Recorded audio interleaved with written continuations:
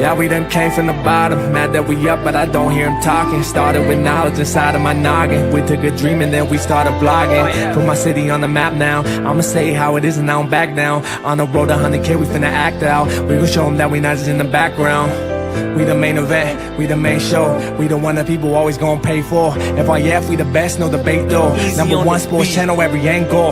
I'ma show them all how we ride. Best sports talk show, we not like them guys. We playing it safe while they feather the lines. We pushing the narrative all the time. Like who to go in the game is not MJ. Kobe Bryant top 10, not what we say. I keep Elijah one is very overrated. Keep it real if it ain't fact, we don't say it. Now it's stable, we won't be ignored. We number one, especially when coming to sports. FYF bringing the heat here, of course. Where everything backed up with actual source. Everything backed up with actual source.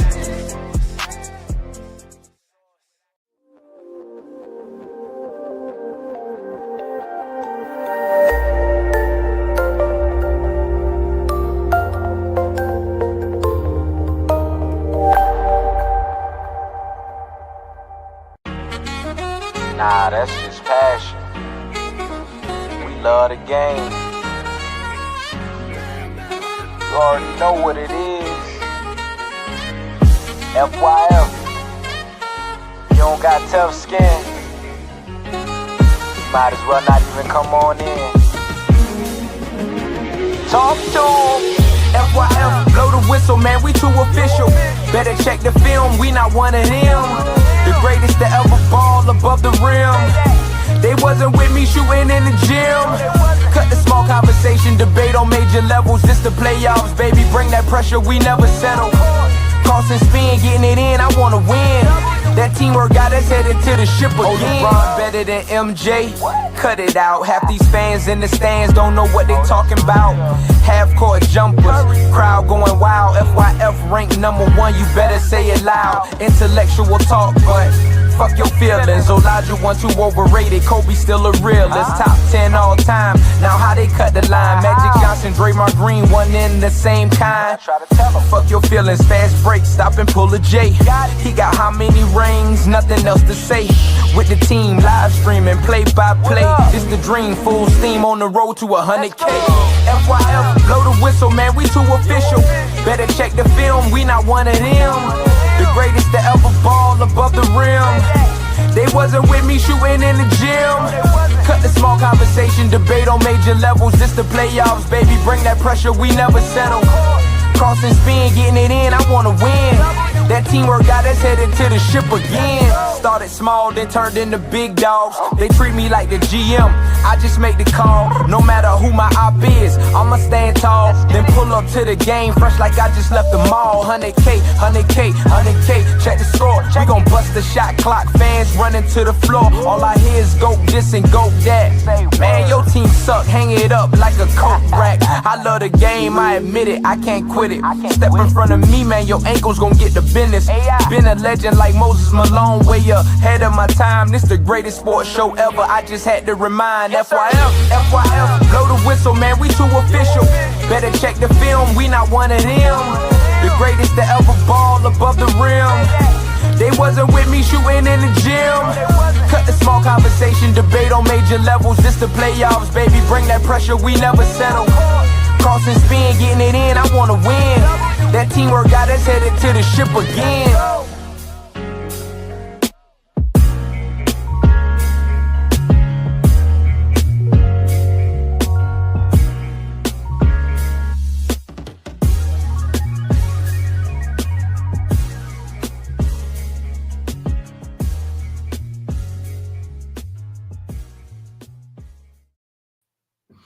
FYF Sports, man, we back, man. Appreciate everybody pulling up, man. My apologies, man. I keep shooting these notifications out late. But, you know, y'all, we got to cook, man. We got to cook. Long intro, Trice Life is just so, man, look, man, it's a lot of stuff you got to do to get ready for this show. I'm putting notes together. I got to pull clips up, man. Okay, just, I know sometimes y'all think it's just, you hit the live, man, and you just start talking, man. But I wish it was that simple, man. I wish it was that simple. Salute to One Mike in the chat, man. One of the top supporters of the channel. Bezo the Prophet, man. Always coming through the support as well. Let me get that banner up, man. All right. And if I don't have your name on the banner, no worries. I'm going to make sure I get you on there if you've been one of those top supporters. That dude, Chris, has always been coming through. Muslim Made. A lot of you guys, man, along with the other people on this banner who always come through and support the channel, man. Chat GPT, salute, man. Hey, salute, Herb. Yeah, that was a good show. Just looking from the comments, man. You know, the goal, obviously, the toughest thing to do is to try to come up with topics and debates that's more unique, something that other people aren't doing. I like the Chat GPT angle. Now there's a few people out there trying to copycat the Chat GPT. You know, but you know, it is what it is. I mean, there's only, you know, you can only copycat it so much. I mean, I think we did it in a way that was really entertaining. Lamont, get to reading them stats. What stats?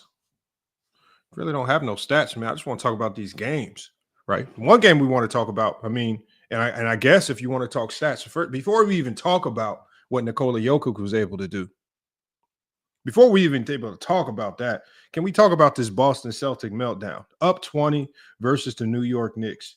And then Boston Celtics, the strength that carried them throughout the regular season, which was the excessive three-point shooting, right? This is an uber talented roster. This roster is, from top to bottom, arguably the most talented roster in the NBA. But when you look at this right here, when you got a talent in Jalen Brown, and he shoots 1 of 10 from the three-point line. He shoots 10% from the three-point line, right? Half of his shots that he took. This is a guy, one of the most athletic, best finishers in the game. He shoots half of his shots are beyond the three. He only makes 1. Jason Tatum shoots 4 of 15 from a three. Another guy who, again, we're looking at this guy as he could potentially be the face of the league. But yet, what are they doing? They're running around and they're chucking up to these threes at a detriment. We're gonna go through these stats here in a second. I'm gonna go ahead and pin the super chat link to the top of the stream in case anybody wants to super chat. If you have anything you want me to immediately address. Hold on, let me get that up here. So the super chat, you guys. The link at the top of the chat is just going to take you to our other channel that we're also live on as well. You can watch from there. You can come back over here to FYF Sports. But you can super chat over on FYF Sports Clips.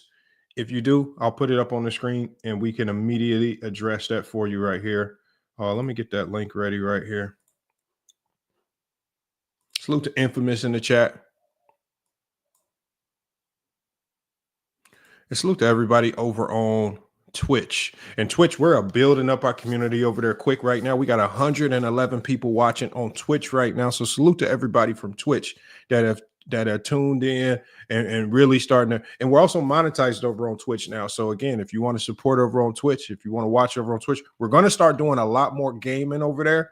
I feel like there's a lot of games that we play that, again, is not the traditional games. It's not going to be 2K or nothing like that, but you know, we're going to get to the game in a little bit.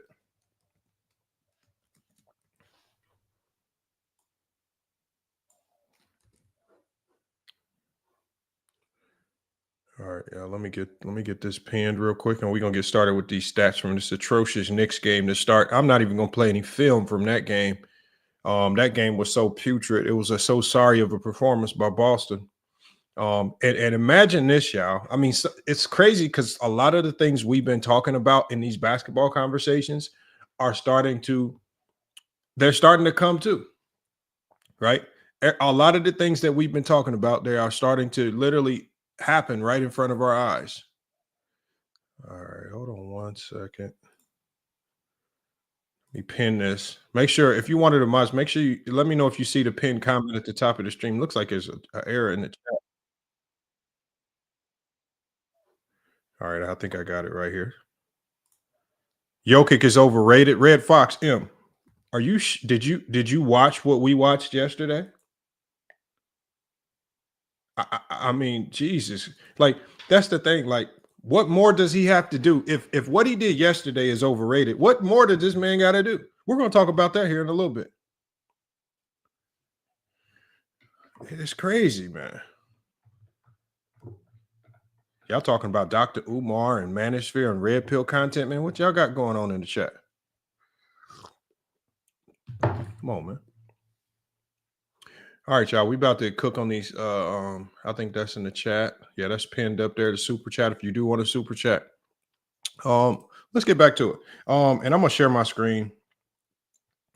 And I'm not even gonna share my screen on these Knicks.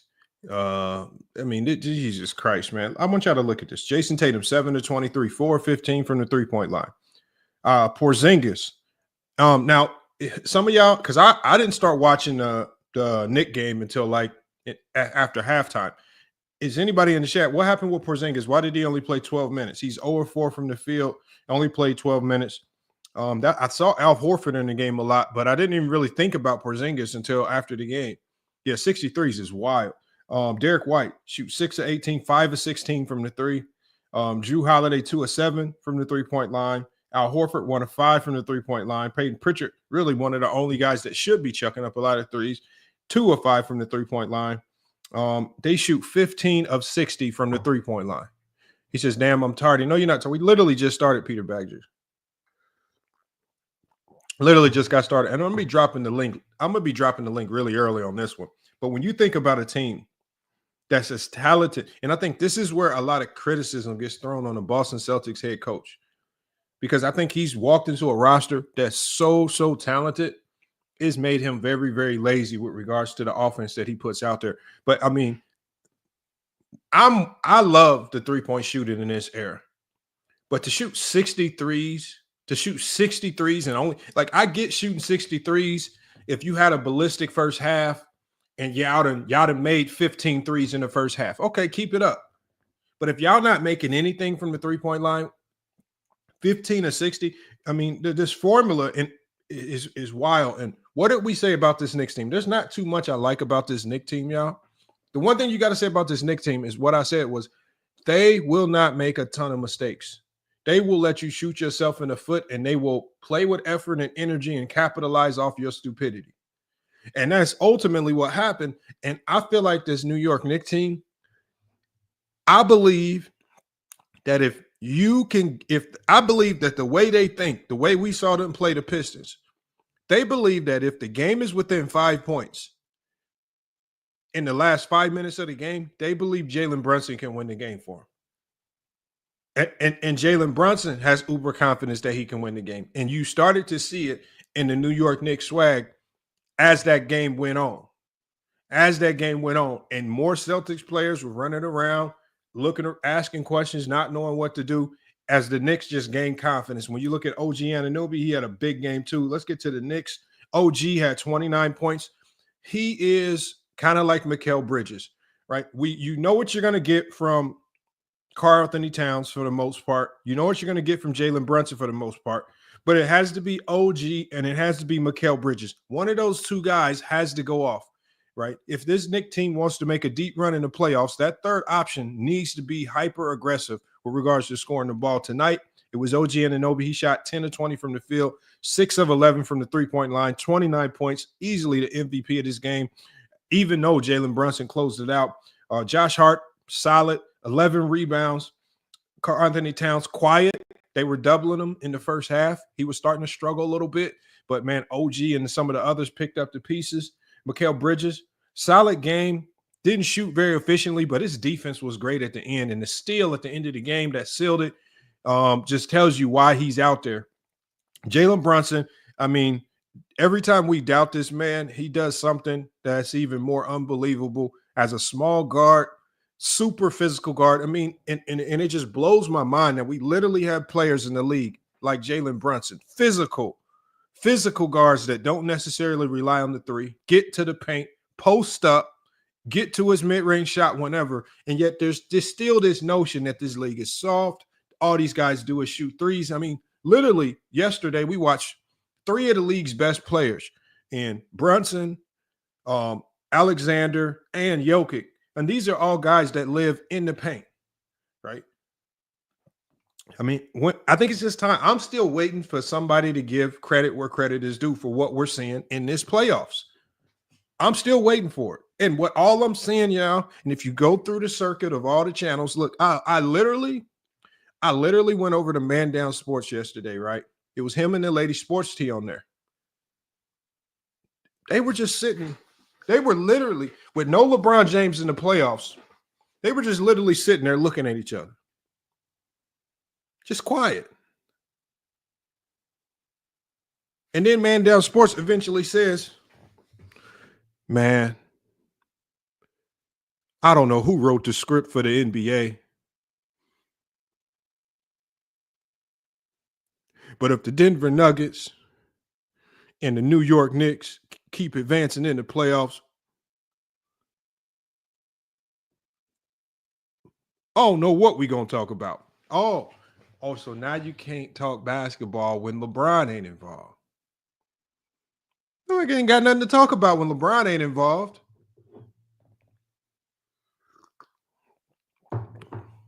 I know, a renegade, but nobody wants to admit that.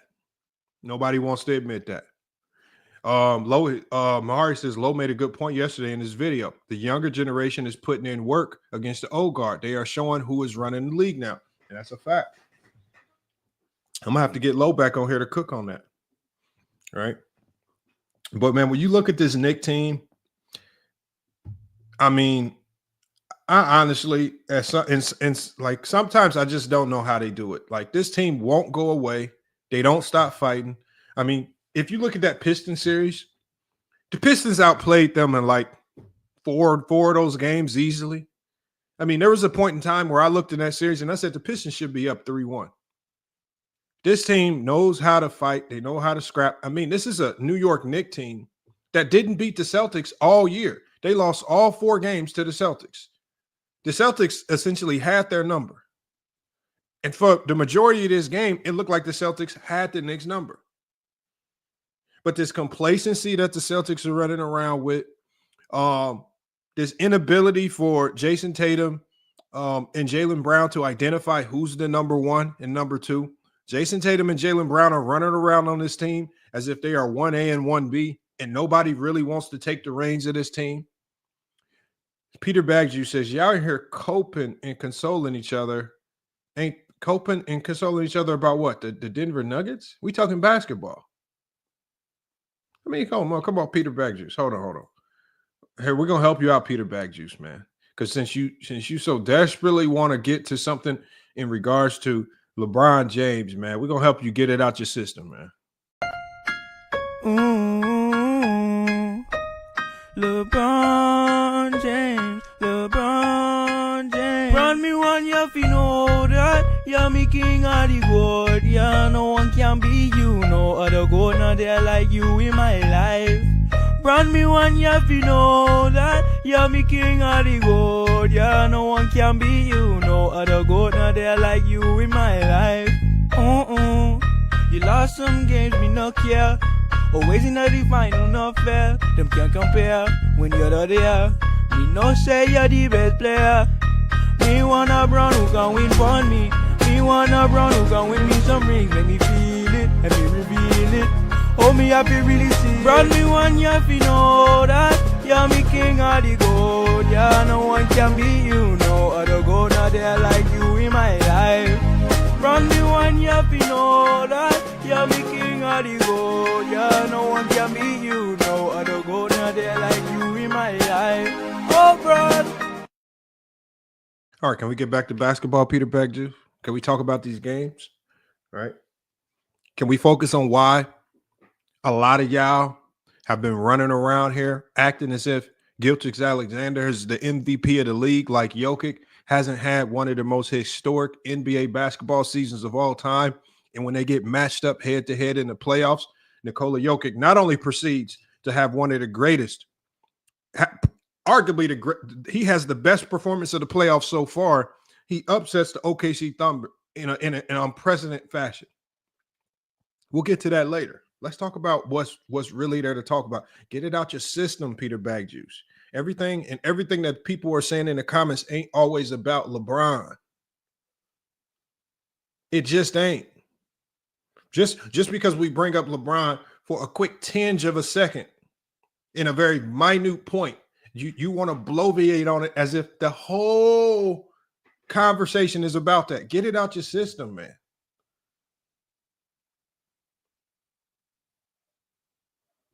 I mean, you let ChatGPT embarrass you the other day. You left the panel in shame. I mean, you keep losing debate conversation after debate conversation.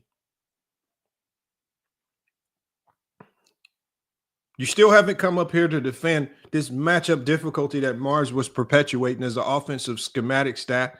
You still haven't Googled that, looked that up enough to come defend that to any particular degree. Man, Peter Bagge, you got to get it together, man. All right, we're gonna get back to this, but man, when you look at this Knicks team, y'all, Jalen Brunson, 29 points, 9 of 23 from the field, closed the game out. I mean, the man is looking like he deserved every bit of that Clutch Player of the Year award. And as I look at this, and as I think back on it now, is this Clutch Player of the Year award? Should we consider this a little bit more significantly? Because what Jalen Brunson has been doing this playoffs has been, I mean, Jesus Christ, man. I mean, the way he's been clutch. Can y'all name a better clutch player in the playoffs right now? Somebody that is more reliable at making tough shots at the end of games when you need it most, when you need a rally. I don't know. And I just can't explain how he does it. I mean, when you look at Jalen Brunson, he's not the quickest. He's not the most athletic. But somehow this man, I mean, against the Thompson twin, one of the best on-ball defenders in the league, just completely makes this man look like a fool on a game-winning three. Loses him, step back three. The man is way over there. It's crazy what Jalen Brunson, with limited physical, intangibles. This is, like I said, not the quickest, not the flashiest, don't look good. But when you need it most, all of a sudden, this man be doing stuff like Prime Iverson, but he got the slowest moves of all time. We got to give him his props, man. Jalen Brunson is tough. And he's starting to crack that. He's starting to look like he can crack that top 10 in the NBA right now. He's starting to look like that. I mean, you tell me right now, who's the better player right now, Jalen Brunson or Jaylen Brown? Who are you taking? If I had to go right now, who's the better player right now today? It's hard. I mean, you can even throw Jason Tatum into that conversation. Who has been the more valuable, more impactful player right now? It's a lot of. I mean, Jalen Brunson. I mean, I know that Jason Tatum has the height and the defense, and obviously those intangibles. When you talk about just being a leader of your team, getting the job done, when your team's back is against the wall, they don't have no other way out this jam, and you just find a way to make tough shots to put your team back in the situation where you win games. And he's done it time and time again. And I thought and at first I thought it was a fluke. I thought it was a joke. Did this motherfucker keep doing it? We just got to give our props to Jalen Brunson, man. And I believe, and maybe some of you guys have already given your flowers to Jalen Brunson. I never expected this, man. I never expected this from him. I had always underrated him. I always undervalued him. And I was literally sitting there. I'm working out in my garage, watching these games. I'm cheering for the Pistons. I really don't like the Knicks like that. But it's hard to not be impressed by what Jalen Brunson is doing. And it literally, everything that he does, everything that makes him great, goes against all of the mantras that these old heads try to put on this league. He is the opposite of everything that they say this league is. Salute, y'all. Make sure I hit that link at the top, pinned to the top of the comment section, the super chat. If you want a super chat, hit that link at the top of the channel.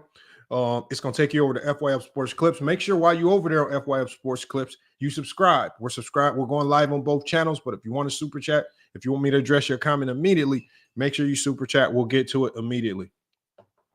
But I think the game what we wanted to talk about, and I'm going to talk a little bit about that Cleveland Cavalier game as well, but I think the writing on that game one was a little bit more obvious.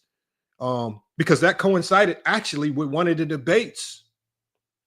You know, there's two things that unfolded that really kind of answered a lot of questions about that debate with Mars and Jordan. I believe it was Mars and Jordan. Jordan said he felt that the Cleveland Cavalier head coach, Kenny Atkinson, was going to be coach of the year, and he laid out his reasons as to why. Mars said he thought that the OKC head coach, because of net rating, was going to be coach of the year. But when you look at what the voters sided with, the voters didn't side with the flash and the frill of the OKC Thunder. They didn't fall in love with the analytics and the metrics. They went with the obvious. Kenny Atkinson coached up a team with far more marginal players, with far more questions than answers, and he has that team looking like one of the best teams in the league, something that we didn't see last year. He has Ty Jerome looking like a top tier 6 man, borderline starter. This guy was relegated to the G League, almost out the league, dealt with injuries. He has a whole bunch of guys on the bench that nobody really had wanted. He's made them guys from nothing into something. He's helped Mobley. He evolved him into being not just a defensive player of the year, but a much better offensive player. He gave Darius Garland far more responsibility in the offense. You're not just here to kind of stand around and watch Donovan Mitchell. Your job is to be out here. You need to be the engine to this offense. You need to make sure Garland and Allen and all these other guys are getting their shots. This ball needs to get spread out, along with you also being able to score the basketball. And so what we saw a couple things unfold, right? Look at how well the Cleveland Cavaliers are playing. Look at what they've done. Kenny Atkinson was rewarded. But then funny enough, in another one of those debates, the question was brought up, kind of where the matchup difficulty thing was brought up. Who is the most impactful player for this Cleveland Cavalier offense? Darius Garland out with injury. Donovan Mitchell. Now you're tasked with leading this team. And the only thing that we saw a Cleveland Cavalier offense that looked extremely stagnant. No ball movement. They look lost out there without their floor general. And we saw a Pacer team literally run right through them. And the Pacer team, just like the Knicks, is another team where I'm have to ask myself, have we been just looking over the Pacers because they're the Pacers? The Pacers are boring. And salute to GOAT James Kingdom. I saw you in the chat. The Pacers are boring. Peter Bagjuice says, Mobley is everything us Heat. You're not a Heat fan, Peter Bagjuice. Us Heat fans wanted Bam to be. No, Bam is still a hell of a player. And you could actually still argue Bam might be a slightly better player than Mobley. I just think y'all just need to come to the realization, if you are a Heat fan, it's just Pat Riley is ruining that organization. Pat Riley, with this old style, this hard-headed style, that shit don't work. It don't work no more. And all you're going to do is run good players out of town. They need to fire Pat Riley. And you need to go seek leadership from somewhere else. You need to fire Mickey Harrison, and you need to fire Pat Riley, and you need to clean house from the top. This organization will not get any better anytime soon. Because their leadership is flawed. Nobody wants to play for these dudes. They think they're bigger than the program. You're just a GM. You're running around here acting like Stalin or some shit. Get your ass up out of here. It's time. All that, I want to be hard-nosed, hard on these players. Man, if you think that still work, man, these players make too much money to really take you seriously. And as Jimmy Butler showed, if you want to play that game, I'm going to flex my muscles. You're going to trade me to where I want to be. And now look at what Jimmy Butler's doing, and look at what the Miami Heat are doing. Miami Heat got swept. They got beat down. They got embarrassed, running around with Andrew Wiggins out there thinking they had something, but just horrible, man. Now, what is Pat Riley left to do? You don't have elite draft position, and you don't have none of that. You're stuck with Andrew Wiggins. You have Tyler Hero, who is a bona fide number 3 option as your one. You still got Duncan Robinson's horrendous contract.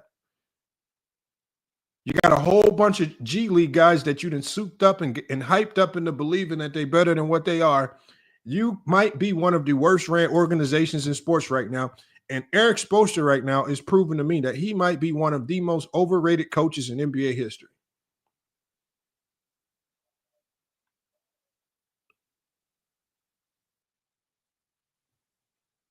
And I know Eric Spoelstra don't have much to work with, but one of your responsibilities is getting your players to buy in. You lose Jimmy Butler, you're starting to lose your locker room. You're too aligned with Pat Riley and the guys at the top.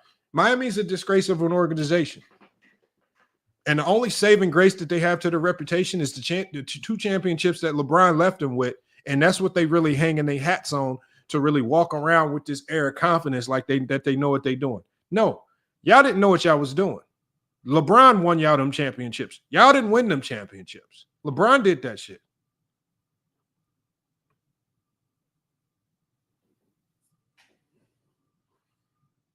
Giannis, why do y'all always look, man? Talk about Giannis in Miami when Giannis gets traded to Miami. I'm not trying to hear about Giannis trade talk right now, because every time we hear about this trade talk, then all of a sudden the trades don't happen. He says Mickey Harrison will never fire Pat Riley. Good luck with that. No, I'm saying the owner needs to wake up and say, both y'all motherfuckers are fired. I'm not. Mickey Harrison needs to be gone too. But y'all run around. Pat Riley's one of the old guard from the 90s that y'all love. Coach Magic in the 90s. And y'all want to think that Pat Riley is some genius. Pat Riley has not done anything that you can look at as a genius move in Miami.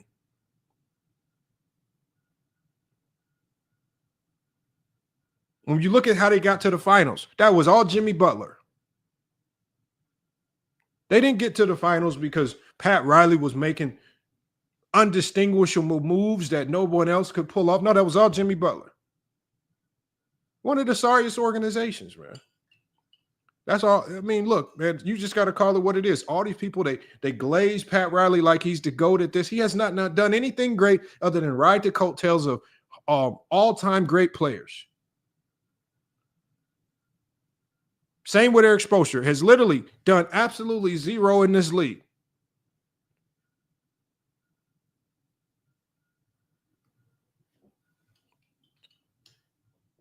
People run around acting like Spoelstra's this super genius of a coach. He has done nothing that makes me believe he's a genius of a coach. When you parade Duncan Robinson out there, when you misappropriate and misuse Bam Adebayo, one of the best weapons in the league, why am I supposed to believe that you're a coach? You literally got one of the best weapons in the NBA, and you telling this man to be a second option behind Tyler Hero. And I'm supposed to sit back and think that you're an elite coach.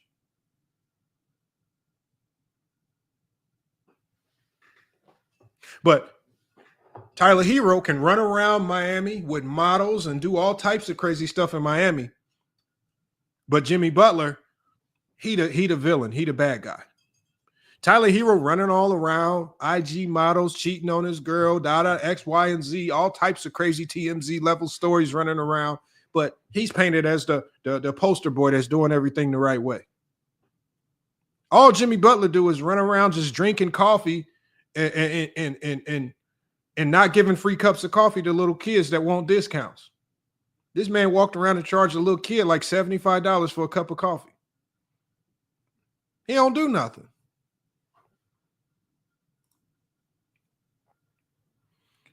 He says heat culture is working out, staying in shape, and meeting weekly weight requirements from what I heard. That ain't no heat culture. That's just the life of a basketball player. That's just typically what good basketball players do. If that's heat culture, then that's the culture of every good NBA team. Go look at OKC Thunder. All them motherfuckers look like they in shape. Look at the Knicks. All them motherfuckers look like they in shape. This ain't no heat culture. That's just what you're supposed to do when you hoop. Oh, supposed to also so now the G League is relevant. Bronny James dropped 39 in the G League. Y'all tell me it don't mean nothing. Now all of a sudden Spoelstra done won some G League, got his team to the G League finals, and I'm supposed to take that as you an elite coach. No, Spoelstra, Riley, Harrison, all overrated. All only have success because of LeBron James, period. And I'm not really trying to kill the Heat, but I'm saying the Heat are one of the most glazed. Pat Riley has gotten away with so much BS. People act like he's this genius of a GM. He has done nothing. He has done absolutely nothing. Nothing similar to what Golden State has done. Nothing similar to what OKC has done. To be honest, he hasn't done anything similar to what Utah is doing over there and what they're actually building. Because at least with what Utah is doing, we can see the light at the end of the tunnel. We can see the direction that they're going. Even with the Spurs, we can start to see light at the end of the tunnel, how that team has a direction that they're going and what they're building towards. With Miami, can one person in here tell me what the hell is Miami building towards?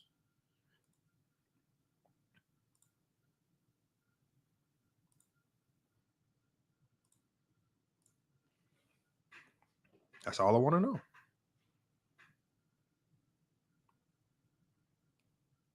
King Bro, these are just facts. The only reason why there's no clapback is because the Miami Heat, the season's already over. It's not like there's no explanation for when the milk spills, and it spilled already. We've already seen this unfold.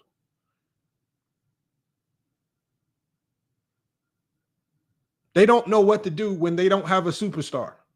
See, it's easy when you have the superstar. It's easy. They don't know.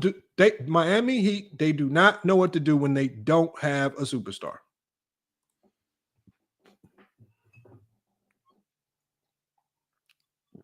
Very, very evident right there. He says, yes, but the Miami Heat draft picks are kind of strange. I don't even know what their draft situation. We could talk about that later. Let me get to this film real quick. I want to play this film of this Denver Nugget game. Because surprisingly enough, even in those debates, and I think it was with Mars's debates with Real Talk, we talked about the OKC Thunder and their ability to win a championship. Now, can the OKC Thunder still win a championship? Yes. But will their inexperience be their demise? As we go through this film and watch, what we're going to see is their lack of experience literally put them now at a disadvantage in this series versus the Denver Nuggets. And the one team you do not want to be down against in a series is the Denver Nuggets. Why? Because they have Nikola Jokic. Nikola Jokic is good enough to win 2 to 3 games by himself. Jamal Murray is good enough to win 1 game by himself. And when you put yourself at this level of a disadvantage against an experienced team and the league's best player in Nikola Jokic, it's hard for me to believe that you can claw your way out of this conundrum right here. Oh, let me share my screen. We're going to get this. We're going to talk about it. Salute to Trice, Crew Life in the chat, all the people that have been consistent. Mods in here. I'm going to make a few more of y'all mods. Go James Kingdom. I need to make you a mod as well. So type something in the chat. If y'all see the spammers getting active, please just immediately ban the spammers, please. Let me I'm Peter Bagjuice. If you're not a mod already, I'm gonna make you a mod as well. Let me get to my chat real quick so I can do that. And I was watching somebody else's stream. I forgot who's streaming. I kept seeing the same thing in their stream as well. It's just like, my God. All right, hold on.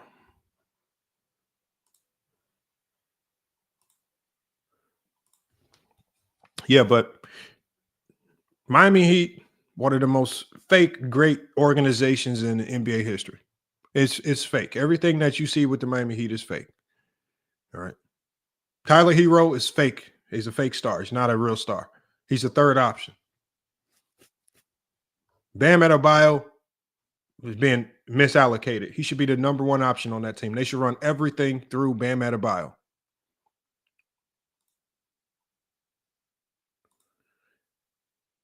All right, I'm looking at the chat now. Let me see who I need to make mods real quick before we get started with this film.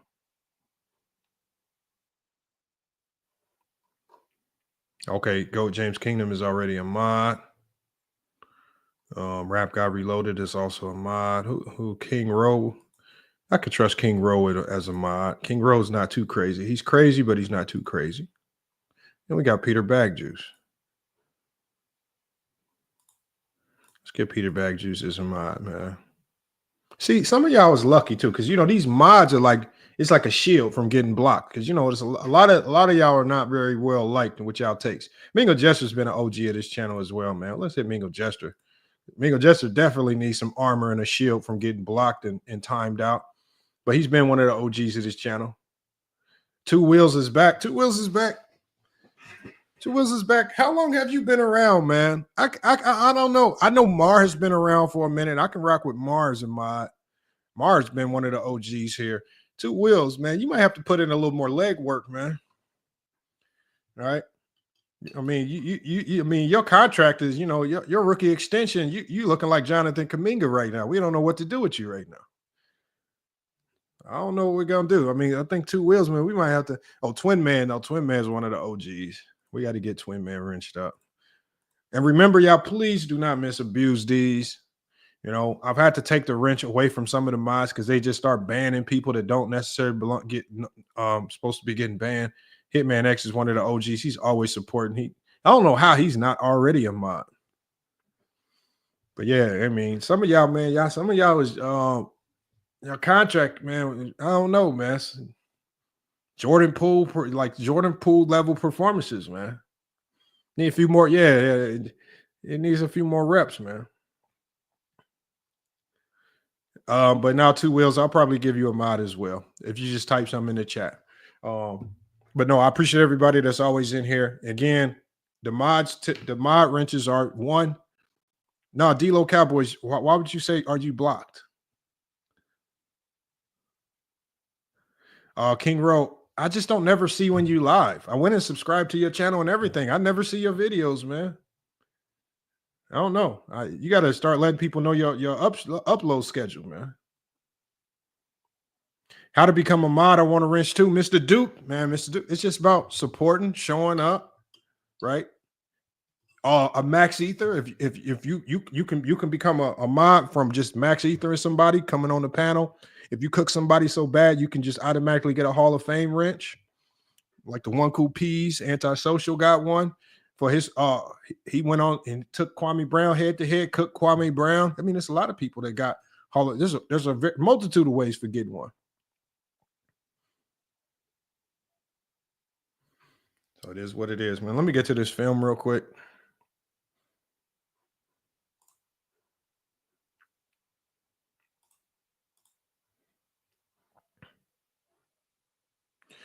All right, let me share this.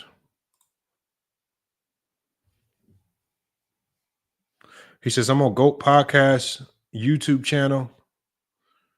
How am I supposed to know who that is, man?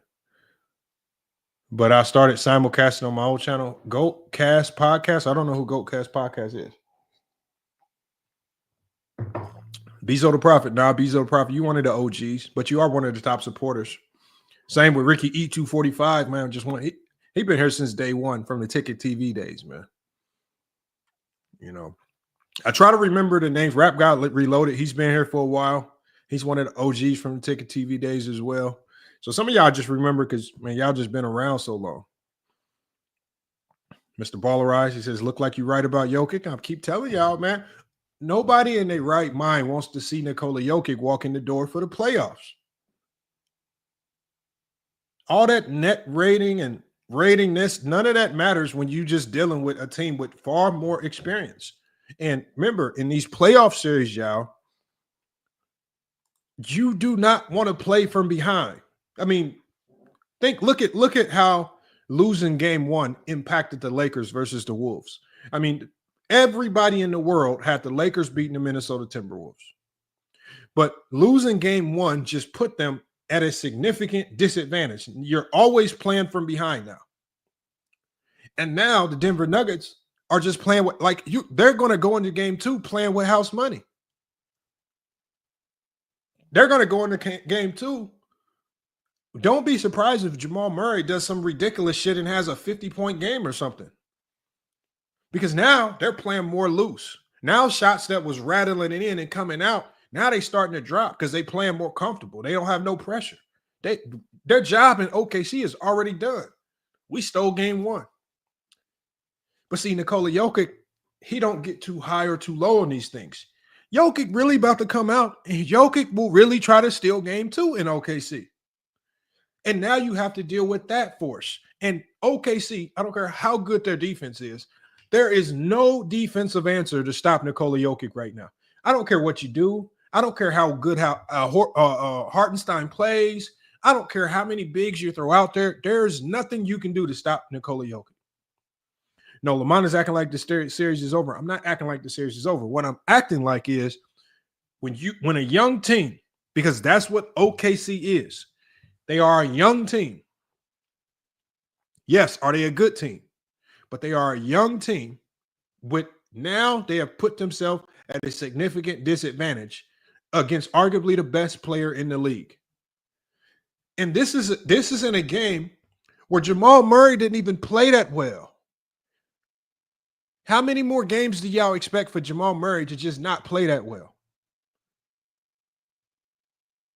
I mean, Aaron Gordon played a hell of a game, but literally, Nikola Jokic won this game by himself.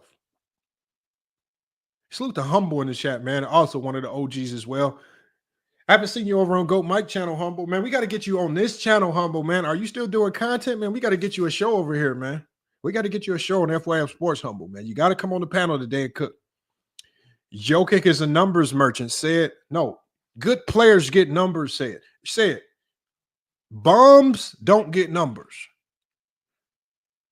Good players get numbers. That's just a byproduct of being a good player. Great players get even more numbers. Superstar players get even more numbers. And top 10 elite all-time NBA players typically get the most numbers. There's no such thing as a numbers merchant. Said, when you were sitting on the end of the bench in your freshman team in high school, were you getting any numbers? Did the coach look to you in practice and say, I want y'all to be like Said? Said, sit on that bench.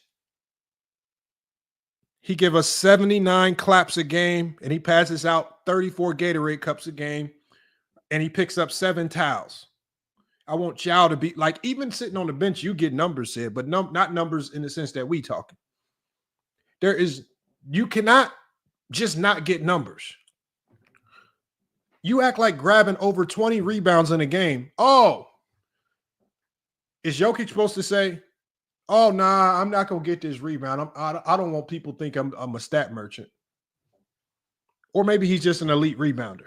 Because elite rebounders get rebounds. Elite scorers get points. Elite passers get assists. It's just a byproduct of greatness. The unfortunate reality with Nikola Jokic is he's a great rebounder, so he gets a lot of rebound. He's a great scorer, so he gets a lot of points. He's a great passer, so he gets a lot of assists. He's just great at everything.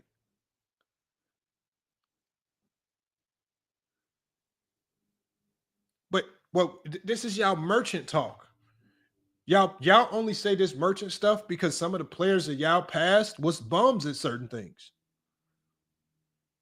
Salute to Goat Cast Hoops. His numbers make y'all forget about his defense. No. That's not true. We just talked about his defense. What you mean? What did I miss yesterday? Hold on. I want you to tell us, Said. I want you to tell us, Said, well, as we get through this film, are we going to see a Nikola Jokic that is just getting brutalized and abused? Is he just getting cooked and destroyed? Or was he doing the cooking and destroying? I didn't see people consistently going in. Now, obviously, at the end of the game, when he was running around with 5 fouls, Nikola Jokic now has to play with a level of absolute caution. But Nikola Jokic had 5 fouls. Did you get 5 fouls from not trying to play defense? What I want y'all to explain how he's a bad, looking at the film, because we're about to play the film. Explain based on the film how he's a bad defender. Is he Ben Wallace? No. Is he as bad as you guys say? So bad that we got to ignore the elite all-time great numbers on the offensive end? Man, you must be out of your mind. This is y'all just desperately looking for something to criticize with Nikola Jokic. Because you want someone else to be the MVP. If he gets another MVP, he's automatically in the top 10 in NBA history. No ifs, ands, buts, questions asked, what? Y'all just don't want to change our top 10. Now, it's just so funny y'all hearing JDRs try to tell us now we're supposed to ignore numbers, obvious numbers that people put out in front of us. But these motherfuckers don't ignore none of Jordan's numbers. They don't call Jordan a stat merchant, nothing. And there was a portion of Jordan's career where he was obviously stat padding. And it's not even questionable. Let me drop this comment off. Let's get to this film. 5 and 6 here at Paycom Center. We're underway, second round in the Western Conference playoffs, and rebounded by Brown. Had a playoff career high 21 in the win over the Clippers. Jokic massages it in to open up the scoring. Played him well defensively, using that length, trying to stop the Joker. Pull-up jump is pure. It's Jalen Williams with a baseline delivery. Very confident that his team was mentally ready. Gordon, the jumper is short. Holmgren couldn't grab it. Murray does. Murray lines it up and cashes in from the outside for three. It's in the paint, and I like his activity early. Denver opens up 4 of 8 from the field. They have a 9-4 lead. Gilgeous-Alexander shows it and scores it. Holmgren drives, knocked away by Porter, turnover. Look who's leading the break. Jokic gets it back from Gordon, puts it up, denied. Good block. Holmgren, big time block at the rim. Williams the other way, he's fouled. Gordon, a hard drive. Gilgeous-Alexander gets a piece. Brown is open, misses on a 3-ball. Break opportunity. Nuggets trying to get back. Gilgeous-Alexander, he's going to do it himself. Hey, and I said this. I made this when I talked about the OKC Thunder, y'all. And when we think about, I want y'all to think back on when the Lakers walked into OKC and then stomped a mud hole in OKC. The Lakers did not do anything special. All they did was stop OKC from playing fast. If y'all watch this OKC team, this coach has not even adjusted his rotations. Typically, most NBA teams will tighten up their rotations. He's still subbing, playing guys at certain minutes like it's a regular season game. And what they also haven't adjusted to is they're still playing a regular season pace. They're still trying to push the place and play this helter-skelter pace. So when we see the OKC Thunder thrive in this game, they're either thriving off one of two things. A tenacious pace where they're just getting buckets in transition, or 2, Gilgeous-Alexander just belling them out in the half court. Because really, Chet is not very good in the half court. Jalen Williams is not very good in the half court. None of their other guys are great. Lou Dort's not really great in the half court. It's when you let these guys get active and they start flying up and down the court, running up the score. That's when they look really good. So I want y'all to watch as we go through the film. I want y'all to pay attention to the adjustments that Denver made going into the second half that allowed them to control the pace, kill transition for OKC, and then we're going to watch how OKC typically crumbles when you force them to play in the half court. And then another day that was a recovery day to make sure they were staying on target, guys. I said it's hard when you didn't know who you were playing, but they've been very good at trying to prepare, especially since they found out who their matchup would be. Great opportunity for Denver, and Gordon follows his own miss. 2017 helped the team get to the finals in 2012. Westbrook described himself as a force of nature. Murray. Shot right there by Murray. On a 3. Against his former team, the Clippers, going against his former team again. 7-0 run. Euro for 2. SGA Attack mode here for Denver. And that pass was errant. Look at the pace, y'all. Break opportunity. Transition, Caruso pace. ahead of the pack. Timeout, Nuggets. Always can be a bit tenuous. Intercepted Transition, by Caruso. turnover, pace. Get ahead. The And one layup. acceleration. Wallace gets the hoop in the horn. Murray's usage rate goes up when Jokic is on the bench. Spin. Williams gets himself to the Move rim. right there. Williams makes his move, and it's blocked by Watson. Get it ahead. Murray. Olay defense. It's rejected by Caruso. Comes back to knock it off the glass. There are a bunch of free safeties out there flying around defensively. He wants to be very careful of that and making sure they don't turn the ball over. And that's one way to neutralize it. Just have Nikola Jokic shoot over the defense. 8 seconds to work with for Jokic. I want y'all to see every time Denver gets the ball, and they started doing this from the second quarter on, they played slow and methodical. They're doing everything impossible to ticker down the pace, right? You heard the coach in one of the timeouts talk about it. No turnovers. The coach, if y'all listen to the huddle, the coach said if we don't turn over the ball, we win this game. The turnovers is the key to unlocking what OKC does best. Mr. Duke says, Lamont, you better stop telling the truth about Jordan. You're going to make people mad again. Look, man, it is what it is, man. People get mad, man, for whatever it is, man. But yeah, look, man, it's no secret, I'm just not a believer in there's a perfect basketball player. Everybody has flaws. Let's get back to this film. And Jokic gets the roll. He finesses it home and pushes it up the floor. Intercepted by Dort. Holmgren Transition gets bucket. in for 2. Look at the league grow as they allow Encapsulates what OKC in the transition. Thunder are all about. The lead is now 12. High off the window. Jokic keeps it up high. Gets it ahead for Brown. 3-on-2 developing. Gordon. Oh, it goes down. How? Bro, he put Chet Holmgren in the basket, man. Chet Holmgren, man, come on, Chet Holmgren. Get your ass up. Quit crying for a foul. See, when you get boomed on like that, Chet Holmgren, the number one thing you need to do is get your ass up off the ground as fast as possible, man. Don't sit on the ground looking to the refs. Say, nope, that's a foul. He dunked on your ass. Get your ass up, man. All right, let's watch how they close this half. +1. It's unguardable. 57-46. Williams lets it fly and hits a 3. I mean, you just bring a big off the bench. Gilgeous-Alexander on his horse. Williams steps into it. And Jokic controls. Westbrook pops it over to Murray. Lobs it upstairs. Christian Brown can fly. Check in with Stephanie in a moment. The steal. Caruso. Cookies and milk. It's cleared by Porter. Gordon, cutter is Murray.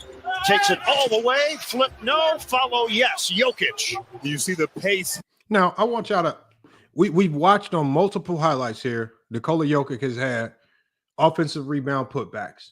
How is that being a stat merchant?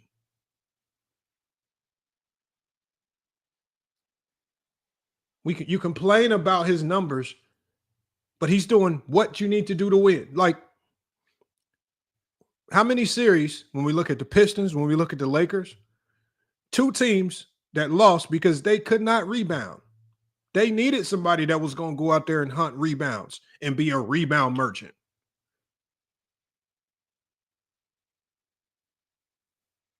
These are small elements to the game that could literally win or lose you games.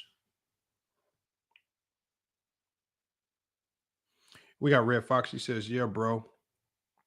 All you do is cry, dude. He had one good game, so what? Red Fox, what have you been watching all year? You saying Jokic has only had one good game?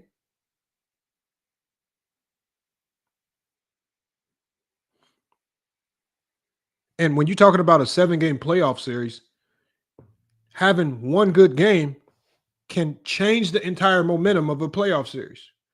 Red Fox, have you looked at the odds of you being able to win a series when you go down 1-0?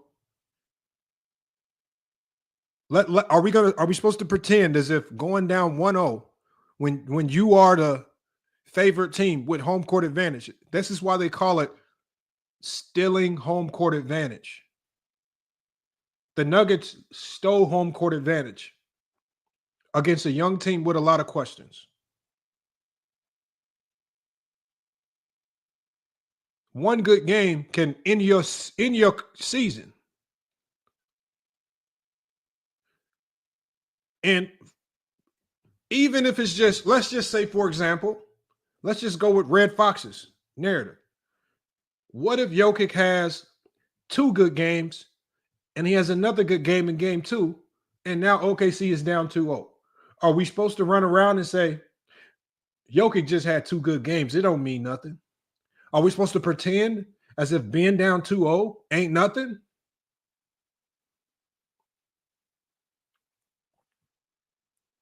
I just think y'all are dumb. He says, wow, dude, you can't call me out and not drop the link, bro. Red Fox, if you've watched it over here, you know that I dropped a link. I will drop the link as soon as we get to the film. But do not expect for me to allow you to say things that are stupid. One game in a set. Remember, you only need 4 games to win a series. That's 25%. Jokic is 25% of the way done in this series. Literally, you just need 4 wins. And the crazy thing about it is Jokic can have this monster of a game, and he's been so good this year that nobody even really talking about it. This motherfucker just dropped. Y'all was just all glazing Rudy Gobert for 30 and 20. Motherfucking Jokic had 20 rebounds in the third quarter. This motherfucker had 40 and 20, and ain't nobody talking about it today. He done made 40 and 20 normal. You know how good you got to be to walk around and get 40 and 20 and nobody talk about it the next day?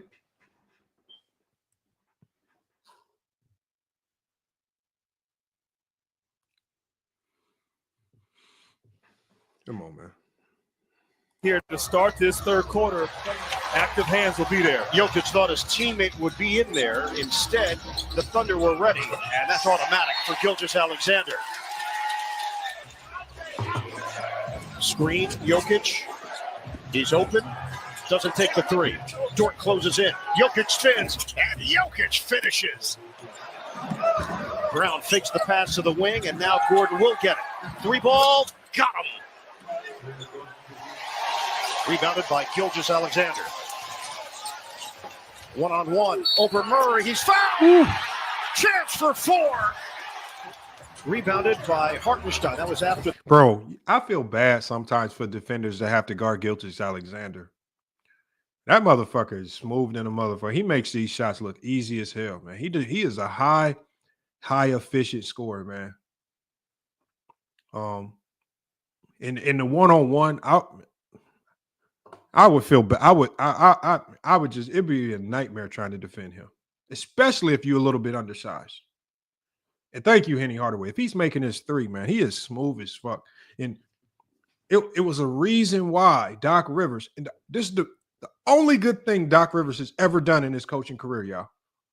This motherfucker begged the Clippers, please do not trade Shai Gilgeous-Alexander. This motherfucker begged Kawhi Leonard, please just give this motherfucker a chance. If you look at all the things that Doc Rivers got wrong, the one thing he tried to get right was,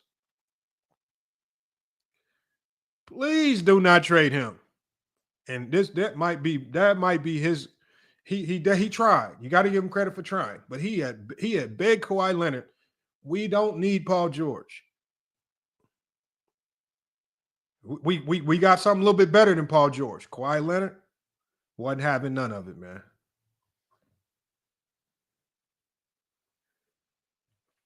We got Andrew Coleman. He says, Lamont, Red Fox acting like Joker, good game, don't matter. I know, because they're stupid. Still in home court advantage. I guess all of a sudden still in home court advantage from the number 1 seed don't mean nothing. Dropping 40 and 20 on the road don't mean nothing. Come on. FYF as a coach, what would be your game plan on defense for Jokic? I'm trapping that motherfucker. I'm sending two early. I'm sending two early as fuck. And if Jamal Murray and Michael Porter Jr. can beat me, I'll as I try to contest, I'll live with that. I'm not gonna let Nikola Jokic drop 40 on me though. I'm trapping him every time he gets the ball. Jamal Murray gonna have to try to score 50. Right? Russell Westbrook gonna have to drop 30. But Jokic is so good, you just cannot let him. You cannot let him unleash his full capabilities on your neck. This OKC team literally let Nikola Jokic every offensive attribute that he got unlocked. They let him use every offensive attribute that he got. Rebounding, 20 rebounds. Passing, whole bunch of assists. Scoring, whatever he wanted. Threes. You literally giving him his whole offensive repertoire. You got to condense that repertoire down to something. He only going to be just a scorer. He only going to be a passer, something. But you cannot let this man stand around and you trying to guard him one-on-one with Isaiah Hartenstein. I'm trapping him. I'm having guys. You got Alex Caruso. I mean, he's one of the best roamers on the perimeter. I mean, if there was any team that could double Nikola Jokic, it would be OKC. I mean, you got Chet Holmgren who can cover a lot of ground. You got lengthy defenders, but I'm not about to let Jokic post up, survey. Okay. Look at what he did at the end of the game for the three-point shot. Top of the key. All right, you don't look open. Okay, Hardenstein, you 2 steps back. Let me bomb this 3 in your face. 1-point game. Stupid. I'm putting 2 on him every time.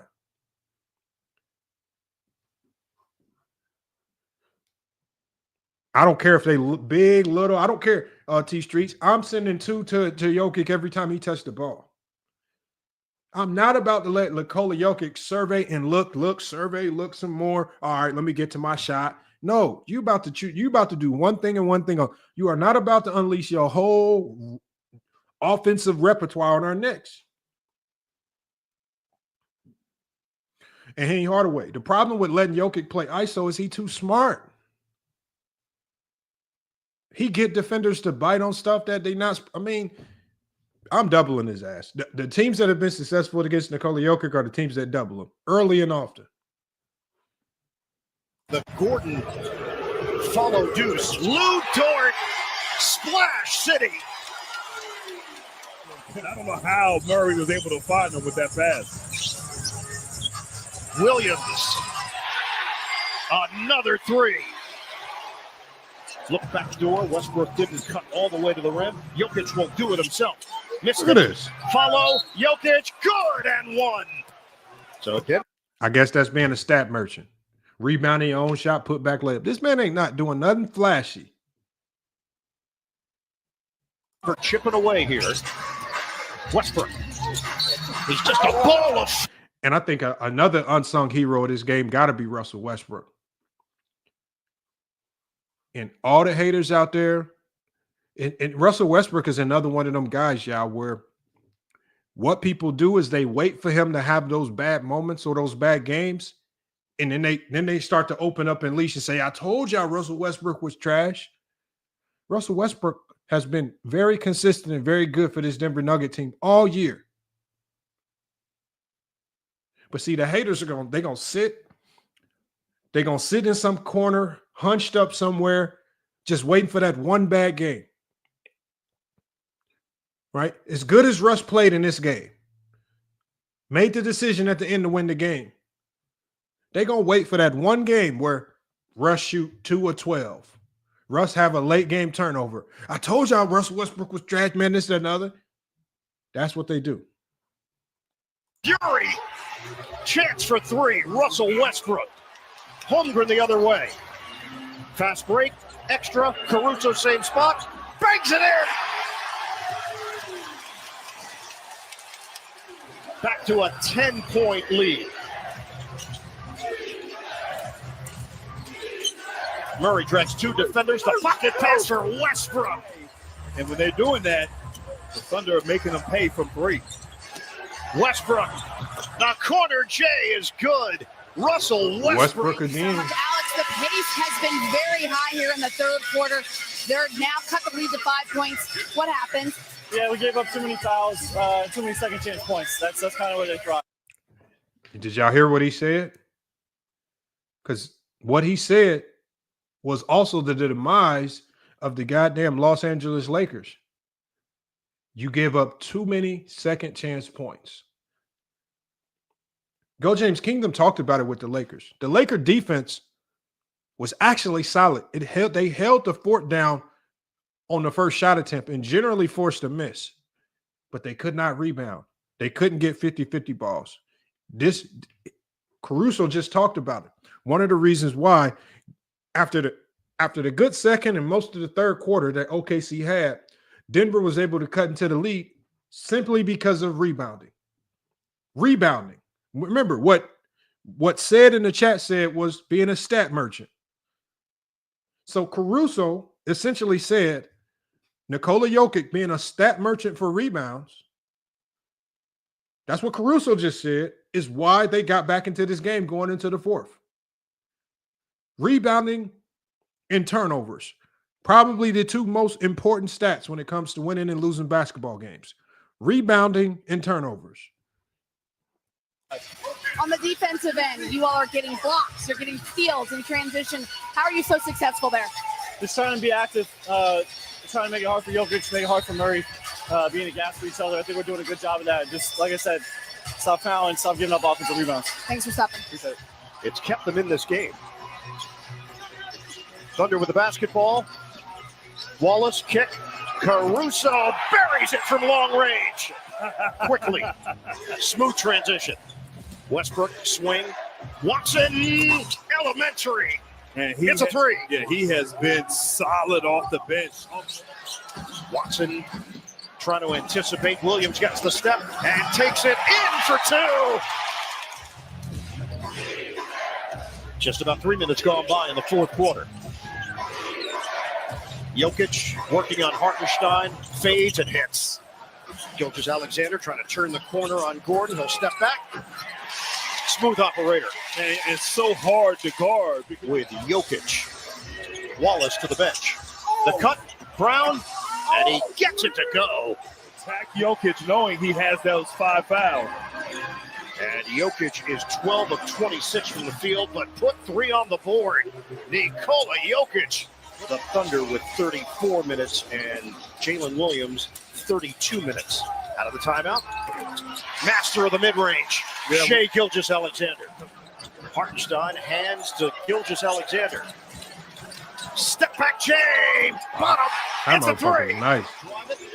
Kick it. Murray. Killer cross for 2. And that crossover. Hey, and I think Ja Morant kind of exposed OKC to this degree. Because when OKC gets in trouble, they typically go to Alex Caruso defensively to kind of shift that energy and help them get out into transition more. What Ja Morant exposed when the Memphis Grizzlies went up 30, what did they start doing? All they did was they stopped allowing Caruso to play as a helper. They just attacked him head on.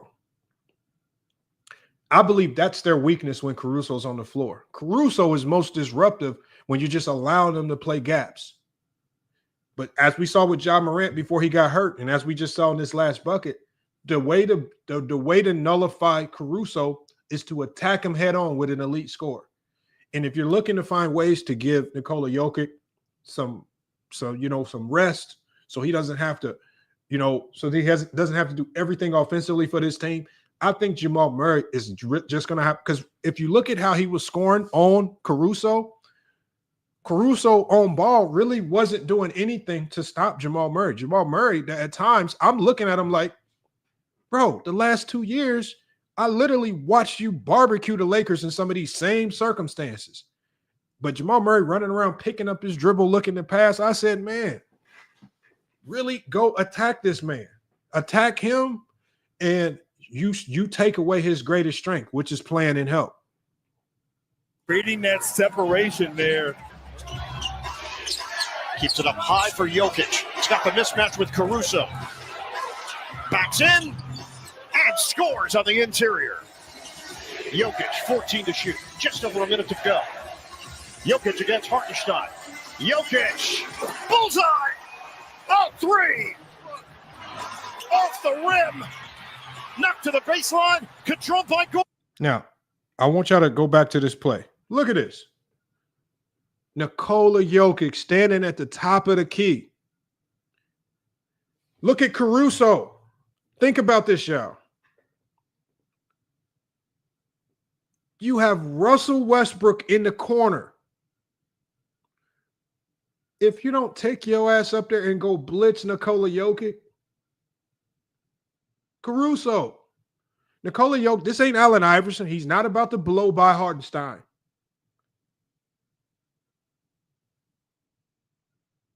You got Russell Westbrook in the corner.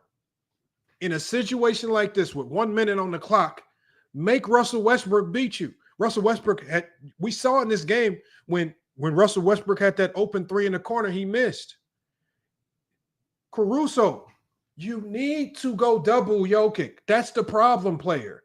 But you cannot allow Hartenstein, which Hartenstein's already a center. Jokic is really smart, really good at drawing fouls. He's playing in perfect defensive position. Right? Hartenstein right here, there's nothing more Hartenstein can do. As a defense right now, you need to be hyper aggressive on making Nikola Jokic give this ball up. If he throws it to Russell Westbrook in the corner, and Russell Westbrook, okay, even if Russell Westbrook is able to drive, the only threat you have is Russell Westbrook and Christian Braun. No, he's not being lazy on this play. Because if you look at the OKC defense, look at how their defense is. They're in gap coverage. They are committed to playing their gap coverage against Nikola Jokic. Because look, both of the defenders are in gap coverage. Right? They're in their gap coverage. That's all they're doing. Russell Westbrook wisely spaced himself out to the corner, while you have Aaron Gordon playing the short corner opposite of Nikola Jokic. But in this situation where they had to bench Michael Porter Jr. Now, if this is Michael Porter Jr. in the corner, okay, I get it, Alex Caruso. This is Russell Westbrook in the corner. The player that beats you on this play, you cannot allow it to be Nikola Jokic. You have to not be scared, not be passive. This is a team that thrives off making other teams make mistakes. They thrive off of forcing other players to beat you, not the star player. So go do what you've been doing all year. But to just sit here and what did I tell y'all? Hold on, let me rewind it back. Backs in and scores on the interior. Look at this. Without a double, this is what you're letting Nikola Jokic do. Jokic, survey. He's looking, he's looking. All you're doing is giving a great offensive player. When you practice over the summer as an offensive player, this is gold right here. This is exactly what I wanted. Over the summer, one of the things that is hardest to practice against is the double team, because double teams are so unpredictable. But all summer long, all great offensive players, all they doing is working on ways to barbecue your ass one-on-one. And look at this. Survey looking. For a minute to go. The slowest look. He did the slowest jab step in, made this dummy Hartenstein take a whole step back. Now he's 2 steps off the ball. Survey, he's just surveying. No help has come. No doubles coming. Hartenstein. Jokic. Boom. Bombed a 3 right in his eyeball.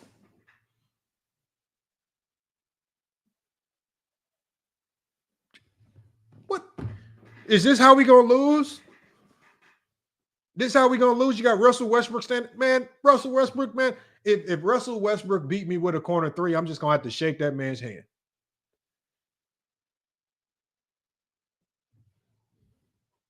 Side. Oh, 3. Off the rim.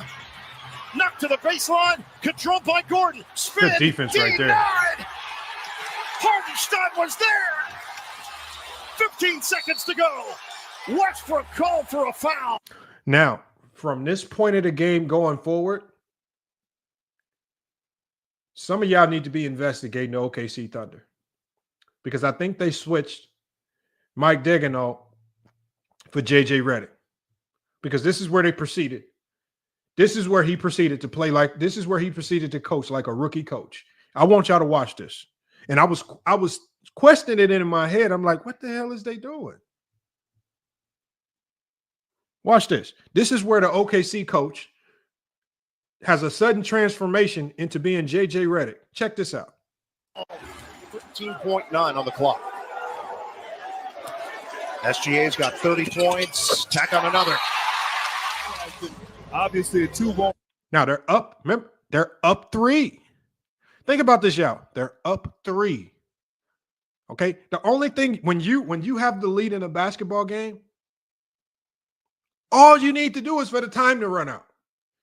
The less time that's on the clock, the better. The worst thing you can do at the end of a game is give the other team, allow them to score when the clock's not running. If they score and that clock is running, you can live with that. But if they score while the clock's not running, you in trouble. Watch this. This is now all of a sudden, somehow the NBA swapped Coach of the Year candidate and put JJ Redick on the sidelines. Watch this. Hurt you. But you got to get into space and can't foul on the 3-point attempt if you're the Thunder. Gordon get it in for. Why you fouling for? You ain't let you got Nikola Jokic 10 feet from the 3-point line. Not a second has come off the clock yet. And you foul as soon as this motherfucker touches it. You up 3. The game ain't like you're up 3. They're playing like they're down 1. You're not down. The other team needs time, not you. Remember, we talk about the inexperience of young teams, young coaches. This is inexperience of young teams and young coaches. You foul. Okay, watch this. For Jokic. 12.9. Oh, so now you want to play this. This is called overthinking basketball. So now you want to play this free throw game because, oh, you don't want to let him make a 3 and tie it. Watch this dumb shit. There's still a lot of time left. Jokic makes it.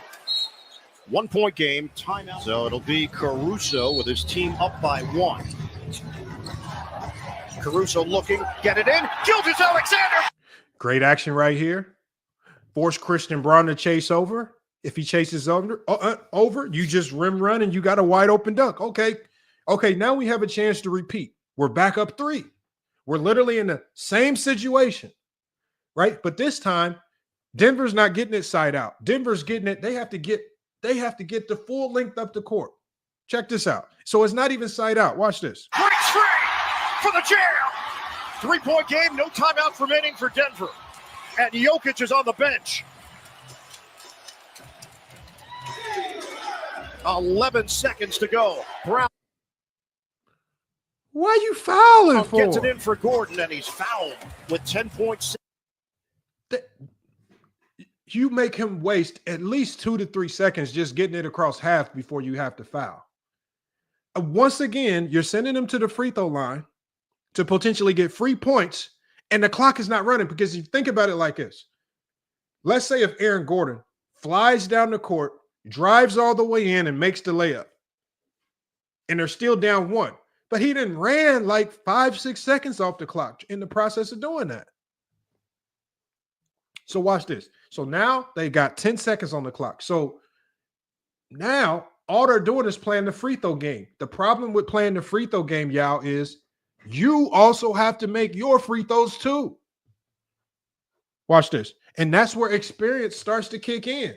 If you haven't been in these moments, right, why are you putting your young players in a situation where they have to make clutch free throws at the end of games versus an elite experienced team that's won a championship? Let's see if Aaron Gordon, a guy who's been in these moments before, can he knock down his free throws? Have an opportunity to advance the ball if needed. And Gordon looks to make it and does. So Jokic now turns his back. Caruso get it in for Holmgren. They foul him. Now, because you want to play this foul game, they did a good job of denying the best free throw shooter, Alexander. Chet Holmgren is a 75% free throw shooter, which in reality isn't horrible. But now you've put significant, like the only thing that Chet Holmgren is thinking in his mind right now,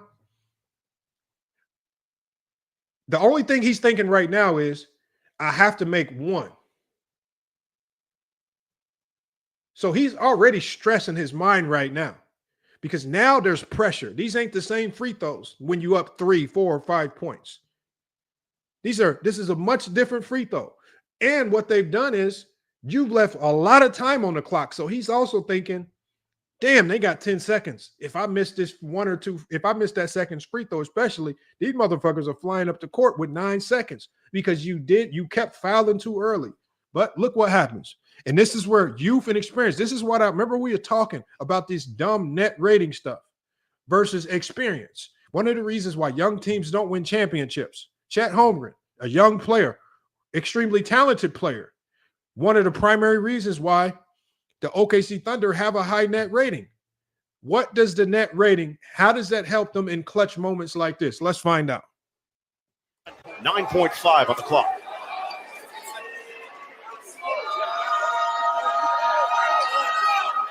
Clank. Missed it. Clanked the shit out of it, bro. And that was a bad miss, too. That wasn't even close. This is all nerves right here.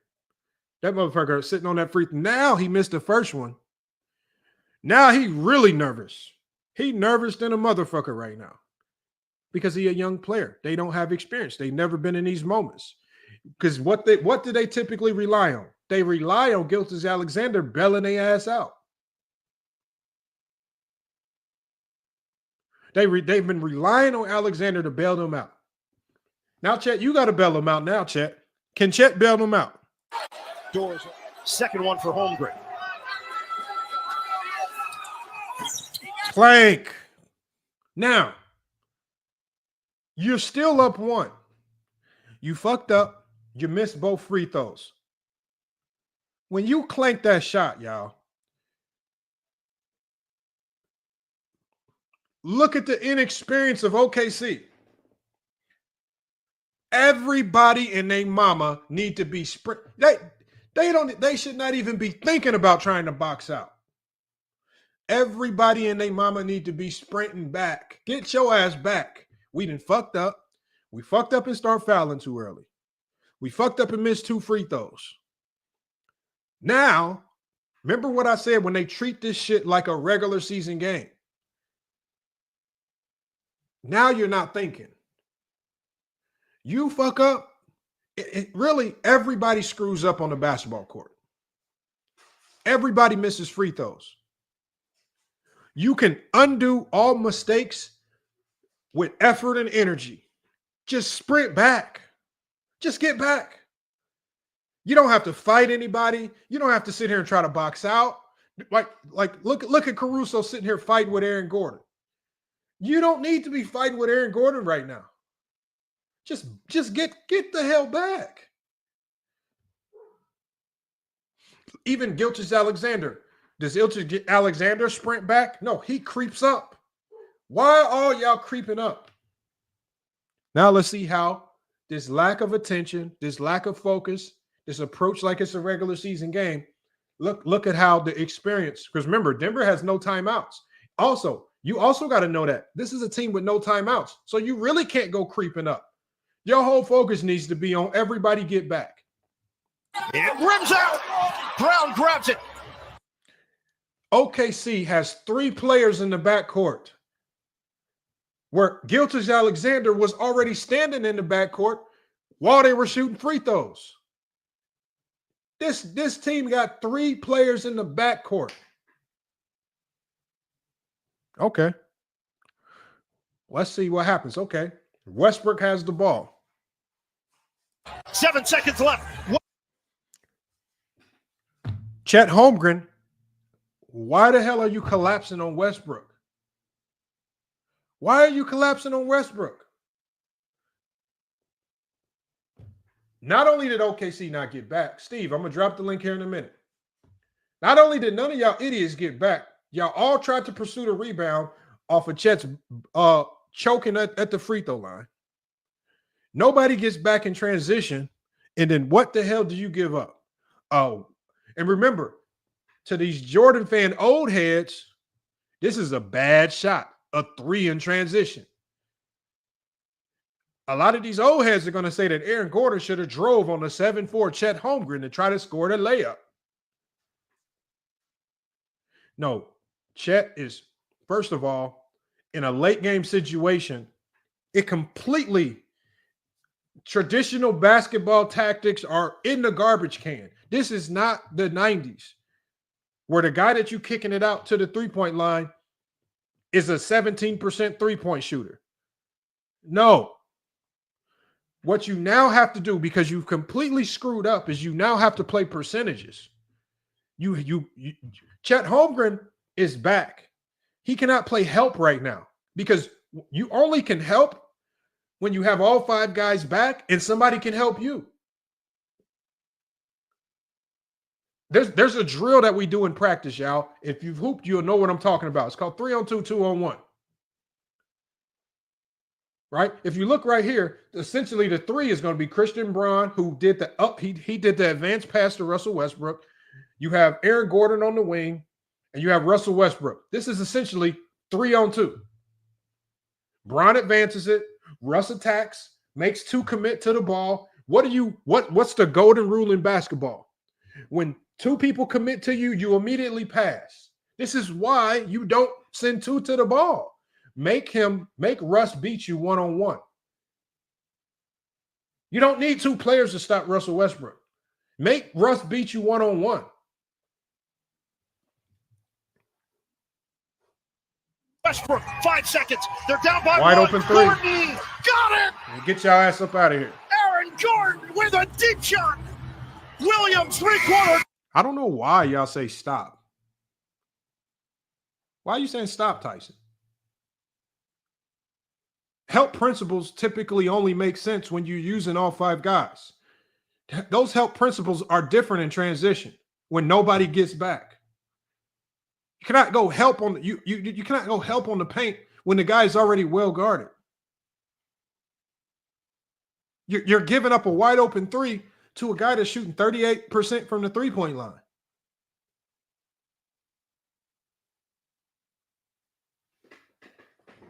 You couldn't rebound 1.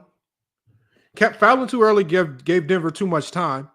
You can't make free throws, and then you have mental mistakes on the defensive end late game. The ball was well guarded, Tyson. Okay, but I mean, Tyson, look. Well, he helped Tyson. He did exactly what you as a coach would have told him to do. His dumbass went over there and helped without any help behind him. And he got his ass barbecued and they lost the game. So again, Tyson, they did it exactly the way you wanted it done. And it was an ultimate barbecue session. You gave Russell Westbrook the easiest, because what you want to do late game, y'all, you want to make you want to, 1, defend without fouling, 2, make the guy with the ball make his decision as hard as possible. Chet Holmgren defended as if they were already, everybody was back in the half court and he had help out there. He had no help. It was 3-on-2. Now, great play, great shot. I guess, man. I guess you can have that. If you think it was a great, if you think, like, I don't see anything great about this. Look at this, y'all. I want y'all to tell me, what is great about this? All Denver did was just basic basketball. There's nothing great about what Russ did. Doors, second one for Holmgren. It rims out. Brown grabs it. 3-on-2. 7 Advance. seconds left. This is nothing great. Look at the guy defending Russ. Just play one-on-one. If Russ, right? If Russ beats you with a tough layup contested, okay. But you just, in transition, you just don't leave people wide open. Nobody from OKC sprinting back. Because if guys just sprint back, you win the game. One, if you sprint back, you win the game. So one, they already screwed up. They gave Denver the most pristine situation that you would want. Transition to end the game. None of the idiots got back. You got Crusoe down here fighting people for a rebound. Just sprint your dumb ass back. You know what I do late game, y'all, in these situations? A lot of times, I don't even put anybody in the box. Like if we go back here, y'all, on these free throws. If y'all go look at when we played the national championship game against Air Force, and we was in a very similar situation like this. You know what I told my point guard to do on the second free throw? I said, man, get all them motherfuckers out. Get them motherfuckers back right now. Make or miss, I need bodies back to defend. I don't want no fuck-ups. If you go watch my championship game, it's on this channel versus Air Force. We was in a very similar situation. One of our players shooting a free throw. We got the lead. I didn't even put two in there to rebound. Y'all can have this rebound if this motherfucker miss. But the one thing I'm not going to do is I'm not going to allow these motherfuckers to get flying up the court, some type of advantage situation and score an easy bucket. We all getting back. We going to defend. And you know why I say that? Because I know free throws, sometimes you make them and sometimes you miss them. And you know what? I'm just preparing for the worst. Get y'all dumb ass back. Get back. We got to defend. You're not going to win this rebound battle. You got Aaron Gordon and Nikola Jokic down here on the glass. These motherfuckers combined got like 50 rebounds. You ain't about to get this rebound with Caruso and another goddamn guard.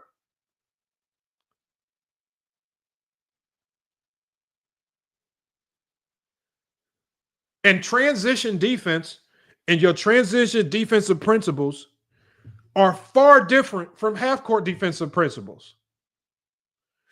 For example, in transition, the guy in the paint that's protecting the paint, you can never jump to contest. A little bit different than what you can potentially do in the half court. Your rotations are a little bit different because in transition, you're practicing at defending at a significant disadvantage. In transition, what do we practice? And as this transition happens, Second one for Holmgren. I'm gonna tell you guys what we practice. It rims out. Brown grabs it. 7 seconds left. What we practice in these situations right here is, and some of y'all might know this too from y'all basketball practices. In transition, what are you trained to do? You're never trained, if you're playing in the help spot, to commit to the ball. You always practice jabbing at the ball and recovering. Jab at the ball and recover. Anybody that's been on the team knows that in transition, this is what we're working on. You know, you always jab at the ball and recover. Jab at the ball and go pick up the man. But do not commit to the ball in transition.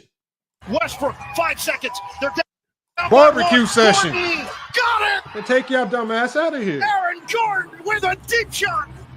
Williams, three-quarter court. No good. The Nuggets steal game one. That's a... And it's funny to me how this, if there was any game in the playoffs that we can say was a choke, this was an absolute choke. Where are the Gilgeous-Alexander choke videos? Where are the Mike Dagenhall choke videos? Is it that many glazers of SGA that nobody can put out the choke videos all of a sudden? I've seen choke videos for Jalen Green of the Houston Rockets. This was an absolute choke job of a game. If there was ever a big example of choking, this was it. There were mistakes from 2 minutes on down, consistent mistakes from Denver, from players to coaching. All the way down to the very final seconds when Denver finally took the lead back. It was choke, mistake after mistake after mistake. Where are all the choke videos? Where are they at? Where the choking at? Oh, but it's just like said in the chat said. It's just one game. It's just one game. Man, all right. Well, that one game. About to have y'all looking crazy. We talk about this game right here. I'm about to drop the links to let y'all come up here and cook. Michael Porter Jr. was absolutely horrendous tonight. That shoulder injury is looking like this man can't play. This man can't do nothing. He's worthless out there. He couldn't rebound. He couldn't give effort, couldn't get energy, couldn't defend. Michael Porter Jr., I'm so glad that coach just benched him at the end of the game. Aaron Gordon Jr., man. Aaron Gordon had a hell of a game. 14 rebounds, 22 points, 14 rebounds, was a monster. Game-saving shot, 3 of 6 from the three-point line. Nikola Jokic, absolutely unstoppable, 15 of 29, 51% from the field, 2 of 6 from the three, 10 of 13 from the free throw line, 22 rebounds, 42 points, 6 assists. Christian Braun actually played a really good game as well. 11 points. He made some big shots when they needed. But Christian Braun, 13 rebounds. 13 rebounds. Jamal Murray, again, a quiet game for Jamal Murray. Quiet. Jamal Murray, 21 points. 6 of 16 shooting. Didn't really shoot that well. 2 of 7 from the three-point line.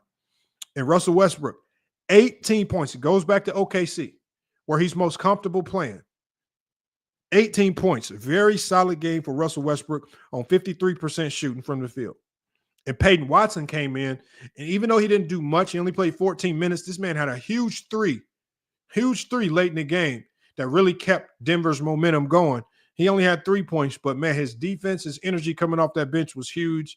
And Julian Strawther, legend of winning, his favorite player, did absolutely nothing tonight.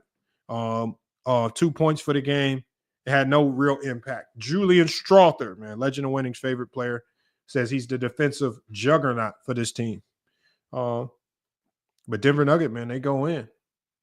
And they snatch one from the number 1 seed OKC Thunder. And if there's a battle of the MVP candidates, and Nikola Jokic, I mean, if you really want to talk about putting an impression, and I don't know if the MVP votes are already in. I don't know what's going on with MVP voting. But if the MVP votes are not already in right now, then Shai Gilgeous-Alexander has some work to do, because he's now put himself at a significant disadvantage. Because Nikola Jokic walked into OKC and significantly outplayed Gilgeous-Alexander from start to finish. Yeah, and Steve, I would assume the vote's already in.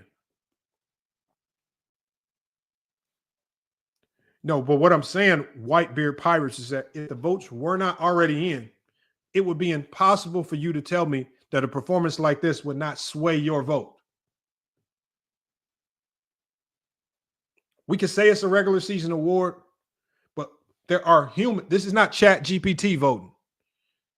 If it was Chat GPT voting, okay, I could trust that it would only consider regular season. These are people and fans or media members who are extremely biased that are voting.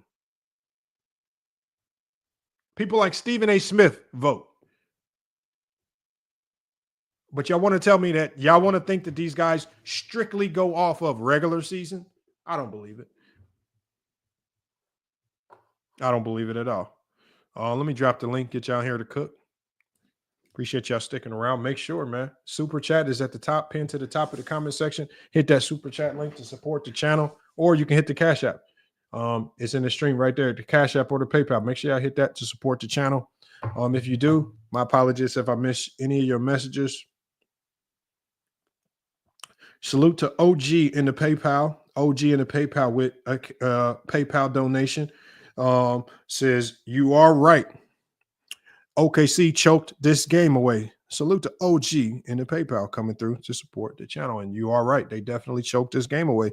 And we need more people to come through and ether them about that. I'm surprised that all these hate channels that love the choke narrative are not calling SGA and OKC out for choking this game away. A game that they clearly had won. And just like Boston choked that game away. and allowed Jalen Brunson to come be Captain America again for that team.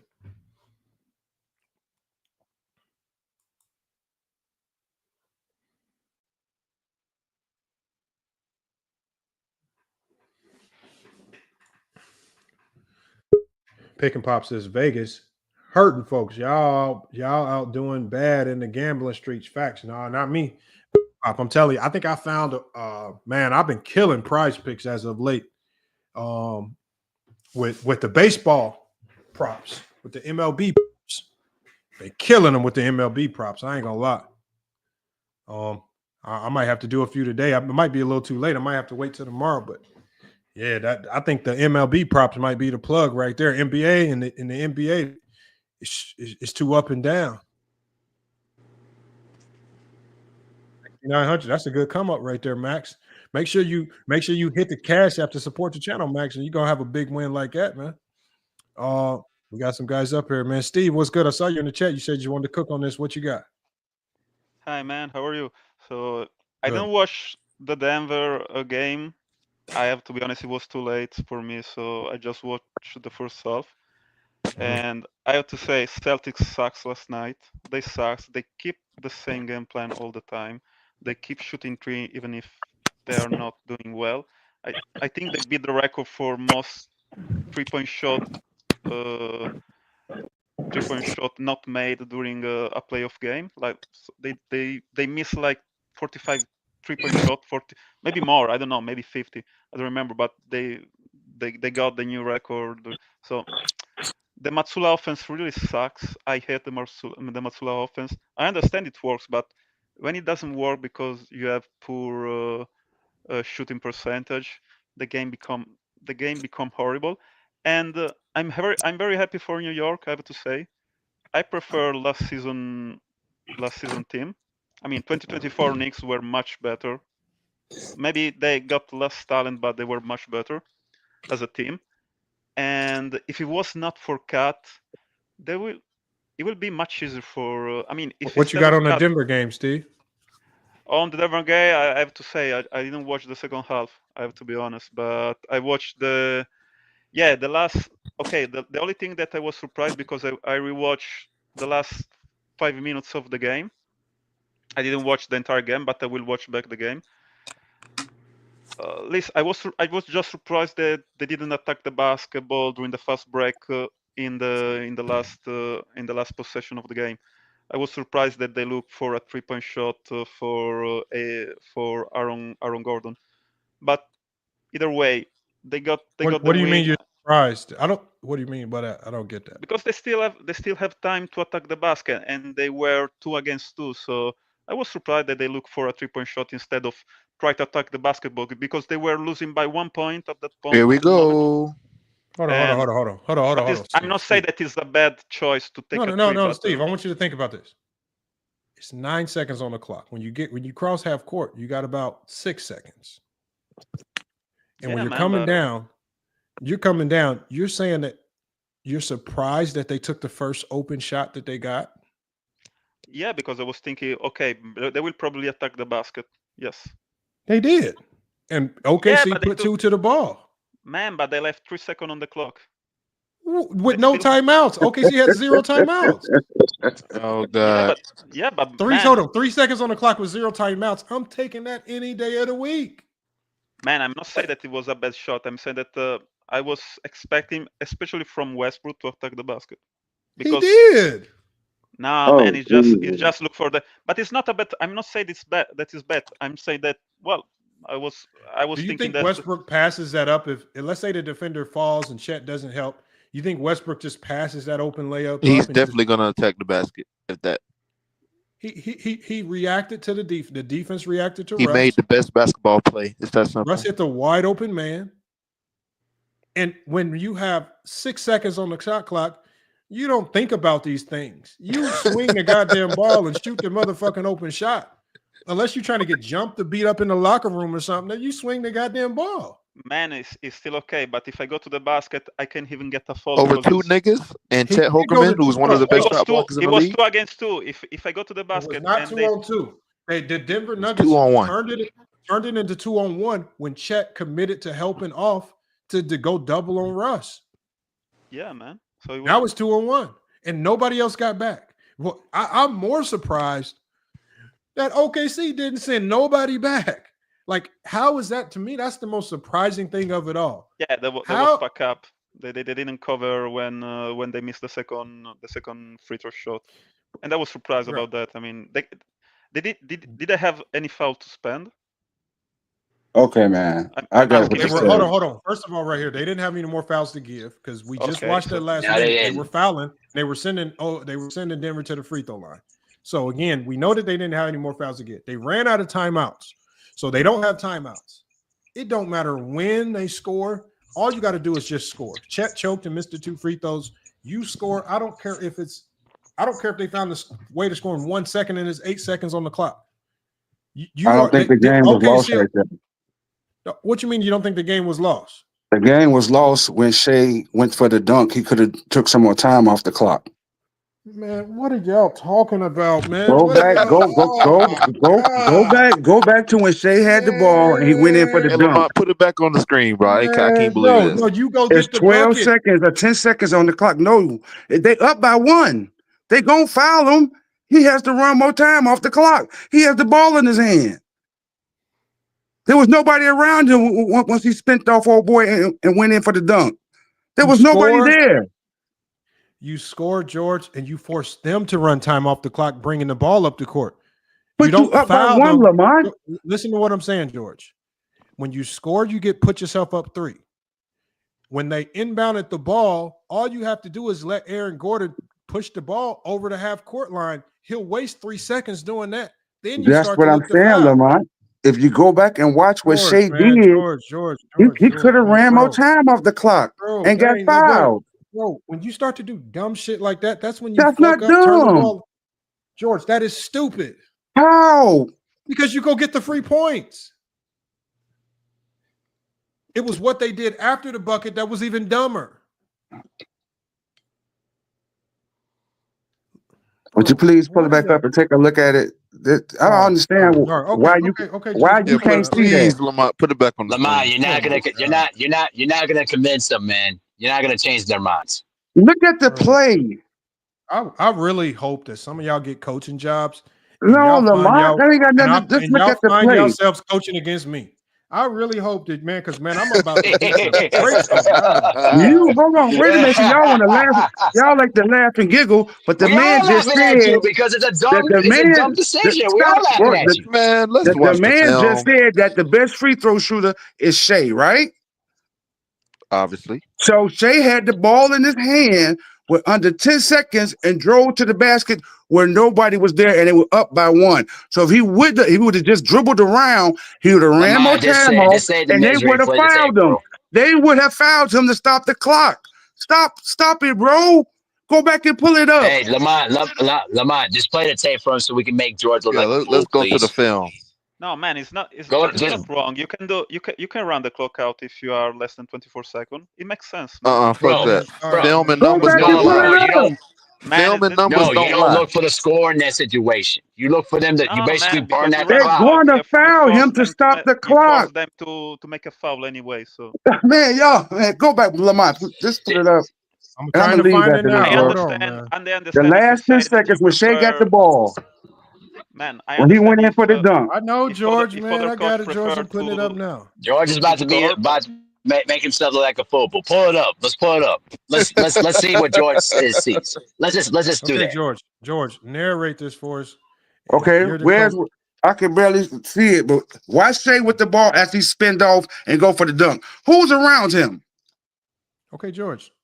George, you don't have to ask questions. You're answering questions. Okay. So you talk us through this. Okay. Watch when they pass Shai the ball, and Shai goes in for the dunk. So what should Shai have done? What should Shai have done? Kept dribbling and ran some time off. They would have fouled him. They would have fouled him to stop the clock. They up by 1. They up by 1. George. Okay, so George, in a 1-point game. So first of all, this makes sense if there's like 5 seconds on the clock. Okay, Lamont. George, 12 seconds when the other team has timeouts is a long time. The only thing you put yourself at risk of doing, if you start dribbling around, one, Christian Braun's right on his neck. So Christian Braun would have fouled him, and look how much time is on the clock. Christian Braun would have fouled. Hold on, Joe. It would still been 11 seconds left. Hold on. SGA can It run would to have the still corner. been hold on 1 second, Steve. It would have still been about 10 seconds on the clock by the time he gets fouled.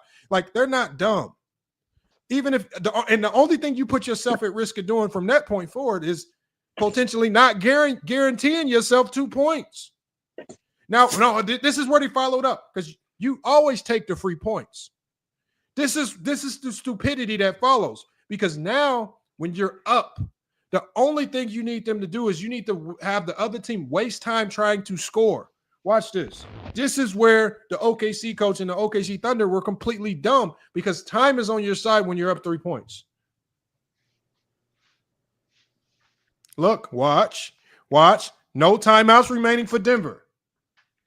So remember, Denver can't even run it to the half-court line and call timeout. They have to press. Everything is going to be sped up and pressed, right? Scoring right now. Hold on 1 second, George. Everything right now for Denver with 11 seconds on the clock is going to be hard as fuck. They're going to be pressed. They're going to be sped up. The wrong guy is going to have the ball. Like this was perfect, because you got Aaron Gordon with the ball pushing it up the court. Everything is thrown out of whack, on top of the fact that their best player isn't even subbed back into the game. So they're going to have to try to score without Nikola Jokic. The guy, hold on, George. The reason why you don't foul, which is why it was complete, utter stupidity, is because, one, Nikola Jokic, look at his ass. He's on the goddamn sideline. If you're telling me that this roster right now, this court, I'm not fouling this group of 5 on the court right now. I want Aaron Gordon. I want Russell Westbrook. I want Christian Braun. I want one of these motherfuckers to beat me. I'm not going to foul, give them 2 free throws, and they can sub Nikola Jokic back in the game. This is sheer utter stupidity. Not only do you not run time off the clock, you foul and allow them to sub Nikola Jokic back into the goddamn game. Watch this stupidity. Jesus Christ, man. I don't get it, Lamont. Watch this. Watch. Now, right here. Hold on, man. I actually went for it. Watch, I'm going to show y'all. Let me run it back. Yeah, go run it back to that inbound set there after Shai scores. Oh, yeah, after Shai scores. Yeah, it's after Shai scores, and then basically Denver has to inbound the ball with no timeouts on the clock and with Jokic on the bench. Yep, right there. Yep, there it is right here. Yeah, perfect. Right there. Now, look. Now, hold on. Right here. One, this is once again, why the fuck is Alex Caruso chasing these motherfuckers up like they in a full court man-to-man press, like they the team, like the OKC Thunder were playing like they were the team that was down. They're fouling like they're down, trying to save time. Let this motherfucker Aaron Gordon push the ball up the court. You got Russell Westbrook, you got Aaron Gordon, Christian Braun all on the court, right? You got all these motherfuckers on the court. And Nikola Jokic, the man with 42 and 20, is on the goddamn sideline. Let his ass stay on the sideline. But you not only do you foul immediately. Watch how it happens. So now you get 2 free points, and Jokic gets to come walk his ass right back into the with game. 11 seconds left, like I said. Right, man, bro. We're kind of and we want to put this on. Alexander should have dribbled the goddamn clock out some more. No, they should have kept dribbling. You know that. No, I don't know that, George. You just want to go with your point. You should really be blaming Alex Caruso, not Shai. Wait a minute. You said you thinking that what's the name? Christian Braun would have fouled him because he was on his heels. I know Christian Braun would have fouled him. He was behind him. Okay, let's go back. Yeah, I'm just saying, y'all just keep agreeing with Lamont. I think Lamont is the genius. He does know basketball, but on that play right there, he could have kept dribbling, Lamont. It's clear as day, Caruso should not have fouled to do with 11 He could have seconds kept left. dribbling, Lamont. George, if he keeps dribbling, you may run 1 extra second off the clock. Let's go back. Yeah. Hold on. So let's watch this. There's nobody in the corner. There's nobody nowhere. He could have kept dribbling. Okay, how much more time do you think he could have ran off the clock, George? Think about it. Maybe another 3 to 4 seconds. Man, are you stupid, George? What the fuck? No, I'm not. George, come on, bro. No, I'm not. Okay, so George, you honestly telling me that it would have took them 3 to 4 seconds to catch up with him? If he would have kept running and dribbling. Where? In the corner, man. He could have went to the corner and then went back up the baseline. George, there's nobody down there. Okay, so there's George, nobody in that area. Okay, so George. Let's just say somehow the Denver Nuggets are stupid and they allow 4 seconds to run off the clock. It goes down to 7 seconds. You're up 1 point. You're up 1 point, mind you. Mm-hmm. You're up 1 point. Mm-hmm. Gilgeous-Alexander going to the free throw line. Let's say he makes the 2 free throws. What does it change? The time. They have less time. They have less time. They still scored. They took the lead with time left on the clock. They're more than panic. We don't know what could have happened. I said what could have happened. You know, man. What could have happened? We know what happened. George, we know that these are. Hold on, wait a minute. Wait a minute. Bro. We know that these are young players playing against experienced players. George, stop, man. What you're saying is stupid. You take the 2 points and you force Denver to play with Nikola Jokic on the sideline. Every time you foul, with Denver not having any timeouts, you're allowing him to sub offense for defense every time. Because right now they're playing to protect Nikola Jokic, who has 5 fouls. Every time you do something dumb like foul, all you're doing is you're allowing Denver to continuously switch offense to defense. When Nikola Jokic's on this sideline, do you think Nikola Jokic's on this sideline not talking to his coach, not drawing anything up, not coming up with anything that they're supposed to do? Man, come on, man. And then OKC desperately fouls. You score. Yeah, that was dumb. Hold on, George. You just score because what you don't want to happen when you're up in a game, you don't want to do anything that stops the clock. Anything that stops the clock is not in your favor. When you're up 3 and the other team has 0 timeouts, mind you. Now listen to what he just said. So if you scoring, you stopping the clock, right? George, hold on. The only thing you do, think about the scenario here. The only thing that makes you change how you play this is if Denver has timeouts. Denver has 0 timeouts. Philosophy completely changed. These motherfuckers got to find a way to score 3 points without Nikola Jokic on the court. I'm not about to foul. I'm going to take this layup, which is a guaranteed 2 points. You motherfuckers got to now learn how you're going to have to function without Nikola Jokic. But I'm taking no chance. You do not want to stop the clock. Him scoring the basket stopped the clock, didn't it? No, it didn't. Are you dumb? Because Denver has 0 timeouts. Right now, they have to, as soon as this ball goes through the basket, now they're in a scramble. Without Nikola Jokic on the court, everything is now a scramble for Denver. Watch this. Because they even look, if you look at it right here, they even look confused taking the ball out. Nobody knows where to be. Everybody's all out of whack. If the clock's still running. Hold on, George. Aaron Gordon's in your backcourt.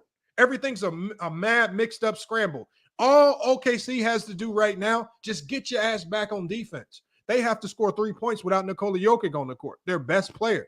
The only guy that's been barbecuing all night, their second best offensive player, has been Aaron Gordon. And unless you're telling me he's going to dribble down and hit a pull-up step-in 3 to tie the game, you must be smoking all types of crack rocks. All they got to do is not defend without fouling right now.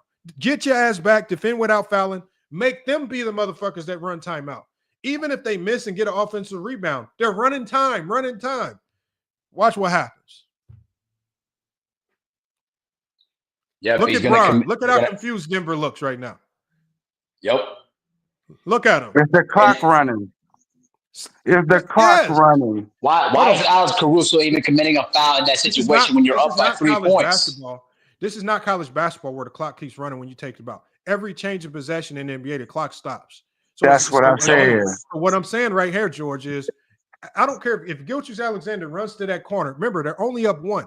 If he runs to that corner and just gets fouled, you might run a little bit more time off the clock. But what you do is you prevent yourself from guaranteeing yourself 2 points. Because if he goes to that free throw line and misses one of those free throws, and he smokes them, Now you put yourself in another seriously nasty situation, George, where Nikola Jokic is coming back to the game and Denver can win it. Right now, the only thing you want to try to do if you're OKC, run out of fucking time.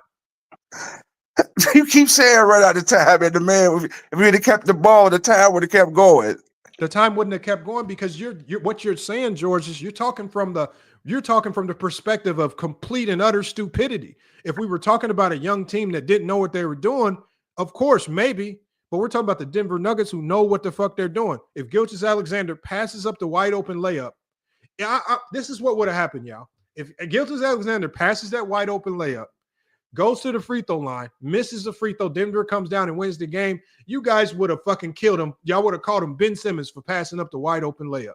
See, the thing is, there's no win here because if he passes the layup up and then he goes to the free throw line and misses one and Denver wins, y'all gonna call him the ultimate choke artist for missing the free throws. Yes. No, you're gonna call him that for passing the layup. No, I'm not. No, I'm not. Because hold on, we literally watched Ben Simmons pass up a wide open layup, dish it to another guy who went to the free throw line in almost a very similar scenario. But once you pass up the open layup, you prevent yourself, because free throws are not guaranteed. If Ben Simmons just makes the layup, that's a guaranteed 2 points. He passed it off to Matisse Thybulle, who, yes, he got fouled, so it's not the end of the world, but this motherfucker missed the goddamn free throws. You want to bring up Ben Simmons, but didn't Brunson just... Oh, bro. George, we're trying to progress through this game. I know, bro. You got to please stop talking. Like the thing is, I would if some of the things that conceptions that y'all come up with that y'all think might work in basketball games sound completely silly, man. This is an NBA basketball. Hey, Lamar, can I ask you a question if you don't mind?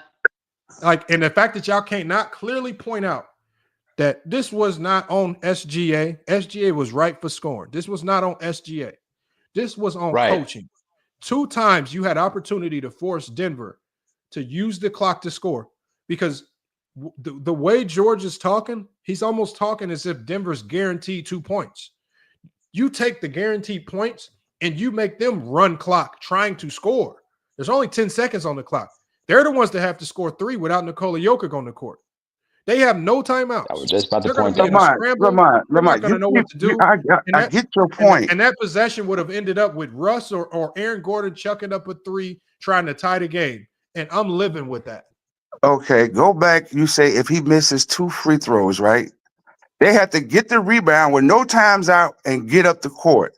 Well, we just say you hoping he missed 2 free throws. No, but even if he makes the 2 free throws, listen to what I'm saying, George. Let's say they foul him. Let's say there's 8 seconds on the clock because he dribbled into the corner. Let's say he makes both free throws. It still does not change the stupid philosophy that they had because 8 seconds on the clock is meaningless because what was OKC doing?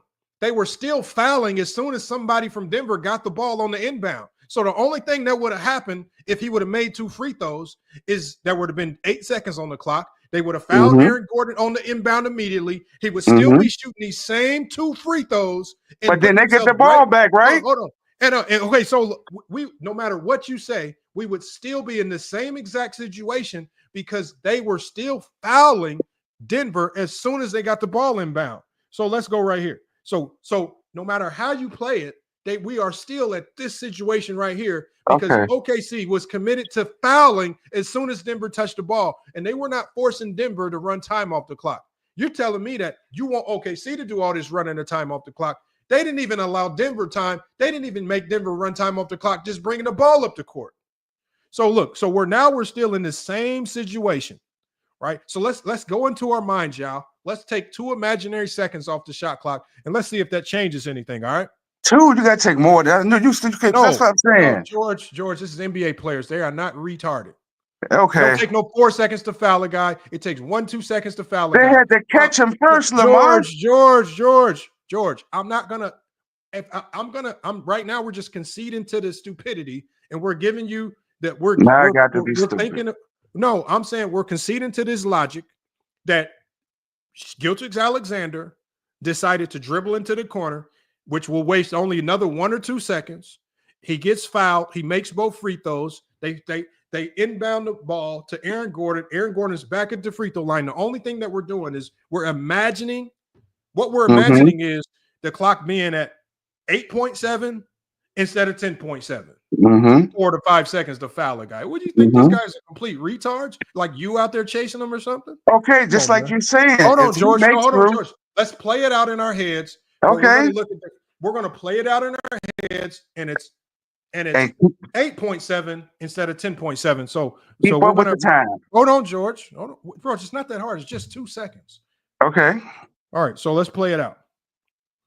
So right now, he's getting 2 free buckets, 2 free points with the clock not running. So you're allowing the team that's down to score when the clock's not running. That's what's the time on the clock? It's 8.7, George. Okay. The clock don't run when you're shooting free throws. I know that. Okay.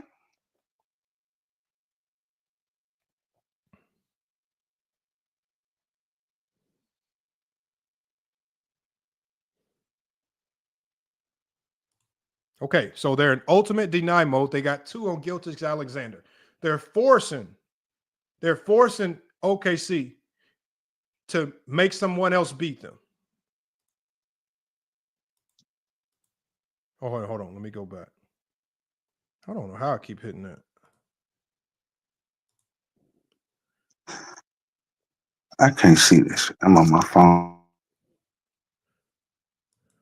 Okay. So in this instance right here, George, it took 0.7 seconds for them to foul. Not 2 or 3 or 5. It took 0.7 seconds for them to foul. 0.7. Which is why I don't think you think that they're going to take them 4 or 5 seconds to foul. It took them 0.7 seconds to foul Chet Holmgren. So now in our imaginary minds, there's 8 seconds on the clock. Okay, George? There's 8 seconds, not 10.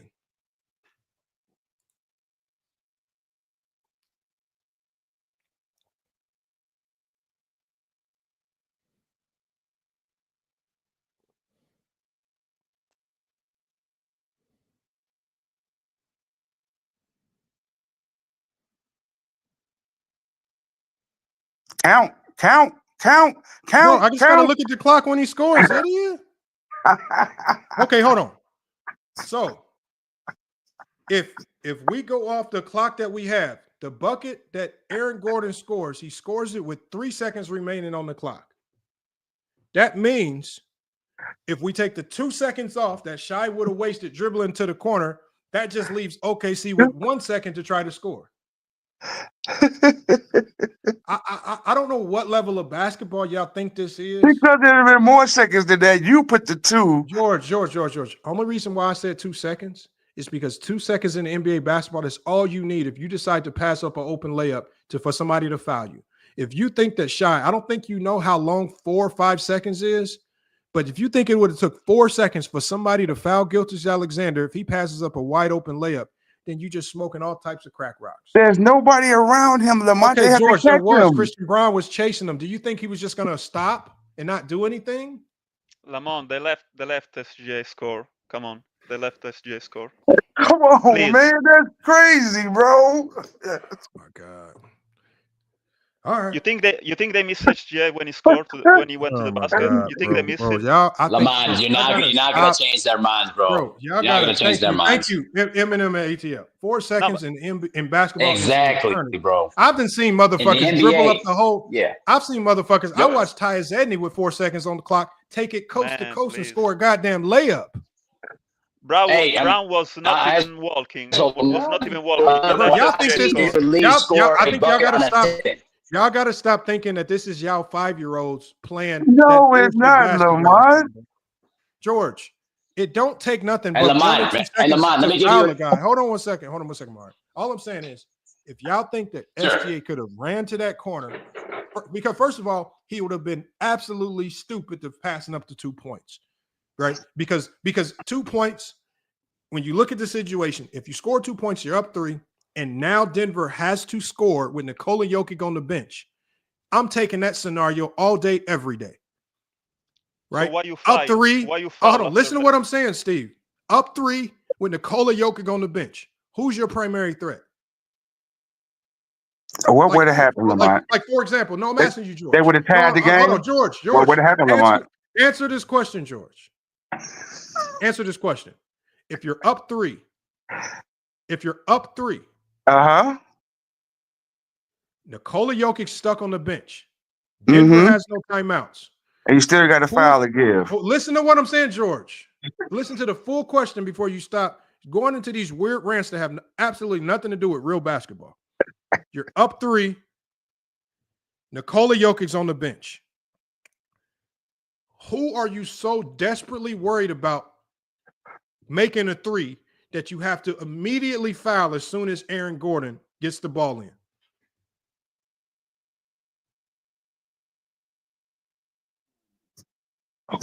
Who's all on the court?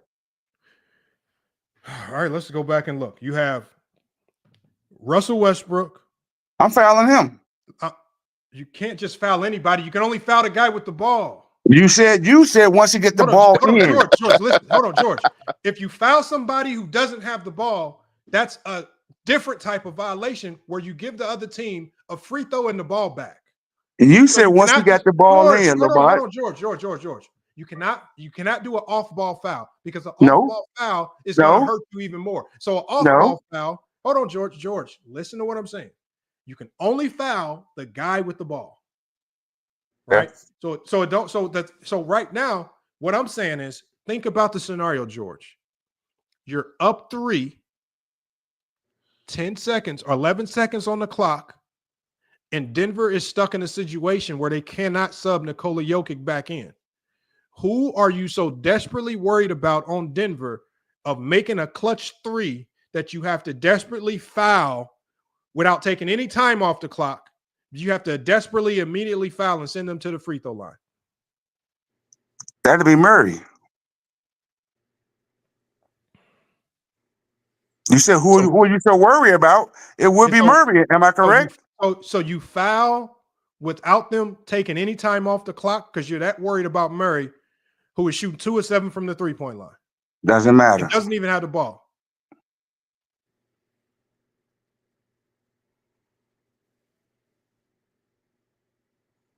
Who would you be worried about, Lamont? You gonna say Aaron Gordon?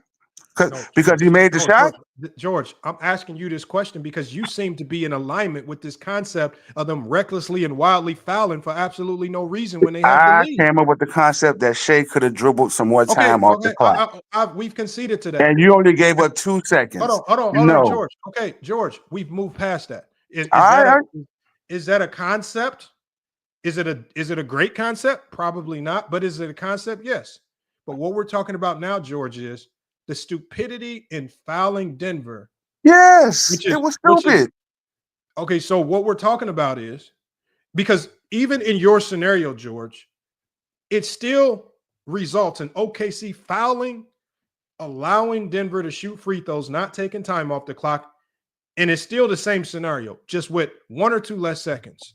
No, with 3 or 4 less seconds, because it's more of a what's the word I'm looking for? When a more of a hurry to get the shot off and get the person, whoever they're trying to pass the ball to, get the ball up the court. They took it out. What? Hey, Lamont, your boy Brandon Cass is spazzing in the chat again. If he makes the 2 free throws, they at the other end of the court.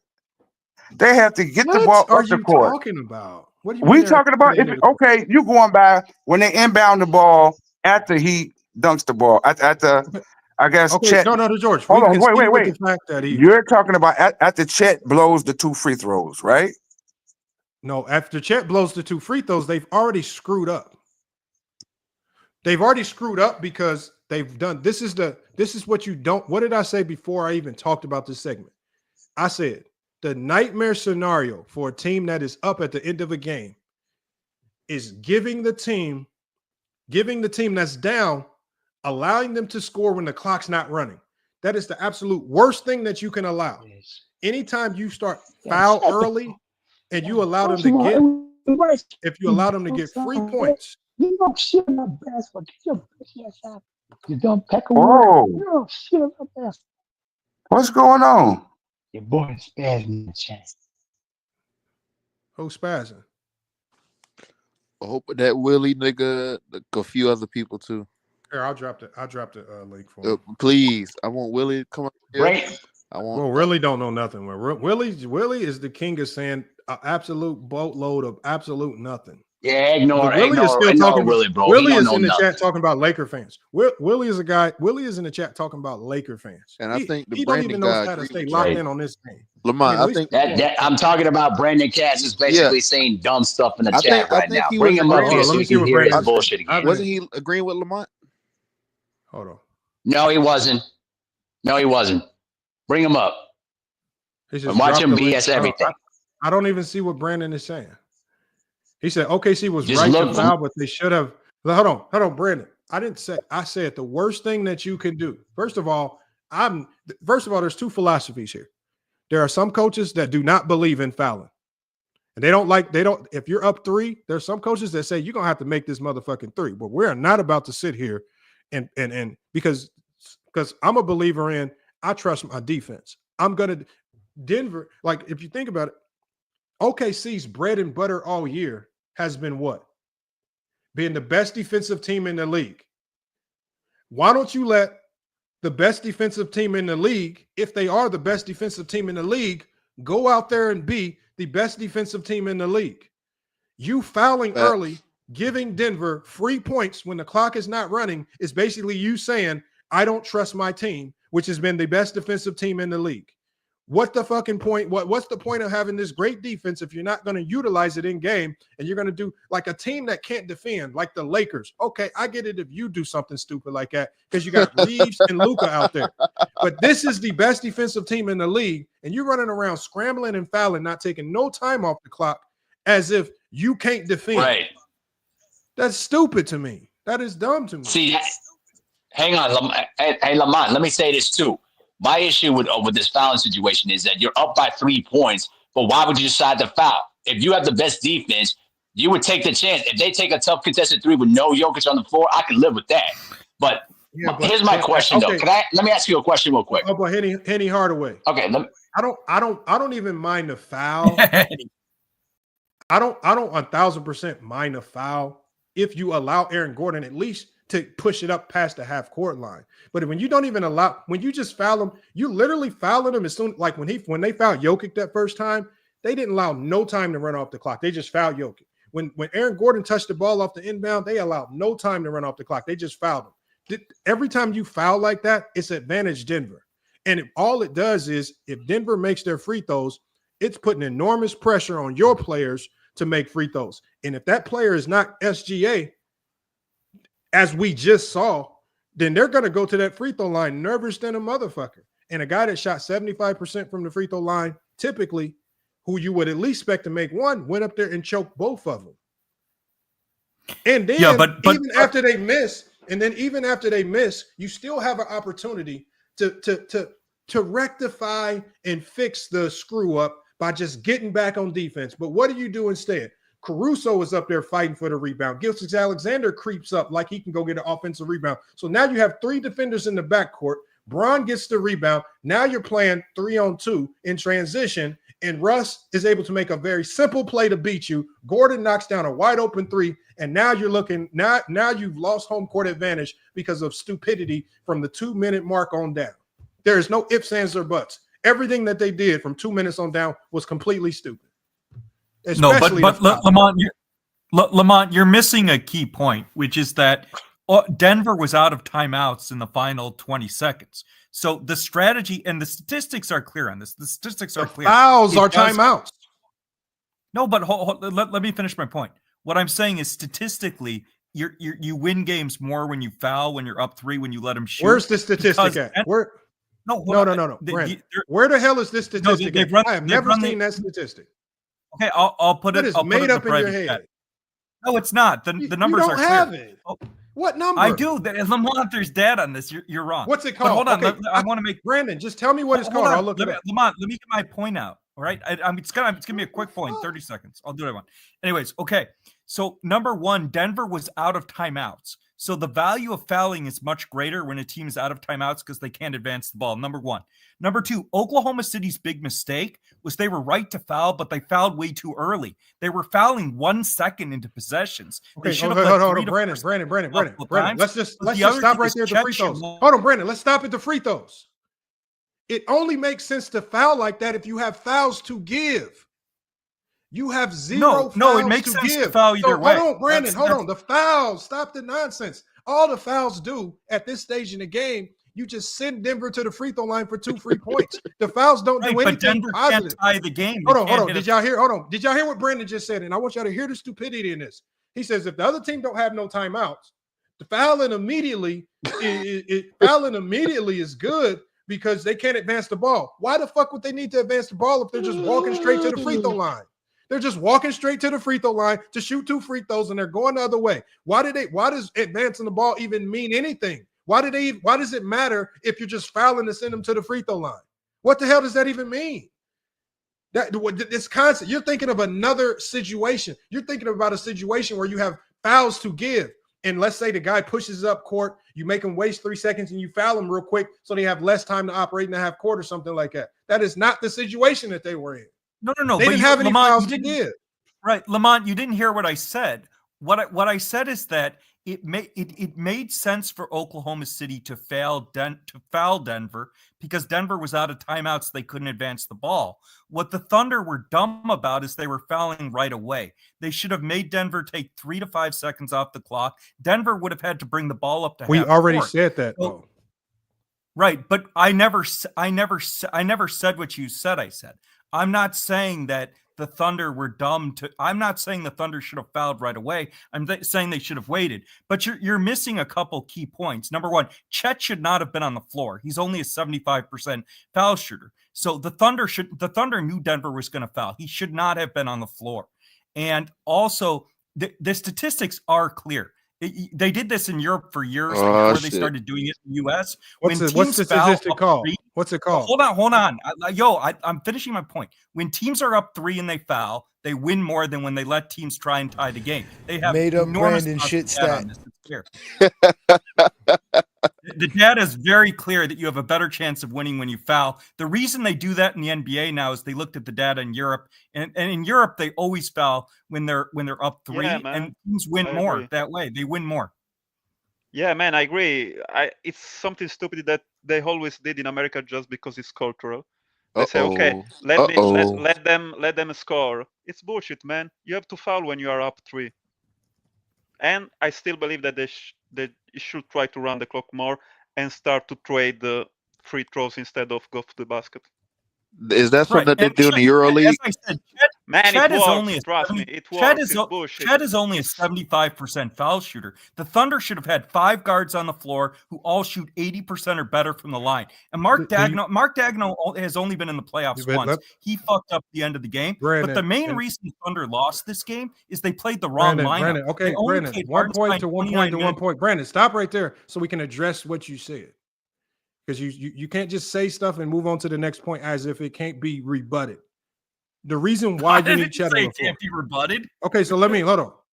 The reason why you need Chet on the floor is because he's a big target. Brandon. Whatever. Hold on. It's an NBA team. They don't need the reason why you need Chet on the floor is because now you're in a situation where now you don't have any timeouts. So now you're in a situation where you have to guarantee that you can inbound the basketball. If you get in any dicey situation because you decided to put 5 guards out there and you allowed the Denver's length to disrupt you and kill all passing lanes, you're messing around looking at turning the ball over live like LeBron James did, trying to get it into Luka, which was detrimental. Or you're looking at a 5-second violation, which is detrimental.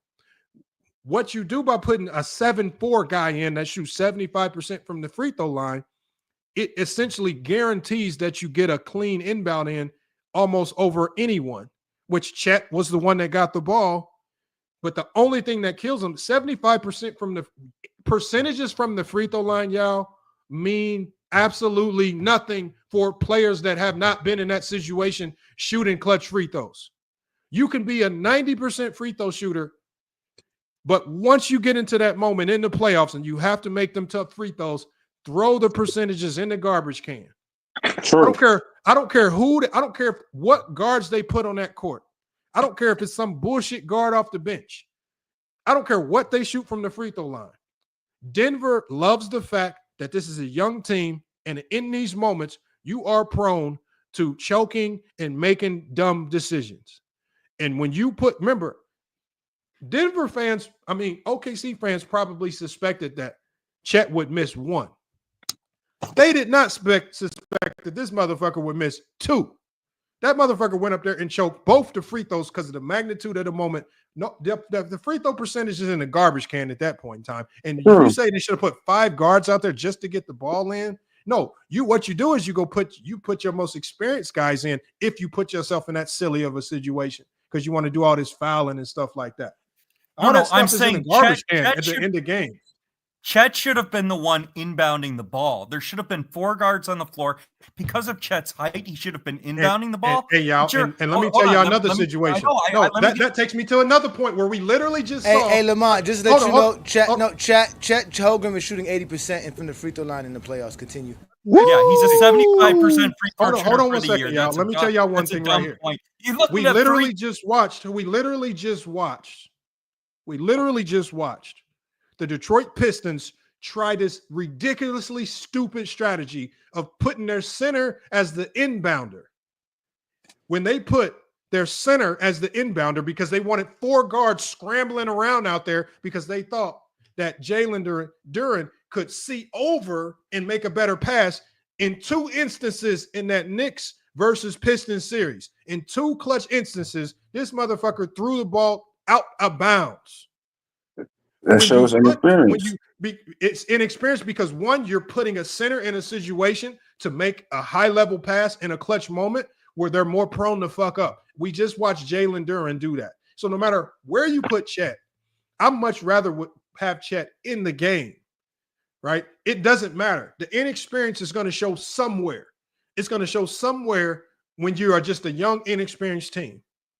It's going to show somewhere. And for OKC, unfortunately, it showed in not just Chet missing the 2 free throws, it showed in guys not getting back on defense, which I haven't heard anybody deep flake cook them on multiple possessions for not getting back on defense when that would have won the game, fouling too early, getting on Coach Dagenau when that could have won them the game. Y'all want to go, y'all got people like George up here saying, oh, it's Shai Gilgeous-Alexander's fault because he dunked the basketball. He should have dribbled it to the corner to waste a little bit more time. Yes. Man, if y'all don't quit smoking all types of crack, man, what the hell is this, man? Man, get out of here. Y'all, it seemed like y'all scared to blame SGA for any. Y'all like, no, so I just did blame SGA. I said the team George, and the coach. Hold on. I put the link in the chat. Here are the exact numbers, Lamont. When teams foul up 3, they win 92% of the time. When they let teams did they win this game? Did it work this game? Did it work? Let me finish. Did it work? That doesn't matter. You have to play the odds. That's the way it works. Did that shit work? Anyways, you said, Lamont, you said it doesn't make sense to have an inexperienced player on the court. Chet has no experience. You're cooking yourself. Oklahoma City should have had their 4 best shooters on the floor, and they should have had more experienced players than Chet. Chet has no experience. He's a baby. Who should they have had on the court? They should have had their 4 best free throw shooters. Who? Who? I mean, it'd be Jalen Williams. It would be Shai. It would be I presume, and I don't know the exact free throw percentages off the top of my head. How do you know Chet's not one of their best free throw shooters? Hold on, and I presume it'd be Caruso and Cason Wallace. How do you know Johnny, say the stat again, Johnny. Shed is only 75% from the line for his career. Ajani's citing a 4-game sample size. I mean, this is the same clown who thinks the Lakers can defend without Anthony Davis. Hold on, y'all. I got the numbers from Ken Pomeroy, y'all.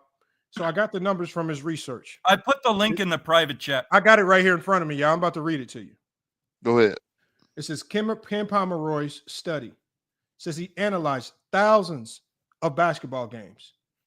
It says teams that fouled up 3 won. Teams that fouled up 3 won 92% of the time. Right. It says teams that did not foul up 3 won 90% of the time. It says both strategies are effective.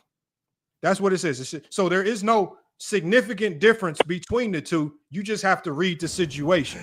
So this study only proves stats. This study only proves the data I have is very different than that. Hold on 1 second, Brandon. Shut up. You the one brought us up this alley of looking at this. Ken Pomeroy basically says that right here. It says both strategies were effective. It says both strategies are effective. It says fouling had a marginal edge.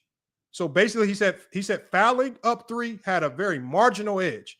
So if they're both practically even, you have to then read the situation, and you have to play it off the game because every game is different.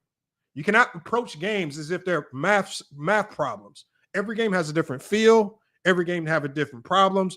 Every game has its own vibe. They're all unique and of themselves. You cannot approach them the same way. Let's see what it says.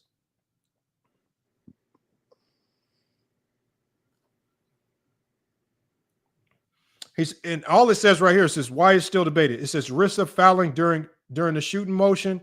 That's a potential risk. Failure to rebound, a free throw in late seconds if they intentionally miss. It says some coaches trust their defensive execution, which is what I would have trusted because OKC is the best defensive team in the league. That's why I don't like the fouling for OKC because they are the best defensive team in the league. Like, trust your defense. This is your bread and butter all year. Trust it. But they don't want to trust it. And it says timeout and timeout scenarios heavily affect the outcome. Another situation right here. If OKC would have just took into consideration the timeout situation, it was who fighting against the clock? Denver was fighting against the clock, not OKC. OKC was fouling like they were the ones that were down. It's stupid. So basically, if you're up 3 late in the game, you have a 90% chance of winning, correct, Lamont? And you basically, that 10% is like you call choking, right? Which is what OKC did. You have a 92%. It says right here. It says teams that fouled up 3 won 92% of the time. Mm-hmm. Teams that did not foul won 90% of the time. He says both strategies.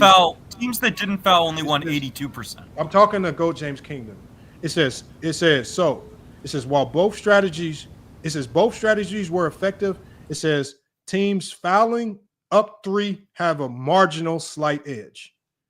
Right, but Denver had no timeouts. Like, you're missing that point. Denver had no timeouts. Why they should not have fouled. It means it makes more sense to foul because Denver couldn't advance the ball. Hold on. I want y'all to think about this. How does it make more sense to foul a team when they're up 3 if they have no timeouts? That means they have no weapon. Hold on. That means they have no weapon to get out of a bad situation. If you dribble into the def corner and you get trapped at the half-court line, and you're going to have to panic and throw a turnover. Why do you foul? And what you do is you eliminate the margin of error for the other team. Because for the other team, they not only have to dribble it across half-court successfully, but then they also have to run some type of offense to get a clean shot off, right? Not only do they have to do that, to get a clean shot off, but they also, there's so many things that you have to do. Hold on. Is that you sharing the screen? Go, James Keenan? Yeah, I wanted to share this screen because this guy Brandon brought up a college basketball stat. This is for college basketball games. This is not even for NBA games. I know. The link that he just sent. Yeah, the link that he just sent, ladies and gentlemen, you can see it says college basketball resorts men's basketball. He's giving us results of games that are in college. It's not even NBA results. Who cares? No, hold on. I'm gonna tell you why it's different. What you mean? Who cares? I'm gonna tell you why it's different because in college, about? I'm gonna tell you why it's different, Steve. Because in college, after you make that shot, after Shai Gilgeous-Alexander dunks that basketball, in college the clock don't stop running. In college, the clock's gonna keep running. So what creates another advantage in college is how the clock management is. The clock doesn't stop the way it stops in the NBA.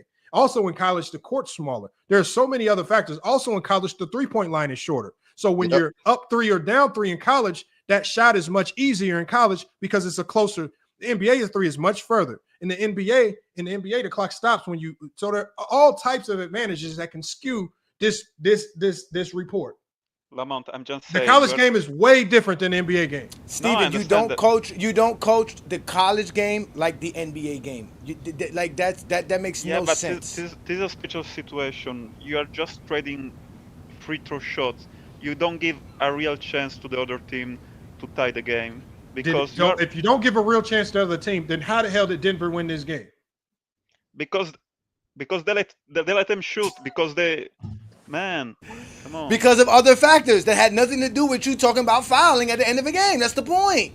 Man, please. SGA should try to run more second from the clock. He should take the foul, and then you start to trading foul. That's it. Simple. So you're saying OKC left too much time on the clock?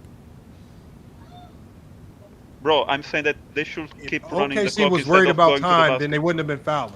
No. My question is, no. Let's just say SGA doesn't dunk, and he gets fouled with 7 seconds left. He makes both free throws. Same scenario. The only difference is now you have 4 seconds left off the clock. You think that would have helped them won by removing like 4 to 5 seconds on that one possession? Absolutely. That's why I'm asking you. Yes, for sure. Okay, so that's what I'm saying. So say that. As soon as they cross half court, you foul. You don't foul immediately. Hold on. Yeah, hold on, Steve. Right. Hold on. Correct. What y'all are talking about should be done in the reverse. When you have the lead at the end of the game, especially a 3-point lead, you force the other team, especially because what this report isn't taking into account is look at the landscape. Look at what Denver has on the floor. The reason why you don't foul is because, oh shit, they don't have Nikola Jokic on the floor. Everything that they do is going to be significantly more difficult. So here's the advantages that OKC has. They have the number 1 defense in the league. They are the best in these situations. They also are in a situation where Nikola Jokic is stuck on the sideline. He can't sub in to bail them out. He's been their clutch player all year. He's been taking all the clutch shots. Other than Aaron Gordon making that putback dunk, it's been Nikola Jokic taking those tough clutch shots. Also, you put them into a mad scramble. If you want to get Jamal Murray the ball, you couldn't get Jamal Murray the ball because what happened when they tried to get Jamal Murray the ball? They sent 2 to Jamal Murray, forced the ball to Aaron Gordon's hands. Now you have Aaron Gordon at the end of the game pushing the ball up, either looking to score or play make. I'm taking that scenario 10 times out of 10 if I'm up 3. There is no need to rush and foul and put Nikola Jokic back on the court that quick.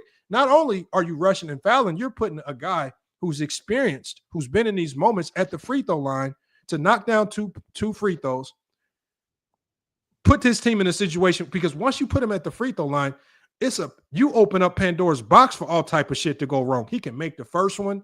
He can miss the second one on accident, rebound, put back. Some ridiculous bullshit can happen. You just let them play it out and you trust your defense, which is supposed to be the best defense in the league.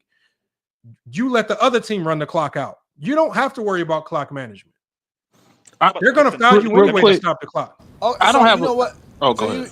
My bad. I was going to, because you kind of right, Lamont. So when you foul SGA in that situation, or if you attempt to get fouled, you give them an opportunity to bring Joker on the floor because Joker was off the floor, right? But then, like you saying, if you foul them up being 3, all you did was give them an opportunity to put Joker on the floor with the foul as well. So you're giving them free timeouts by doing that as well.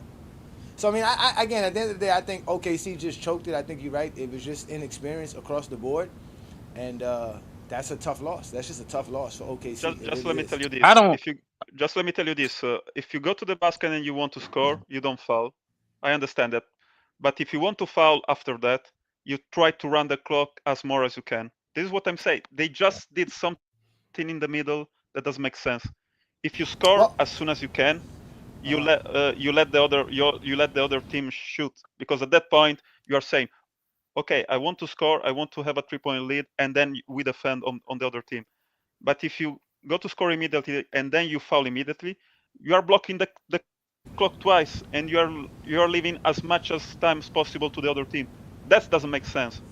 So I should, after the SJ basket, they should defend instead of fouling.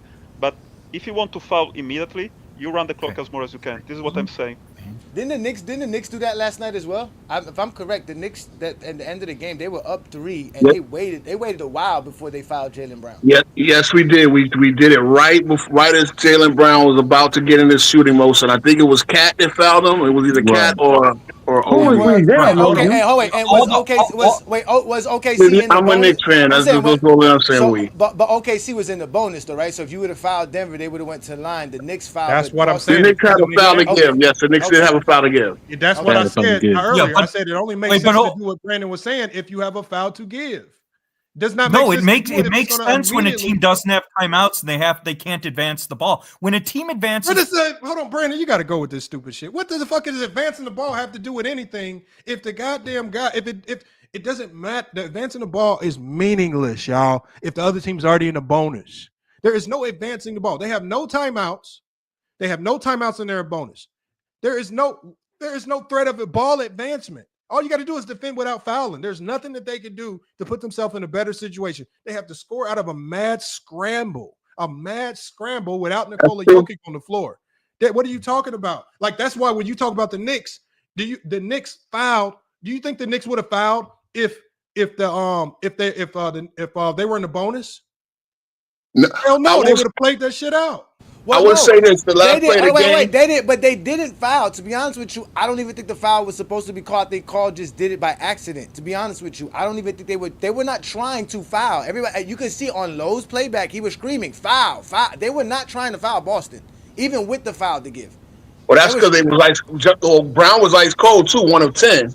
I'm just trying. I don't know what the Knicks' strategy was, but it was similar to whatever OKC did. It was basically we're up 3, just play good defense, don't give up the 3-pointer. That's what it looked like. That's what it looked like. The second time I didn't see the end of the OKC game. I'm only getting in this right now. People are really up here justifying OKC with these stupid ass fouls. They use the strategy stupid. They fouled too quickly. They used it wrong. No, that's the thing. They used it wrong.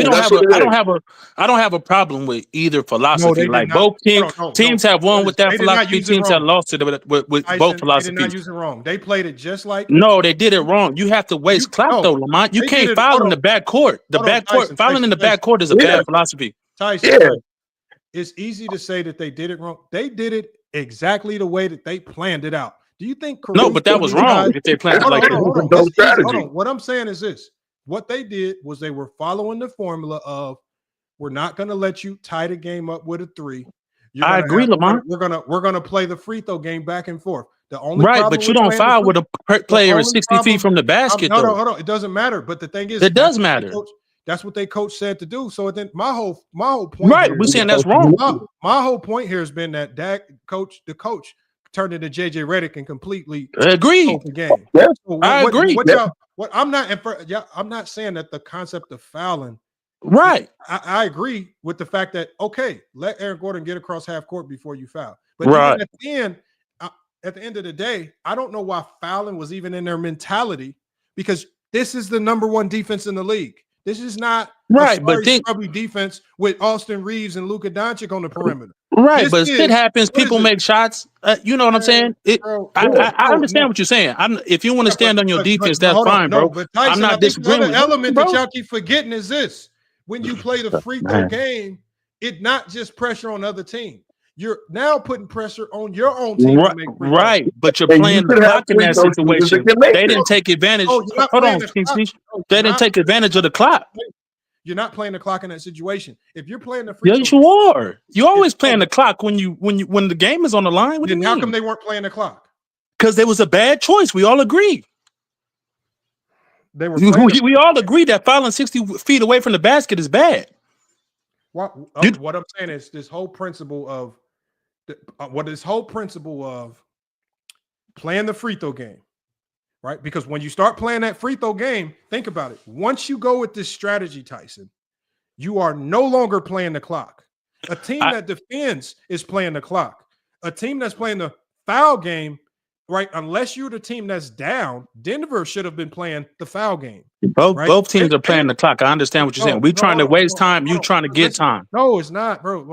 Hold on. Listen to what I'm saying. What? You don't change your philosophy at the end of the game? Listen to what I'm saying. Come on. It was OKC's philosophy to stop playing the clock and they were playing a foul game. Once you go with this Brandon Camp's philosophy of let's foul, and so they don't get 3 points, they consented to no longer playing the clock. Once you commit to that style of play, you are playing the foul game. Right. And I thought they played the foul game horribly. They played it wrong. If they wanted to play the clock, they would have said, fuck it. We got the number 1 defense in the league. We gonna get back. You're gonna have to make this 3. They were not playing the clock, because if you're playing the clock, you do whatever it takes to let the clock run on defense. You're playing both, Lamont. Come on now. You arguing semantics. That's not semantics, bro. What? Hold on. First of all, y'all act like offensively, they were not playing the clock. Defensively, they were no longer playing the clock. Defensively, they committed to playing the foul. Right. game. I agree. They for one, to me, you started playing that foul game too early when they fouled Jokic. I agree with you. You don't start that early to me. You know what I'm saying? Denver's going to rush and get up a shot, try to get a good shot off. They're not going to wait till the end of the clock and try to shoot a 3. Obviously, they're going to try to get as many possessions as possible. So they're going to try to get up a shot in that situation. They make the shot, you got the ball, the game is tied, blah, blah, blah. You got to do what you got to do. That's fine. I wouldn't have fouled in that situation. Hold on. Let me read this. Brandon Cass says a team without timeouts has to advance the ball full court. Agreed. That's true. That takes more time. Hold on. Yeah, I know. So exactly, Brandon Katz. All I'm saying is, why the hell did you foul? What I'm saying is, that team is not a significant threat if Jokic's not on the floor. I am not even thinking about foul, nothing, if Jokic's not on the floor. If Jokic's not on the floor and you got Aaron Gordon pushing it on the break, I'm just defending, and we're going to play this out. If you get lucky and knock down a lucky-ass 3 to tie the game, well, fuck it. We'll just take it into overtime after we get one last shot to try to win it before overtime. But what you're trying to do at the end of a game is you're trying to mitigate any avenues for you to lose the game. Right. That's what you're trying to do. If you stay up 3, you cannot lose up 3. You can go into overtime unless something happens and you foul. But at the end of the day, when you play this free throw game, you're creating too much leeway for Denver to actually win this in regulation. That's why I say you just got to trust your defense. I agree with that to a certain, but my argument is not overtime. Denver did not want to go to no overtime with OKC. I agree. They was going to try to win that game, make or miss. They was going to go for the win. Well, they only needed to score 1. That's why, I didn't have a problem when I was talking in the comments with you with the Chet situation. That's why I didn't. They only needed 1. If it was a 2-point game, Chet, you got to stay on that 3-point line. But it's a 1-point game. Westbrook can easily, give him a little Euro step and get to the bucket. You got to try to help in that situation. I didn't have a problem with that, but because they only had a 1-point lead at that point. But yeah, I don't have a problem with the philosophy as far as the execution. The execution of the philosophy was horrible to me. Horrible. Philosophy was horrible, bro. I'm not going to argue with you that either way it goes. Coaches do it that. What some coaches in the post game he said that's how we did it all year. We stuck to our philosophy. Blah blah blah. Okay, cool. You stuck to your philosophy and it ended up burning y'all. But it was the execution of the philosophy that was bad. If that's your philosophy all year, stick to it by all means. But don't be fouling 60 feet from the basket. Don't do stupid shit. Well, that's your philosophy. That's your philosophy. No, I'm saying the foul game philosophy. That's fine. Not the philosophy. If that's the philosophy, then that's stupid as shit. In my opinion. But you can go back and forth. But either way, it was a choke job. Hands down. Hands down, it was a choke job. There's no way around it. They lost that game. And that's when you was talking about earlier about defensive adjustments and not letting Jokic score, do this and that. To me, that wasn't necessarily the issue. Jokic's gonna get his numbers, but you can't let them other guys get off the way they to an extent where you doubling Jokic every play, and these guys are getting wide open looks and getting wide and backdoor dunks and all this other shit. Right. I feel like the philosophy was fine. It was just poor execution. Tyson, this is what happens. This is what happens when analytics and numbers meet basketball reality. Because what happened? You're saying that because they lost. Listen to what I'm saying. This is what happens when you allow analytics to convolute just traditional basketball to just winning basketball. Okay. OKC was a top 5 free throw shooting team all year in the regular season. Okay. So playing the free throw game, one would surmise that we're one of the top free throw shooting teams in the league. We play the free throw game, we're probably going to win out. Denver, on the other hand, they're not I don't think they're even a top 20 free throw shooting team in the NBA. They struggle to make free throws. So what you did was you took regular season and you took analytics from the regular season. You tried to make it applicable to the playoffs, and the one element in the playoffs that you don't calculate or factor in is playoff experience and pressure. And so what happens is, like I told you before, I said when you start to play the foul game, that means your guys also have to make free throws too. But now instead of having to make it in the regular season versus the Orlando Magic in a meaningless game, now you got to do it in a playoff game, in a game one where your back's against the wall and you got a lot of stuff at stake. And so now that free throw percentage, which 75%, if you really think about it, is not a horrible free throw percentage. If I got a guy going to the free throw line shooting 70%, I'm not terribly worried necessarily. I mean, obviously I want somebody a little bit better, but 75% is not horrible, right? I mean, that's 3 out of 4. That's not horrible. You would expect Chet to be able to go up there and make 1, if not 2. Make 1, when that pressure applies. Yeah, but the Thunder should have had 80% free throw shooters on the floor, not Chet. Yeah, how many 80% free throw shooters they got on the team? More than 4. Who? Right, and Chet should have been inbounding the ball. But the other thing is that when a team can advance the ball because they have a timeout, Brandon, it's much you have more a hard problem with just answering very basic questions. I want to know this lineup of all 80% free throw shooters that you would have deployed out there. Oklahoma City as a team shoots 81% from the line. So they could have easily but their free throw percentage is heavily skewed because Shai Gilgeous-Alexander is taking a large number of those free throws. No, this is an NBA team. About? They have free throw shooters better than 75% on the roster. Anyways, the other point you're missing, Lamont, is that when a team has a timeout and they advance the ball, it's much more risky. They didn't have any timeouts when a team has advanced the ball because you may foul them. They didn't have any timeouts, so there was no advance. Right, but that's why your point doesn't make any sense. What because point? Denver the point of didn't not have fouling? Timeouts. Why do you foul and stop the clock finish. if they don't have any timeouts? No. Because Denver didn't have any timeouts, it was easy for the Thunder to foul them without them being in their shooting motion. The mistake was they fouled too soon. They should have waited for 4 or 5 seconds for them to bring the ball up to half court, and then they should have fouled them. But there's no data to support your argument. Okay, Brandon, we all agreed to that whole concept a long time ago. That is not rocket science. The first thing I said when we were going through the film is that they fouled too early. They didn't let enough time run off the clock. If you want to go with the foul concept. That's why I said he turned into J.J. Redick. That's why I don't disagree with George's point. George's point as well. Tyson, hold on. The fact that Denver had no timeouts, it makes it overwhelmingly the right strategy for the Thunder to foul. I didn't say it was Denver has to wait 5 seconds just to get up the court. I mean, Brandon, shut up. Shut up. You shut up. Your take is horrible. I did not say they were not supposed to foul. I said the number one, you do not think first of all, I said if it were me, I wouldn't have fouled if they don't have Nikola Jokic on the court. You're going to have to beat me without your best player. The man with 42 and 20 ain't on the court to bail you out. You're going to have to beat me with somebody else.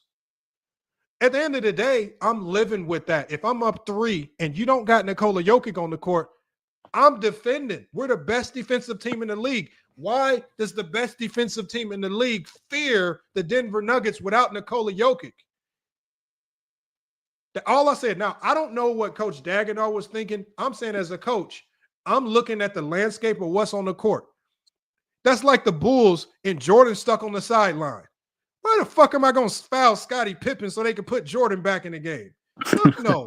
Pippen, Kukoc, one of y'all motherfuckers, Robin, one of y'all motherfuckers going to have to beat me. But it ain't going to be Mike. That's stupid. That's people they looking at the analytics sheet and not using common sense. Thank you, King Rowe. It's just common sense. The motherfuckers ain't got Jokic on the court. I am not doing anything that allows you to put this motherfucker back in the game. We can't guard that man. Yeah, you can't disagree with that point. That's a fair point. You can't disagree with that, fouling to get Jokic back on the court. You can't really disagree with that. Why the fuck would I foul? And they don't got their best player, the man that 42-20 on the bench. Yeah, done hit game winners behind the head, fade away 3-point shots. Yes. He done did all that. So no, I understand that point. That's a fair point. Eric Gordon, I want to see your ability to make a step back three at the buzzer. Right. Gordon did shoot 43% this year. I would surprise me. Not on no step backs. Not on no step backs. That's true. That's true. Step backs. And Jamal Murray can hit a shot. We all know that, but still, I see Westbrook hit a couple of plus threes. You got to play the Maz. I don't disagree with that point. If Aaron Gordon is charging up the court with 11 seconds on the clock,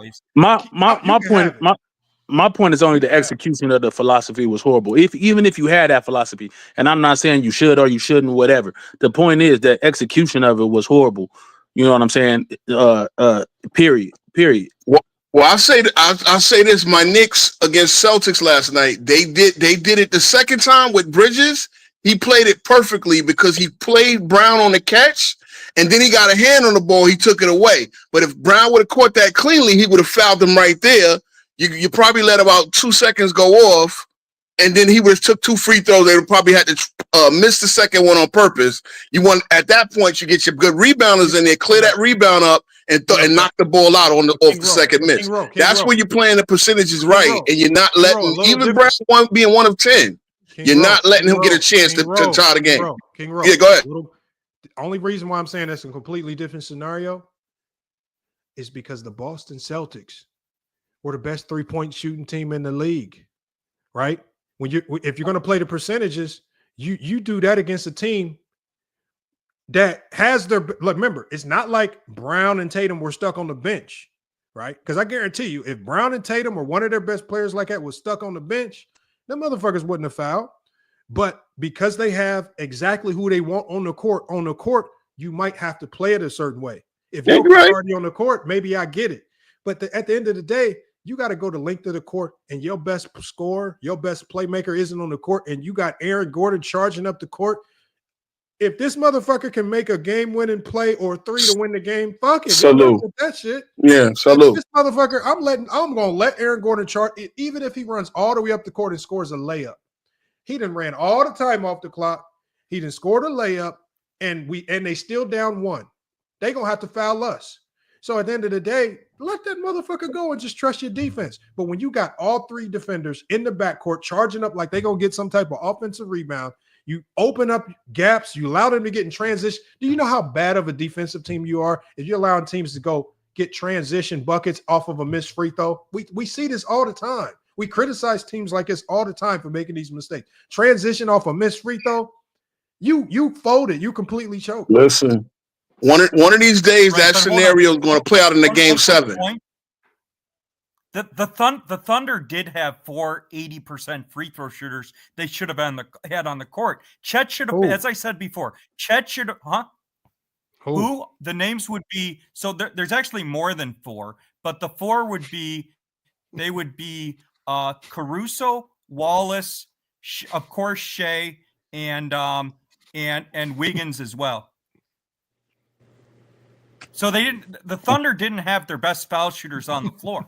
The Thunder should have had 4 80+% free throw shooters on the floor. They should have had Chet inbounding the ball. They should not have had Chet that's fair point. 75% foul shooter. I've literally, but Chet inbounding the ball is also another issue.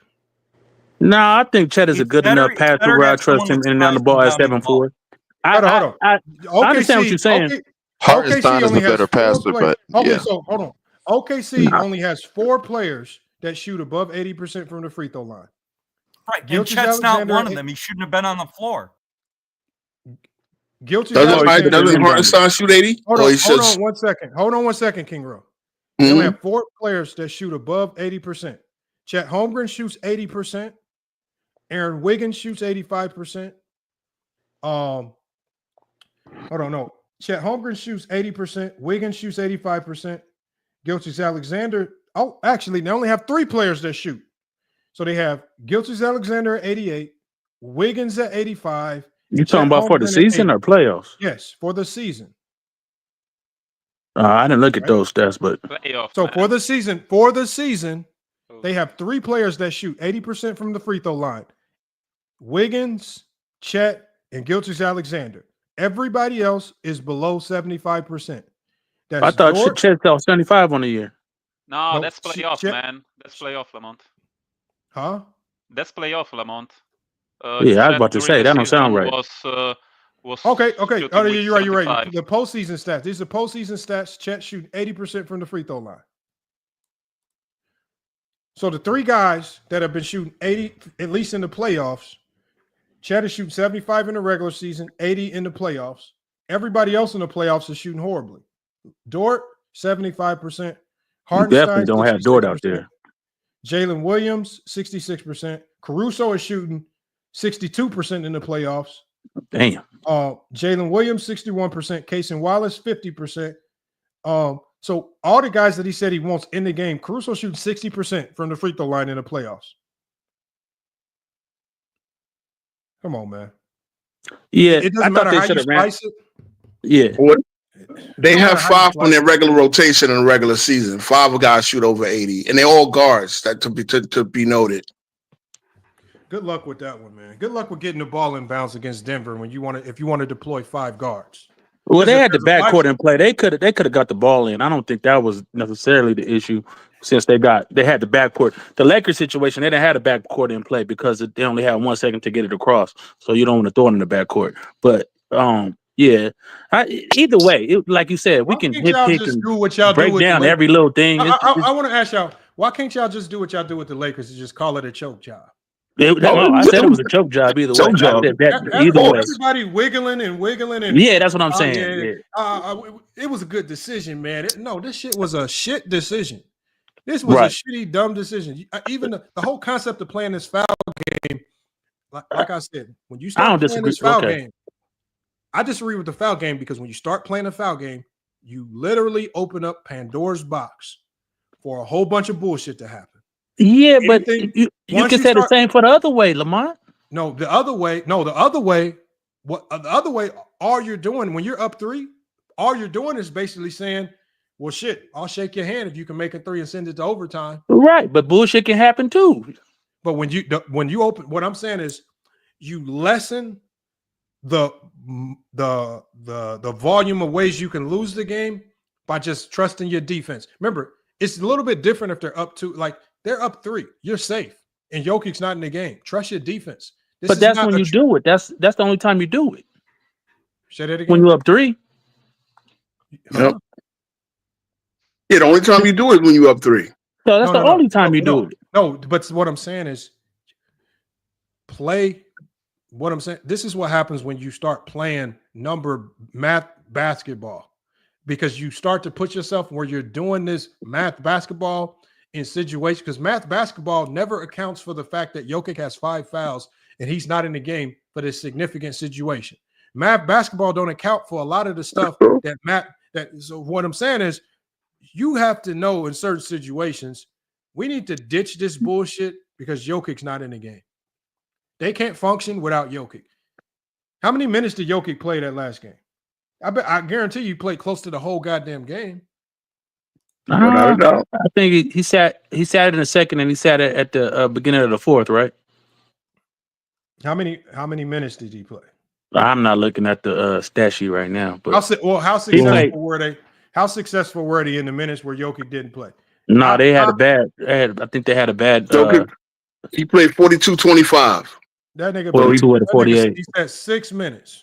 Yeah, less than 6 5 minutes 35 seconds to be exact. Yeah, I'm pretty sure they lost pretty significantly in those 6 minutes. I'm trusting the minutes. I'm trusting my defense when Jokic's not on the court. If you cannot trust your defense when Jokic's not on the court, you're not a good defense. That's all I'm saying, man. Yeah, you gotta stop playing math basketball in certain instances where common sense in your brain should just kick in. Man, Aaron Gordon, you better take your ass down court and beat me. Yeah. No, yeah, I don't disagree with that. Like I said, I don't disagree. Either way, like I said, either way, the execution was horrible. What did the announcers even say when this shit happened? They said he was doing too early. That's exactly what he said. They said he did, yeah. That's not what they said. Yes, it was. The first thing that the announcers said when they was taking the ball out, they was like, Jokic's not in the game.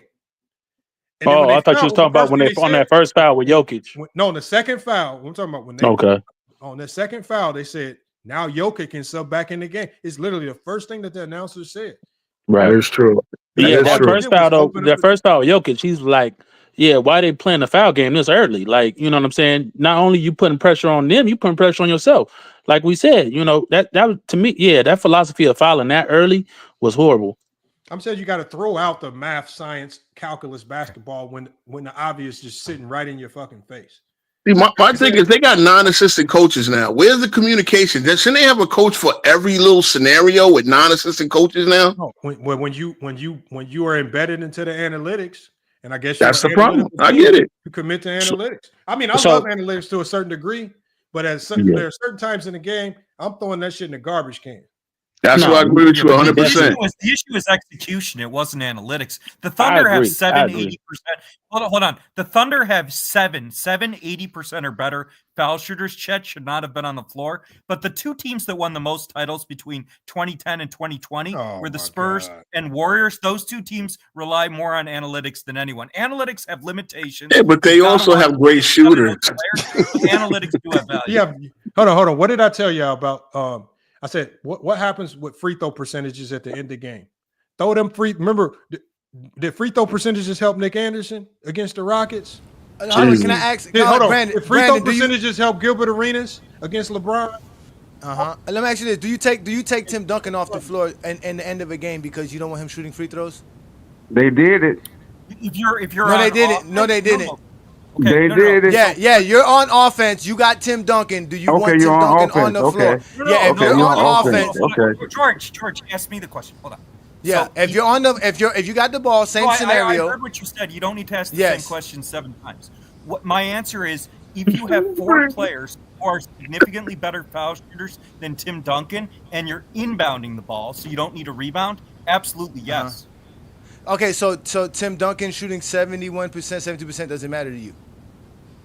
If you have 4 players, take them off. 80%, I'm asking you a very simple question. See, look, don't make me. Wait, no. If he shoots 72%, that doesn't matter to you. That could be supplemented with 4 other 80 guys. But OKC didn't do that yesterday. Did the other 4 guys on OKC were they worse shooters than Chet Holmgren? Were they all above 40%, 80%? So wouldn't that be the same scenario as Tim Duncan then? Wouldn't that be the same scenario as Tim Duncan, allowing Tim Duncan to be on the floor shooting? Because he shoots 72%. Why not? He shoots worse than Chet Holmgren. Why are you leaving Tim Duncan on the floor? I'm answering your question. You've asked the same question 9 times. If you have 4 shooters who are significantly better shooters than Tim Duncan, those shooters should be on the floor. It's a percentage game. Chet should not have been on the floor. He should have been inbounding the ball. You're not answering my question, Brandon. I'm asking you about Tim Duncan. Should Tim Duncan be on the floor? I don't care about the other 4 players. We're talking about Tim Duncan. Okay, then. So George, you would agree that the 72% free throw shooting of Tim Duncan means nothing in the end clutch of a game, which is what the coach thought for Chet Holmgren. He was not worrying about 75% free throw shooting. He was worrying about getting the ball inbounds first before anything, and they got the ball inbounds. Chet just has to hit the 2 free throws. That's it. That's it. The other thing is, why are you comparing Tim Duncan to Chet Holmgren? Because he shot 72. Because he shoots 72% from the free throw line. I was still trusting him in the clutch. So wait. So why are you using a stat if you could dismiss it for your biases? I'm not dismissing no stats. Yes, because you're saying because of Tim Duncan, it doesn't matter. That's being biased. Chet is in his No. He's shooting 80% in the playoffs. So that means he's shooting very well. 75% for the season. I got you, but Tim Duncan shoots 71% for his career. So why would you trust Tim Duncan? What has he done in those clutch moments we're talking about? But now he can't. If you know, wait. But Tyson, if you're not putting him on the floor during those clutch moments, how can he have that experience? If Tim Duncan was in his 3rd year and unproven, then maybe we take him off the court. So Even you take Shaq it to, made clutch so free in throws. 2000, you're in the playoffs. You're up 3. You're taking Tim Duncan off the floor with 11 seconds on the clock. Go ahead. I'm just making sure y'all stay consistent with this because that's what we do here. Duncan was weird, we man. need consistency. Even Shaq made clutch This is why y'all don't like stats because people use stats incorrectly. First of all, Tim Duncan is your superstar and your best player, and totally different from Chet. Why are you comparing those two? So that means stats don't matter because you put a superstar No, just like label on LeBron him? James shoots 75%. Yes, we're leaving him on the court. If it's somebody at the end of the bench that shoot, or a third option or a fourth option that shoots 75%, maybe we taking them off. That's not the same comparison. Oh, wait. You guys are the same individuals. No, don't say you guys said shit. I'm telling you right now what I'm talking about. No, I'm listening. I heard you use analytics. For basketball. When? You just said that they should have fouled. By the analytics means you should foul. I didn't say that. I did not say they should have fouled. That's not what I said. You didn't say that, Tyson. No, I said you can do either one. I said whatever your philosophy is through the year, stick to it. That's fine. I said the execution was horrible. That's what I said. Right, but the Okay, Thunder I have fouled apologize. all I year. thought you said that something about analytics. So they've been talking about analytics this whole time, arguing with No, Lamar. I didn't say that. So this is that's why I directed my question towards Brandon because he was the one who used the idea. He used analytics and then used a stat to say that. So do you think the coach is thinking, well, I have a superstar or not a superstar in Chet Holmgren, that's why I'm not gonna put him on a free throw line? No, he's on the floor because he's your 5 best players. You think he's gonna help you close out a game? He's one of the best 5. He's one of the best 5 in the playoffs. He's in the best 5 in the playoffs. We're talking about what they do in the playoffs, not by. No, it's not by. That's your logic. I didn't have a logic. I didn't have your logic. Yes, I'm listening, George. I'm listening, George. Do you really think that Shai couldn't have ran off more than 2 seconds when he had the ball? No, I agree with what you said, George, right? You say run out the clock, right? If you guys are saying that they should took more time off the clock, you're up 1, right? Take off some time Lamont off. said that they would have caught him in 2 seconds. No, that's what I'm saying. So that's what I'm saying. So if they would have, that's what I'm saying. The difference would have been Denver having the ball. The difference would have been Denver having the ball with 9 to 8 seconds left, right? Or having the ball with 11 seconds left, which is what it was. But OKC still fouled, which is what y'all said they should do. They fouled, sent Gordon to the line, but that's what I'm saying. Okay, so they fouled, and Gordon hits the 2 free throws. You're still in the same scenario. But the only difference is now, and only difference now in this scenario is that I get it. There's less time, but there's like 2 or 3 seconds left times with the clock. When he hit that shot, when he took the shot,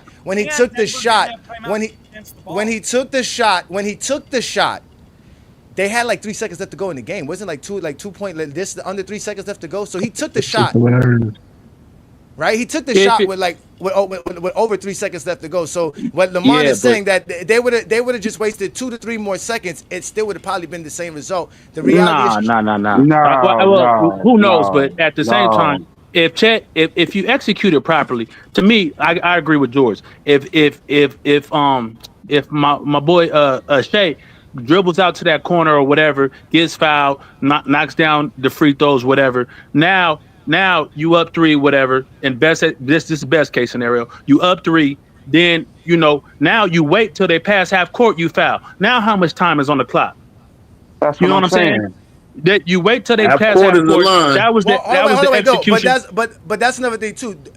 We all listen. Is it guaranteed that SGA hits both free throws as well? There's no guarantee of nothing, brother. That's what I'm saying. The dunk is guaranteed, though. The dunk is guaranteed. That dunk was guaranteed. That was a guarantee. At the same That's time, a guaranteed 2-pointer. But you sacrifice some points for time. For time, yep. But you got defense. You're supposed to have the best defense. No, you don't rely. Like you say, anything can happen. Here's what I say. When you down to that time in the game, 10 seconds, you trying to run clock at any consequence. You trying to run the clock. You holding the ball. That's the name of the game, bro. And then you go to the foul line. That's how the game is played. I'm not trying to drive. Not when you're up by 1 because you don't want to play the free throw game. Even when you're up by 1, you're not trying to run offense when you're up by 1 with 10 seconds left. No, they didn't run an offense. They had it. I understand what you're saying, John, but I'm saying you trying to act like, no, you try to score. No, you don't try to score. You running clock. Tyson, this is what I mean by So the only reason why I say that dunk, I'll be back, Lamont. The only reason why I say that dunk is best is because one, let's start with this. And this is obviously a secondary point. You got the best defense in the league. Two, when you pass up the most obvious, you've now opened up the possibility for a plethora of other things to go wrong. One, the turnover. Two, the missed free throw. Right. What you're doing now is you go from passing up the guarantee. I get it.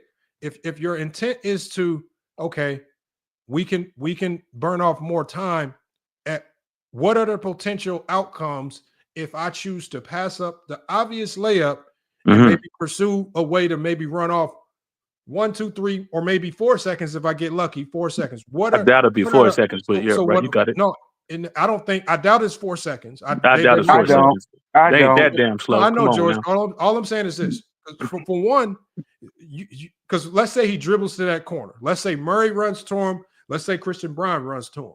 Let's say he throws a panic pass trying to get it out of his hands because he's trying to run clock. Somebody intercepts it and goes the other way. What I'm saying is, what happens is now is once you pass that layup up, you open up Pandora's box for the multitude of ways that Denver can win the game. When you take the layup, all you have to do from that point forward is play it smart and trust your number one league best defense all year. You already got your best defenders on the court. All you have to do is score and trust your defense. Just trust it. I agree. I agree with that. No, and that's fine if that's how you want to play it, and that's your philosophy. I'm not disagreeing with nothing you're saying, Lamont. All I'm saying is pro. If you're looking at worst case scenario, it's pros and cons to both ideas. For y'all to call what George was saying stupid to me is kind of ridiculous. It wasn't stupid. It's just it's a different philosophy of how you want to do it. But we see. I can't. Situational basketball. There's what y'all doing. What y'all doing is. Y'all are looking at the situation, saying that this would have been the best situation when there are no guarantees. If he goes to the free throw line, let's say he able to successfully dribble to the corner and get fouled. One, there are no guarantees that he makes the free throws. Two, there are no guarantees that he don't turn it over, dribble it off his foot out of bounds. There's no guarantees while running to the corner, something silly don't happen, and now we go another way. What I'm saying is, you get one guarantee. But we trust our best player to handle that situation. At the end of end of a game when you're up 1, you take the guarantee. The guarantee is 2 points. We're up 3. The only thing you can do is fight a game, and you have to do it all without Nikola Jokic in the game. That's the best option out of all the options you have. Real quick. I can only compare it to, and I know it's different games. You're gonna say it's different games. I understand, but in football, like we seen players running to the end zone when they should have took a knee and down the ball. And we seen issues where they didn't do it and they lost. To me, all these scenarios when you lose involves epic chokes, regardless of the situation. Like if they would have did it George's way and they won the game, it's fine. If they did it the way they did it and won the game, it's all good. The problem is it's an epic choke. So now we nitpicking what they did. Oh, they shouldn't have ran it into the end zone. Oh, they should have took a knee on the 1 yard line and ran out the clock. But then the quarterback fumbles on the next play and they lose the game. All these situations involve epic choke jobs or mistakes. The difference in football is that there are, even if you don't have any timeouts, there are a plethora of ways to operate with the clock stop. Obviously, when they have to stop the clock to move the chains, like there are so many different variables in football that even without timeouts, you have an opportunity to get downfield. So the strategic but it still involves epic chokes, is what I'm saying. And the OKC did that. Your strategic approach to the end of a football game is different. We're not talking about a football game where your starting quarterback is left. Imagine this: Are you doing anything to stop the game if the opposing team's starting quarterback is stuck on the sideline? Are you going to do anything to stop the game so they can get their starting quarterback in and get that third string guy out the game? No, I'm going to leave. That's when they tell them don't go out of bounds no matter what. This motherfucker third stringer is going to have to beat me. If you got Joe Montana or Peyton Manning on the side, it's different. I'm not allowed. Let's say no, Lamont. because that's exactly what I'm saying. I shouldn't have brought up the football. You stretching it now. No, the whole point I'm trying to make is this. There are circumstances that should make you derail from whatever the goddamn plan is. If the plan is we're going to play this foul game, what makes you derail from that plan is, oh shit, we're up 3 and they don't got Jokic in the game. Derail from the fouling bullshit. We not ruin that shit no more. This is when we derail from the bullshit and we just play straight up basketball, because now circumstances are much, much, much different. You ain't got Nikola Jokic in the game. That's why I say there gets to a point in time where you got to stop playing math and all these analytical strategies and just say, do the most obvious. Jokic ain't in the fucking game. Man, let me tell you this. I don't disagree with that. I don't like analytics, just to be clear. This is just an old style of play. Something's going on with your mic, Steve. Sorry, man. Can you hear me? Can you hear me good? Can y'all hear him? Cool. Okay, this is an old strategy in basketball. It's not related with analytics. It was before analytics. So again, no, it wasn't. Yes, man. We used to do all the time in Europe. Steve, we used to do all the time in Europe, man. Steve, this is all. I don't care what y'all did in Europe. All this is now you one coaching philosophy. This is just one coaching philosophy versus another coaching philosophy. According to the numbers, they both are equally successful. But according to the philosophy, just because that's your philosophy doesn't mean you have to go to that philosophy because you're in a situation. There are other X factors that can completely change what you're doing. If Nikola Jokic's not in the game and there's 11 seconds on the clock, I am not stopping this game so Nikola Jokic can come back in the game. You're going to have to make somebody else beat me. Somebody else is going to have to do it. I'm not going to stop the clock, send them to the free throw line for 2 free buckets, right? Allow them to foul us, which, again, there's no guarantee that you're going to be able to get the ball to your best free throw shooter, Gilgeous-Alexander.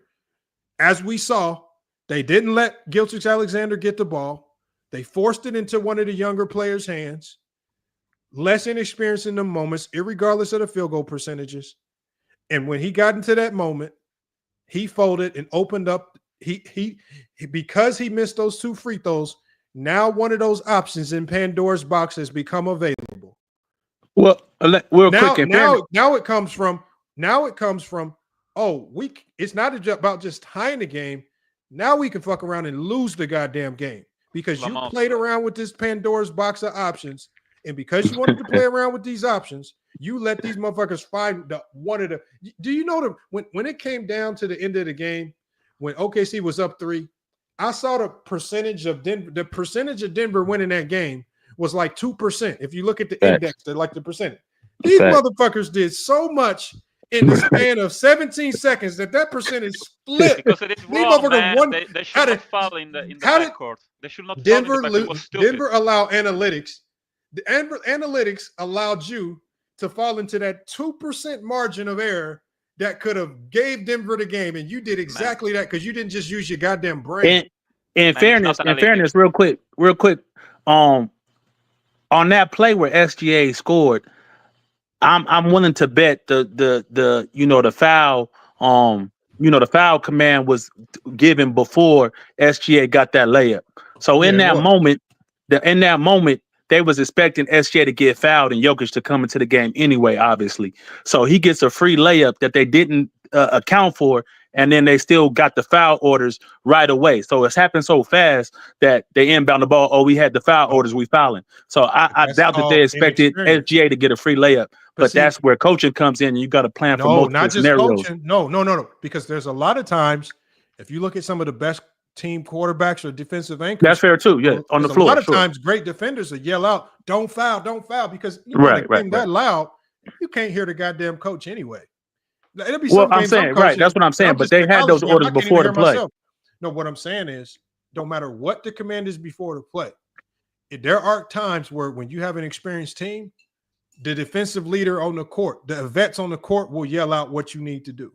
And, no, that's fair. And no matter what the call is on that sideline, and players talk about how all the time, how when the coach tell them to do some shit, they get on the court and do something completely opposite because they ain't trying to fuck around and lose the game. Because what happens on the court is circumstances change on the fly. the plan changed on the fly immediately. They didn't expect Alexander to get a free dunk. That changes the plans. They didn't expect. I'm just saying we didn't take that into consideration. So you can't, like, it's hard. Like, sometimes it's not just the experience, it's the experience factor that I'm talking about. The 100%. experience of having vets out there that can be like, even as good as Caruso is, he wasn't even smart enough to call off that bullshit plan. He was the one actually doing the fouling. Right. That was horrible. Like, to foul in the backcourt like that that's the whole point of the game, is to run clock, bro. Like, why are you fouling somebody 60 feet?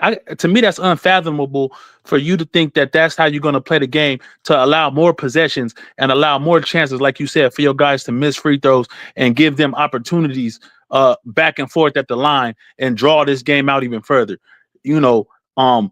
Sure, had a philosophy of fouling, but to foul 60 feet away from the basket and not run clock, to me, I don't even see how that's even in anybody's game plan. Tyson, let me tell you this. Let me tell you just this. I have a question. What do you want in this situation? What do you want if you are up 1 point and it's 11 seconds on the clock? What do you want?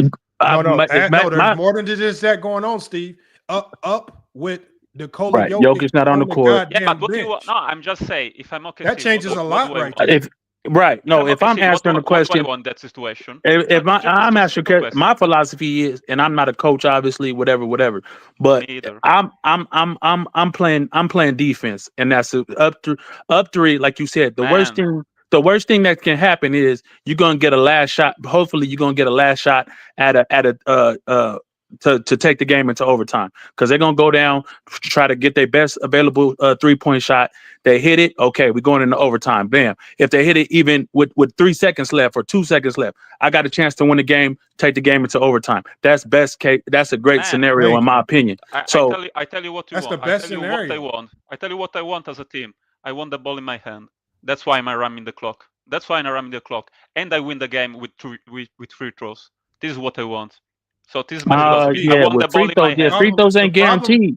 What was guaranteed was overtime, damn near. The problem with that framing is, even if your best player has the ball, he don't dictate when they foul. If they get to you and foul, they stopping the clock. Just like when SGA dunked that ball, because he knew no matter what I do, they gonna foul me. I can just take this easy two, or I can dribble it to the corner and I can get it from the free throw line, where it's going to be much more strenuous, and I got to make 2 free throws, which I feel like he would have made the 2 free throws. But irregardless, the fouling strategy, no matter what he does, dunks or makes 2 free throws, just like Tyson said, they still had some weird strategy of fouling immediately, right? And in this situation, what I'm saying is, you don't even foul when he gets it across half court. You just let him play it out, because even at that point, you don't have your best player on the court, the guy that has 40 and 20. You got to make a 3 just to tie it. You can't even win the game with a 3. And even if you make that 3 too soon, we get time to come back down and win it ourselves. At worst, if we play it out defensively, it's going into overtime, which is advantage OKC. That's at worst. But if you start playing this foul game, Tyson, all I'm saying, and I'm not saying y'all wrong about this, what I'm saying is, when you start playing this game, you start to open up Pandora's box for some bullshit to happen.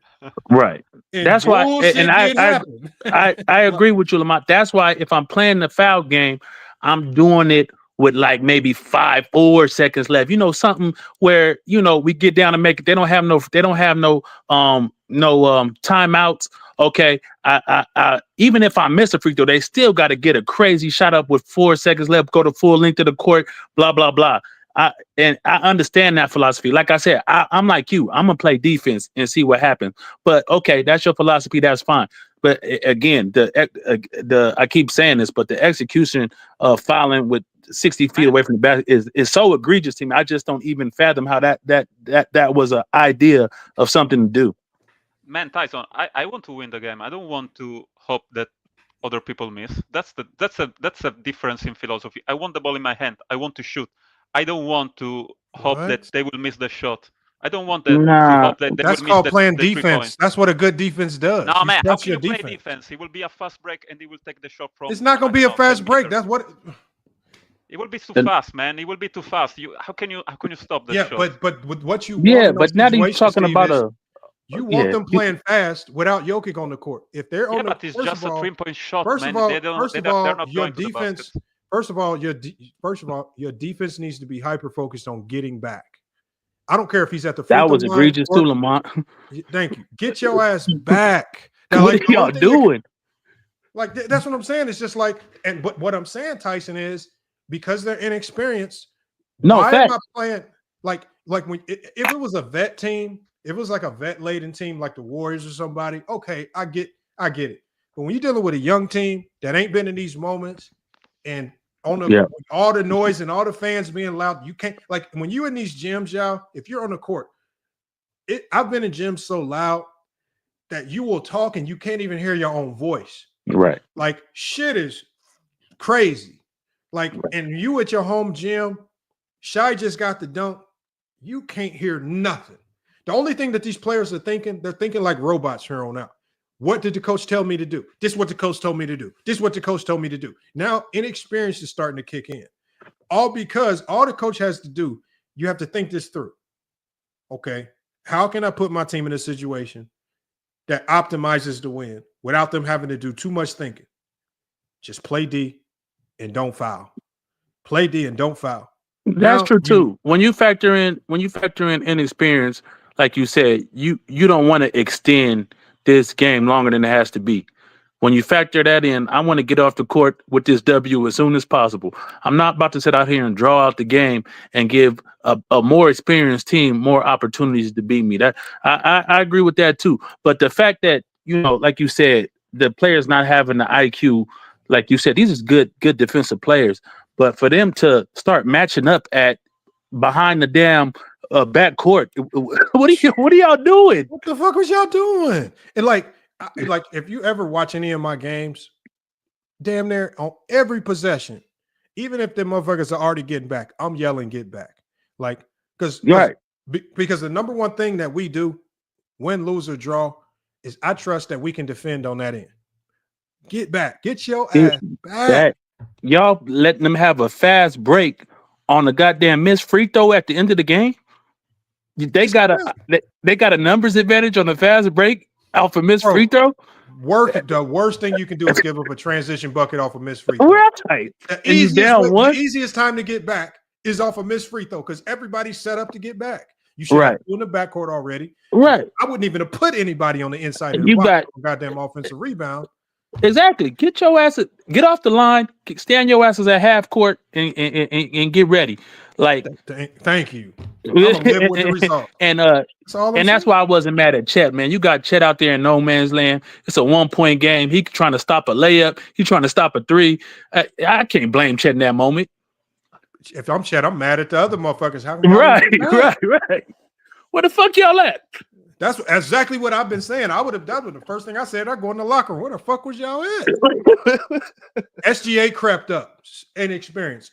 Caruso crept up. He ran to Jokic. Inexperienced. What the fuck is y'all doing? He had half court. You running at Jokic. Jared Gordon standing over there for a 3-pointer, and you got I don't know even who that was on an island with Russ Westbrook charging at the basket. Like, oh man.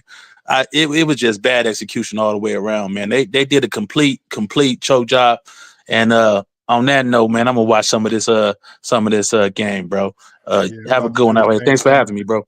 All right, Tyson. Yeah, I'm about to do the same thing. I even missed my bad. I saw somebody send a super chat, and I missed your super chat as well. My bad. I'm gonna get to your super chat right now, real quick, before we shut it down.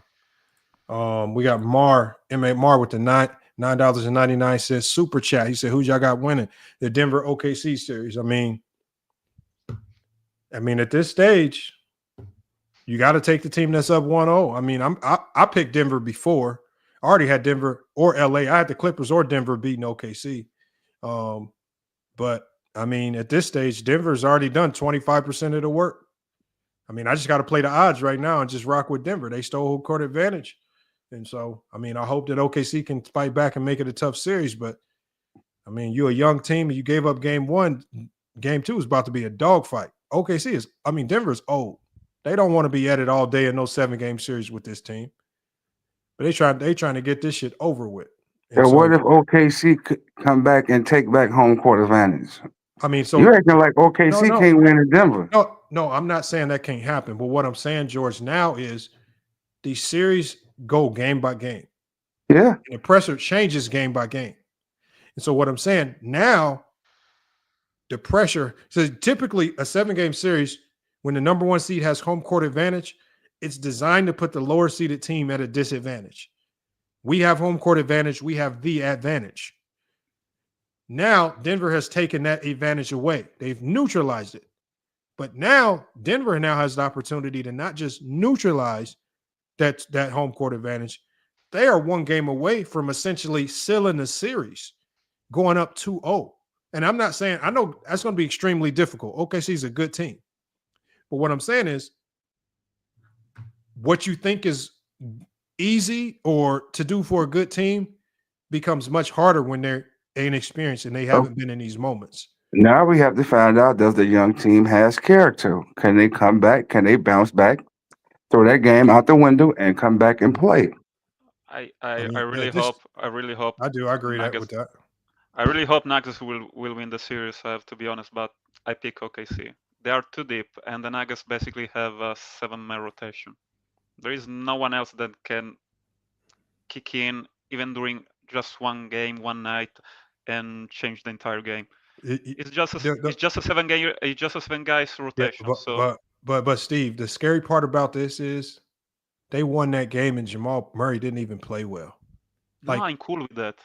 No. Even if they win the series, how they will arrive? How they will play the conference finals? I can absorb a loss if Jamal Murray go and Jokic go on a burner and the 2 best players just light you the fuck up.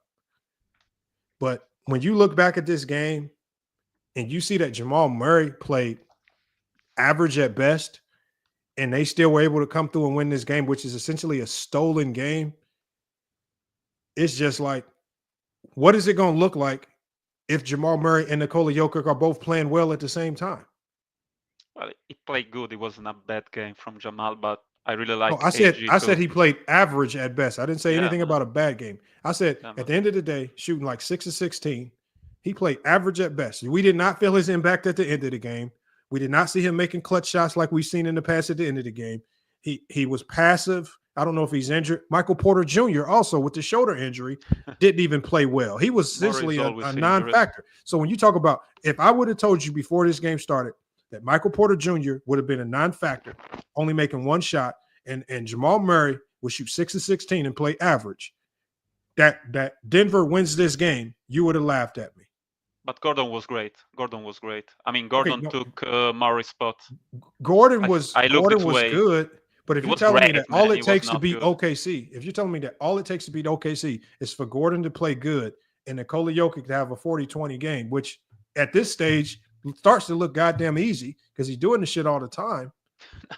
I mean, come on, easy, man. The worry is that my biggest worry would be what happens when if the Denver's best players actually have good games. If Murray has a good game, if Porter Jr. has a good game, you're not stopping Jokic. He's going to have all good games. This OKC team is not built to stop Jokic. They have no answer for him, and I don't care what they do. No, I'm cool with that. You got to concede to Jokic getting his numbers. What happens when Murray and Porter Jr. actually have good games? It's over with. Yeah, but what's going to happen if they force game 6 and 7? And I'm Denver, not of saying course, they can't. will I'm not start saying to they feel can't. tired. Denver All will I'm saying, Steve, will get tired. all I'm saying, Steve, if y'all into analytics, I'm not into analytics. I hate analytics. I'm saying, I think career PR no, is Steve. bullshit, If you man. are into analytics, I'm not, but it's not me. no, you were talking about the analytics of fouling. So what I'm saying is, No. I was talking if you about are the in just the strategy, numbers not side of analytics. it, the numbers right now favor Denver to win this series. Just off sheer I don't care math. about analytics. But I don't care about analytics, man. I don't give a crap about analytics. Analytics are stupid. One of the stupidest stats you Well, can. the problem is not only analytically is OKC at a disadvantage in this series. Now, experience-wise, you're going to have to ask them to do something that this team has never done. No, we already talked about that. It will be a first time if OKC lose this series. It will be a first time. We never saw. First time for what? We never saw a team that win. Didn't we see OKC lose last year? No. Let me finish. Let me finish my line. We never saw a team that won 68 game during the regular season not to reach the conference finals. We never saw that. There are very few teams that have done that, but we never saw. So is Denver going against history? Because we already saw a young team reaching the finals, but we never saw a team that won 68 game during the regular season get eliminated during the semifinals, the conference semifinals. Yeah, but we saw but Boston now we're gonna losing throw. the conference But have finals. we ever seen a 68 win team go down 1-0 to the best player in the NBA? Man, I don't remember. I have to check that. I'm not sure. I'm not If sure. you're gonna put context to it, put all context to it. Well, you are not putting contents. You just say they are young. They are young. We saw the Blazers. That's not what the I said. title. I just asked you, Steve. If you want to just say 68 win team, Yeah. this is not a typical situation. 68 win teams typically don't have to see the best player in the league in the second round, like a Nikola Jokic. Like, for example, if there was a 68 win team, and for example, let's say there was a 68 win team in the East when Jordan and the Bulls played. And in the second round, Michael Jordan and the Bulls come walking in because they had a little rough regular season. I think that changes a little bit of things. I think that changes some things because that experience and the talent that they bring is going to nullify the analytics and the numbers. Experience always nullifies the analytics, always trumps analytics. I'm cool with that. But let me tell you this. In 2016, of course, we all remember who got the best record in 2016. The Warriors lost the first game against the Thunder in the conference finals. We saw that. So if you want to start, Lamont on cap, because that happened when the 88 Bulls faced the Celtics. This man went back to 88. Yeah, you brought up Michael Jordan. I was just saying, if you that's happened before, and they got their ass whooped. So that's not always the case. That's not But the Jordan I'm talking about. Because it's not just the best player. Jokic brings a boatload of championship level experience. That's He's facts. not just That's facts. walking in as a third year player. Murray is not walking in as a third year player. Porter Jr., Aaron Gordon, all these guys have been here, done that. So no, I agree. Well, Lamont, you keep harping on Jokic. It wasn't meant for Jokic to win the game. It was meant for what happened. What happened yesterday was meant. So you keep trying to bring up if Jokic came into the game, it would have changed everything. I don't think it would have. He could have. He is capable of missing shots. So I'm just saying, anybody is. Hold on, they were so on that last play. I want you to go back and watch, George. On that last play, when Jokic came back in, when Chet was shooting those free throws, they were so focused on Jokic on that rebound. If you go look at Caruso and the guys rebound, he ran to him. They all gravitated to Jokic. He didn't even get the damn ball, but because they gravitated to Jokic, it freed up Braun, it freed up Russ, it freed up Gordon, and voila, we have the game winner just because Jokic is on the court. Just go watch the film. They all gravitated to Jokic. Lamont, we all agree on that. It was a chalk job, but the philosophy was not necessarily the worst. This is what I'm saying. That's it. You have a different philosophy? I'm not saying, Steve, listen to what I'm saying. I'm not saying it's just a strategy. What I'm saying is the strategy that I typically choose is the strategy that mitigates as many opportunities for me to lose. And what I'm saying is just when you're up 10 seconds on the clock and Jokic's on the sideline, the best strategy is to let's let them see how this plays out. Because everything else, like I said before, you start to open up Pandora's box for amazing ways to lose a basketball game. That's all you do. Because clock stopping, make free throw. No. Let this motherfucker, y'all better just come down and make a shot. And it comes down to just simple defense. And we have the best defense in the league. I'm cool with that, man. I'm not saying that you are wrong. I'm not saying it's a horrible strategy. I'm saying that you can do both ways. I'm saying if you want to get fancy and you want to play this foul game, well, get fancy and play around with basketball.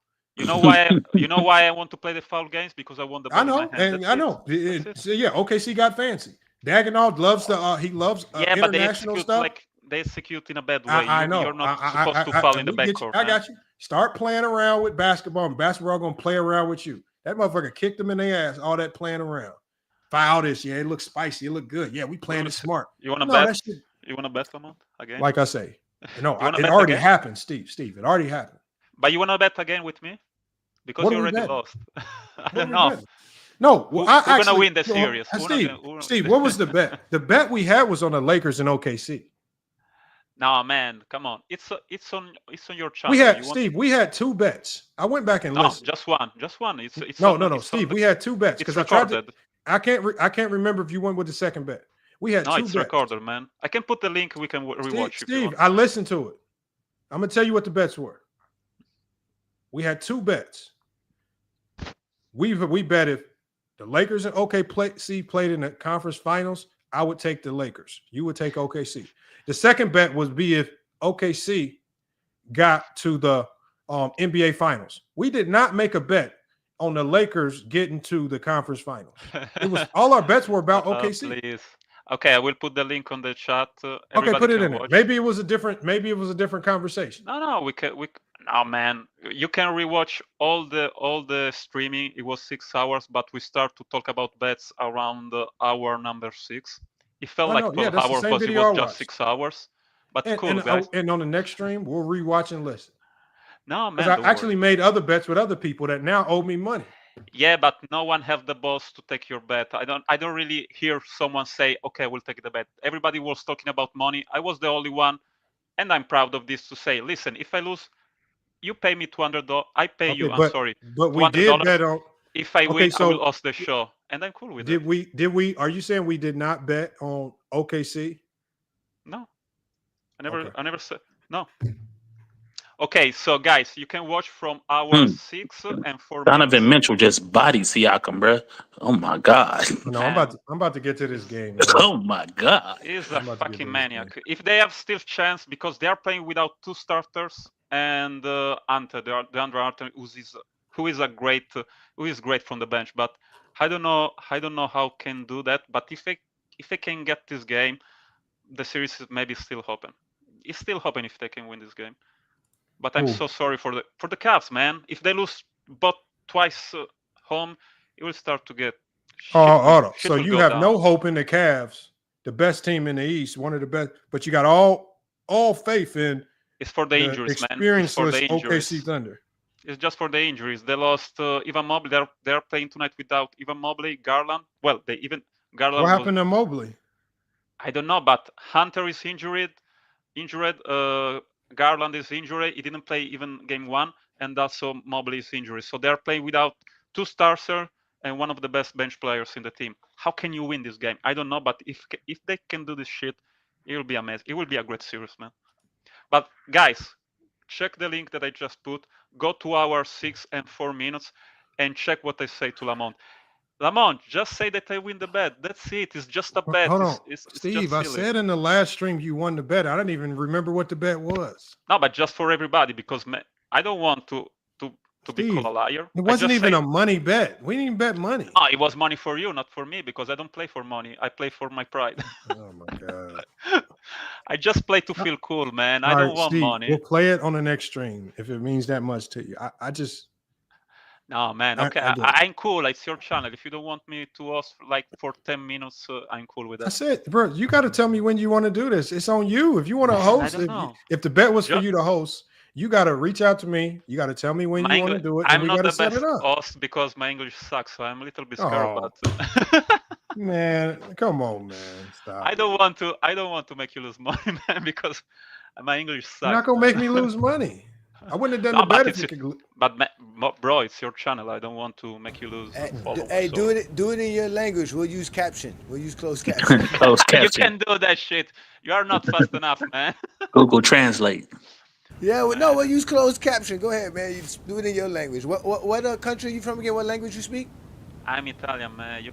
Oh, you speak Italian? Oh, that'd be perfect. Oh, can you imagine you're Yeah, showing the language of Italian? love right there, man. We get that That'd be Italian going, get some perfect. honeys up in here. I can bring friends, but it will be an invasion. Oh, some French too. Oh yes, bring some friends and start talking in Italian so we can see how y'all talk about basketball in Europe, and we'll use the closed caption in Google Translate. And we got Chat GTP. If anything, Lamont's Chat GTP would turn it into If you said Chat GBT one more time, I'm telling you, Chat GTP. Lamont got Go James saying that shit now. GPT, Johnny. I don't even have social network. GPT. GPT? I feel Yeah. like a retarded. I say it wrong all the time, hey Johnny. I'm with you, bro. I don't give a damn what it is. You know what the hell I said. hey Johnny, who you got? Who you got? OKC or Denver? To be honest, Lakers in I 5. had Denver. I had Denver beating them. I had Denver losing to the Lakers in the Western Conference, but it's going to be against the Timberwolves now. Whatever team Lamont coaching going to the finals. Okay. I got I got the Timberwolves getting past the Warriors for sure. I still got OKC. It's not OKC because OKC in 6. There is not too much room for Gobert in that. Only if Lamont coaches OKC. It's even worse than they don't put Gobert we bring in Lamont to distract. It will be tough because against Lakers, Minnesota has a clear advantage as a team. Bro, I'm gonna tell y'all right now. I don't give a fuck. We about to get Joel Embiid this offseason. I don't care. Lamont, please, Lamont. I'm sorry. Are you cut me off? What's gonna happen? Are you on a delay? I know one thing. James Harden's got to get out of LA. They ain't gonna stand a chance. Say what, Lamont? I think you're on a delay. Nobody was talking when you. They need to break that up, man. Can you hear me, man? Can you hear me now? Yeah, we hear you, Steve. Yeah, we hear you. I feel like it was freezing for a moment because I didn't hear anyone for like 10 seconds. Okay, never mind. Sorry, guys. No, but I will say against the Lakers, it was a clear advantage for the Wolves. But against the Warriors, I don't think there is too much room for Gobert to play in that series. So at that point, you have to play Randall as a center, more minutes. And then we will see what's going to happen because if you play Randall as a center... Naz Reid's going to be the center. What are you talking about? They got Naz Reid. No, man, it will be Randall Naz Reid. They will switch. Usually Naz Reid stay on the three-point line and take shoot, and Randall go in the post. One thing the Minnesota coach has shown you is that he's not going to change his style of play. He's going to play Gobert, and he trusts Gobert. No switches. That coach does not look at Gobert as a matchup problem. He only takes Gobert out because of foul trouble. He loves Gobert, and even when Luka barbecued him last year, he put him in those same pick and rolls and said, "Just be better this year." So the one thing he's shown is that fuck it, we're gonna live or die with the way we play. He's not gonna make any significant changes of like not playing Gobert unless that man is in foul trouble. That's the one thing he's shown. Not say that Gobert will not play, but he will play a little. I feel like he will play less minutes. Maybe I'm wrong, but I feel like he's only plays less minutes if he gets in foul trouble. They'll be in trouble then. The Warriors in trouble then because then you're just putting five perimeter defenders out there. Everybody can switch then. Everybody. I got a real quick beef with Johnny real quick. Talk to me. What's up? What's good? You was talking about the Lakers, defense, the Anthony Davis thing, and I agree with you on some of your points you make. No question. But you was talking about so the Lakers. Did you know had allowed 107 points per game in January? The Lakers defense in January was solid. Yeah. With AD, right? Yeah. AD was on the roster for those games. Yes, he was. Yes, and then in February, like a 7-8 game stretch. In February, they allowed. No, it was for the whole month of January, brother. Don't do that. And how many games you think they played in a 3-game stretch? Like, cause he got hurt on the 28th. How many games you think they played? I think they played like 10 games in January. 10 games in January? I think so. I think he missed the last 2 of them. He missed. I think the last one of them. He missed 3 games that month. I think he missed 3 games total that month. That's what I'm saying. So he played. That's what I'm saying. He played like 8 or 9 games that right. month. And then February, I heard that. No, they were definitely solid as a defense in January as well. Okay. In February, there was a 107 again. Yeah, but they didn't have him in February. That's what I'm saying. I know. I'm saying that was without Luka Doncic for half, and then Luka Doncic came back. But remember, December 29th, they got DFS too, and lost the other point guard that they let go to Brooklyn, who was a big problem on defense as well, right? We all agree. D'Angelo Russell, you mean? Yeah, D'Angelo Russell. So they lose him. D'Lo, for real, D'Lo? Yeah. D'Lo on defense? On defense. Oh wow! Now that's a shock because the motel room. That's oh man, stop it. Okay. I'm saying that's one of the Laker fans' number one gripe was D'Lo. Yeah, he's horrible on defense. So, but my point was to say that in March they go to allowing 115 a game. Yeah, because in March, remember they lost Jackson Hayes, they lost Hachimura, they lost LeBron for a bit. Remember that? They lost those players, but in a small sample size, they were shitty again in April, and then they roll into the playoffs. They still shitty. So I don't understand they were not shitty in the playoffs. But okay, as far as the points per game. So so you could exclude December and November for the sake of January because again, all I'm saying is if we take away January, we take away DFS, right? The Lakers defense was like 25th. I understand that, but what I'm saying is they got better. Hold on. Yeah. Hold on. They got better every month of the season. And then when you added DFS and get rid of D'Lo, they take a huge jump, right? Yeah, DFS was great, man. It was great.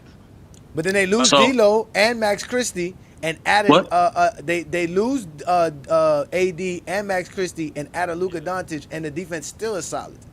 Yeah, we were still like top 12. I think it was like top 12, something like that in defense. Right, but for you to say that they was better when AD left, to me is a little bit of a misnomer, only because they was a 107 in January, a 107 in February, and then they trend down from there. Yeah, but they were bad to start off with. They were already. That's what I'm saying. Like, so they were horrible, and even with the trend of them being as good as they were in January, they were still a horrible defense overall. Right, I'm saying because hold on. No, hold on. I gave you a chance to do your spiel. You guys keep avoiding what you're saying right now, though. No. You guys keep avoiding my whole conversation. Is that the overall Laker defense has never been good with Anthony Davis? You want to nitpick and when 2020. Go ahead. Yeah, no. In 2020, it wasn't because of Anthony Davis. That's what I'm trying to explain to you. It wasn't. Anthony Davis was not the anchor of the defense in 2020. Well, he was a part of that defense. You said Anthony Davis. Of course, yes. No, I'm talking about Anthony Davis being the anchor of the defense. That was always been my thing. Who is the anchor now in the Lakers defense? Okay. Well, LeBron James. They gave it to LeBron James, or like he said, DFS. Yeah. And Jackson Hayes. Again, you have to be the center. You have to be the center of the team. You have to be the center of the team to be the defensive anchor because you see everything as the center. I disagree with that, but no. And today's NBA is different, but in the sense of what you normally are closer to the rim. Even if Draymond Green got a 5 out there and Kevin Looney or whoever they're playing at 5, he's still the anchor of the defense. But they make Draymond plays center more than anything. That's exactly his point. No, I understand that. I agree, but he said you got to be the 5 to be the anchor. His whole point has been that just because AD is a good rim protector, he was never the anchor. And I think when y'all talk, I think what y'all missing with Anthony Davis is like Anthony Davis's style of rim protection. It only looked good against a handful of teams. There were certain teams where he would like there were a handful of teams I could name where Anthony Davis's defense was consistently great. But there are more teams in this league. And over the last 2 years, and we got tired of looking at it. The Lakers would just teams would waltz in and be able to bombard them with threes if they had guards that were willing to shoot with 100%. And so this is why we saw players, even marginal players at times. We saw Jalen Suggs. I mean, we saw the one guard off the bench for Dallas. There were too many people that were willing to Miami Heat, Lamont, Miami Heat. Tyler One of the worst offenses in basketball. Yes. Right. What I'm saying is that style of defense, they were one-dimensional. Now, did that one-dimensional style look really good at times versus certain teams and certain matchups? Yes, but it wasn't universally effective. And I think, obviously, right now, the style that they play with Luka is a little bit different, and it has its flaws. But the style that they play now is going to be more universally effective across all teams as opposed to it just looking good against a few teams. Now, they do still have a flawed roster. I was about to say. There are things that they need to shore up to make it a little bit better. But do I think they're headed in a much better direction defensively now that Anthony Davis isn't there to sit and drop coverage all the time? Yes, because now they can build around their perimeter defense as opposed to trying to build around AD, what they can do to help him in drop coverage, because in drop coverage, he needs to have significant help behind him.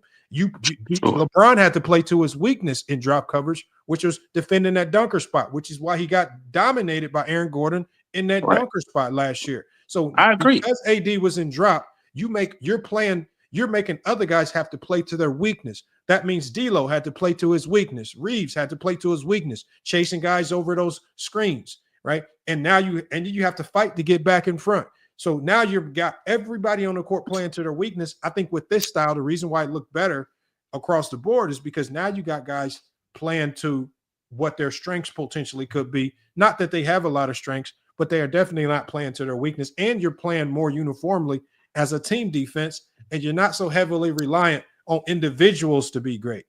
And I think in today's game, that's the defense you need to have success. You're just not going to have success.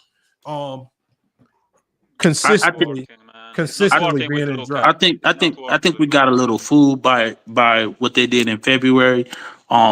Even though Timberwolves didn't have great points per game numbers per se, because they didn't shoot the ball very well, I still feel that it was huge holes in that defense, and they were not a good defensive team. But at the same time, I think like you said, AD is much more valuable as a forward and a five, I think. And I think Dallas, with all their parts healthy, are going to have an excellent defense next year.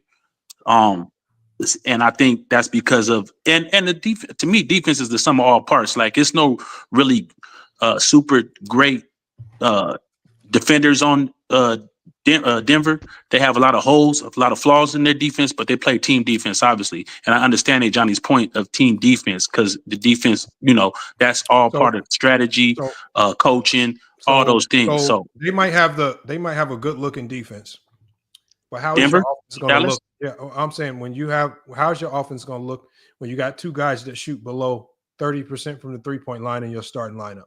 Who's that? Possibly three at times. Or who's four. that? So one, you got Derek Lively and Anthony Davis, two guys that are going to be shooting below 30% from the 3-point line. Anthony Davis was right at 30% this year, slightly lower after he started playing back again with Dallas. And then Derek Lively is definitely below 30% 3-point shooter. So now for the defense, you've now significantly compromised your ability to run offense. So if you're going to leave those guys out there, Kyrie's going to be much easier to defend. It's going to be much easier to load up on Anthony Davis. Kyrie's already not a playmaker who can facilitate the AD. So again, it might look good to say we have all this defense, but there's a reason why guys that we call 3 and D more valuable. Oh, I agree 100%. They can play both sides of the court. And if you play both sides of the court, I think the league is. Jared Vanderbilt was a huge liability because he couldn't make a layup. Oh, 100%. Huge liability. Can't shoot, can't finish. But he can defend his ass off. But he's a huge liability, and it's hard to play him for stretches because he's such an offensive nightmare. So again, in theory, all of this. I disagree with that though. I disagree.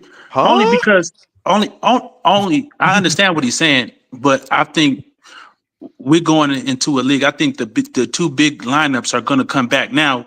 Maybe one of those guys is better as a stretch. I agree with that. Like you see with Mobley and Garrett. The other boy from is it Garrett? Mobley and the other Jared Allen. Jared Allen. I'm sorry. You see those type. You're going to see Hartenstein. Yeah, you're going to see more of those type of lineups, but one of them usually is a decent stretch. But I think we've seen lineups where you can have two big guys who are not necessarily 3-point shooters. If you have other guys that can spread the floor. Obviously, Green, when he was less of a shooter, a horrible 3-point shooter, and Looney and whatever center they had out there, those lineups were won championships. So I don't think that's necessarily the case where you can't have decent offense with two big men, and I think that's going to be more common in the league as we go forward. I think we last saw that with Houston, and Houston took their ass home. That's not because I don't think it's because they line up. They were. I mean, they were. I think they lack them run two bigs. We just literally watched them run two bigs, and they started to look atrocious. Yeah, because they had Jalen Green out there. But you put a legit. So the more, so when you have two bigs, and you put. So what I'm saying is, if you put a legit scorer in that spot, Lamont, I think we're talking a different story. What I'm saying is, it's hard to find. Do you agree though? It's hard to find stretch bigs. Stretch bigs don't just walk in and come. 100%. So what I'm saying is, it's going to be hard to popularize these two big lineups because one of those bigs needs to be a stretch big. And I agree with you to a certain extent, but you've seen that with Houston. You've seen that with Houston, and they lost. But if they had that first round, hold on, no. But if they had a legit score at that 2 guard position instead of Jalen Green, do you think that outcome would be different? No, I do. All you're doing is now is a whole bunch of. No, it's not an if. We all thought Jalen Green. Hold on, Lamont, real quick. And so Jalen Green, all of a sudden, because you want to play bigs, ain't good enough. Come on, bro. That's not get better than Jalen Green with a million trades. No, I think he's also missing the fact that he's dismissing that Draymond Green is an offensive factor. It's like for him to use Golden State as well, you said when he said specifically said 3-point shooting, and so was Anthony Davis an offensive factor. No, but you have to have a big that can be either one or two things, either a stretch four or offensive playmaker. Why do you think Draymond? Why do you think Draymond and Quinn Post fit so well together? Offensive factor. I think that's going to be Cleveland's problem. Why do you think Draymond and Quinn Post fit so good together? Mobley and Jared Allen is not going to do it. Well, yeah, of course, if you can stretch the floor, that's definitely a plus. Post is a floor spacer too. No, I agree. That's definitely a plus. I'm saying that won't be. I don't think that'll be required going forward. And again, we could talk about Jalen Green and all of a sudden, but he's never been that scorer to me. Giannis and Brook Lopez, that's another one. Keep going. Yeah, he's a floor. When they were good, he's been a good floor spacer. We can talk about those guys. I agree, but I'm just saying when I won't be required going in the future. I don't think for defense. We see in this postseason how defenses are dominating games. You talking about on the defensive end, not offensive end? I'm saying if you can put out an elite defense out there, and I think teams will sacrifice some of that spacing to put I think, like I said, Dallas next year, if Kyrie comes back healthy and then whoever they add, whoever they don't add, I think they will be formidable. I'm not saying they're winning the championship, but I think they will be formidable with how good their defense is going to be. That's all I'm saying. Good luck with that one. I don't think so. I think that the 2 big man lineup is not going to be viable. It was nice for Cleveland to do it this year. I know OKC tries to run it a little bit with Holmgren and the thing about it is but Holmgren's a stretch guy as well. He's a force spreader. Yeah, that's why I didn't like Miami's idea of using Khalil Ware with Bam. That's why I kept telling people why you have 2 guys who can't really shoot. You just make it exactly. You make it really easy to play defense, right? The only thing that helps us is that Bam is a playmaker to a certain degree, but at the end of the day, I don't want Bam to be a playmaker. He needs to score, so he needs the space. I don't like the 2 big man lineup because it's just too easy to play defense on it. If he can't step out and shoot the 3, if you're shooting low 30s in the high 20s and 3-pointers, you are going to be a liability big time. That's why y'all should have kept Jokic out there with Bam, Johnny. I know, but it's supposed to be tripping, man. Like we're supposed to. I don't know what he be thinking sometimes. I don't know what these dudes be thinking. Like you gotta let players play, man. They're gonna make mistakes. But you gotta let them play. It's not like you got anything better to play. Like I don't understand. Like they overthink that shit. Just like Coach Dagenau did. Man, that's some crappy. Like I mean, you gotta let players play, especially if you don't. I get if you have other veterans, but what other veterans does Miami have? You're just taking out Jovic to put in who? Like, you know what I'm saying? To put another guy that you're trying to see if he can play the game of basketball. You just got to trust the talent, trust their development, trust that you're working on them, watching the film, doing the thing. But they don't do that. He does this thing where if you don't do what I want, you sit at the end of the bench. And it's like, look, I don't get it. They are betting, man. They are betting on Bam. They believe JJ Redick effect. They believe he can shoot from the 3-point line. They believe he can get better on that, like Handman did during this season. Handman but we don't to use shoot him like more that though. threes. But we don't use They him use like Bam that. as a rebounder. They don't Yeah, even use not him no- to not- his not fullest no capability. They use stretch him I'm as talking big. about offensively. Offensively, they believe they believe they can play together. If Ben start to shoot more and shoot better, like Anthony Edwards did this season. Anthony Edwards start to. They don't even want Bam shooting. That's the What problem. do you mean they don't want Ben to shoot it? Of course they want him. They don't. He's not shooting. The man He's takes not like utilized to be out there shooting. The man takes like 12 shots per game. What kind of shooting is that? You can't Yeah, use man, Bam as a Chet Holmgren or nothing like that. Yeah, but he's not playing back to the basket in the low post. Of course, even But if that's he's- not if what. he- That's what I'm saying. That's not viable in today's NBA. Like nobody's playing back to the back basketball. He's a roller. No, I'm He's not a saying roller play guy. back to the basket. He's a roller. He's not doing that. I'm saying Bam is a roller. You can't use him as a He Chet was bad or this Brook year. Lopez. He had a bad shooting year. He was bad this year. He didn't have a great year this year. Which is why they should have kept Nikola Jokic He's out still there. an all-league defender, without a doubt. He's still one of the best defenders in the league, without a doubt. We're never going to doubt his defensive side. But offensively, with Jimmy being gone and only having Tyler Hero to shoot Garbage. threes, like, they didn't utilize him well enough. You know what I'm saying? Like, and again, we don't have a point guard, and that's the problem. They think he's our best Really ball don't. facilitator. He's our best playmaker. That's that. That's that. Yeah.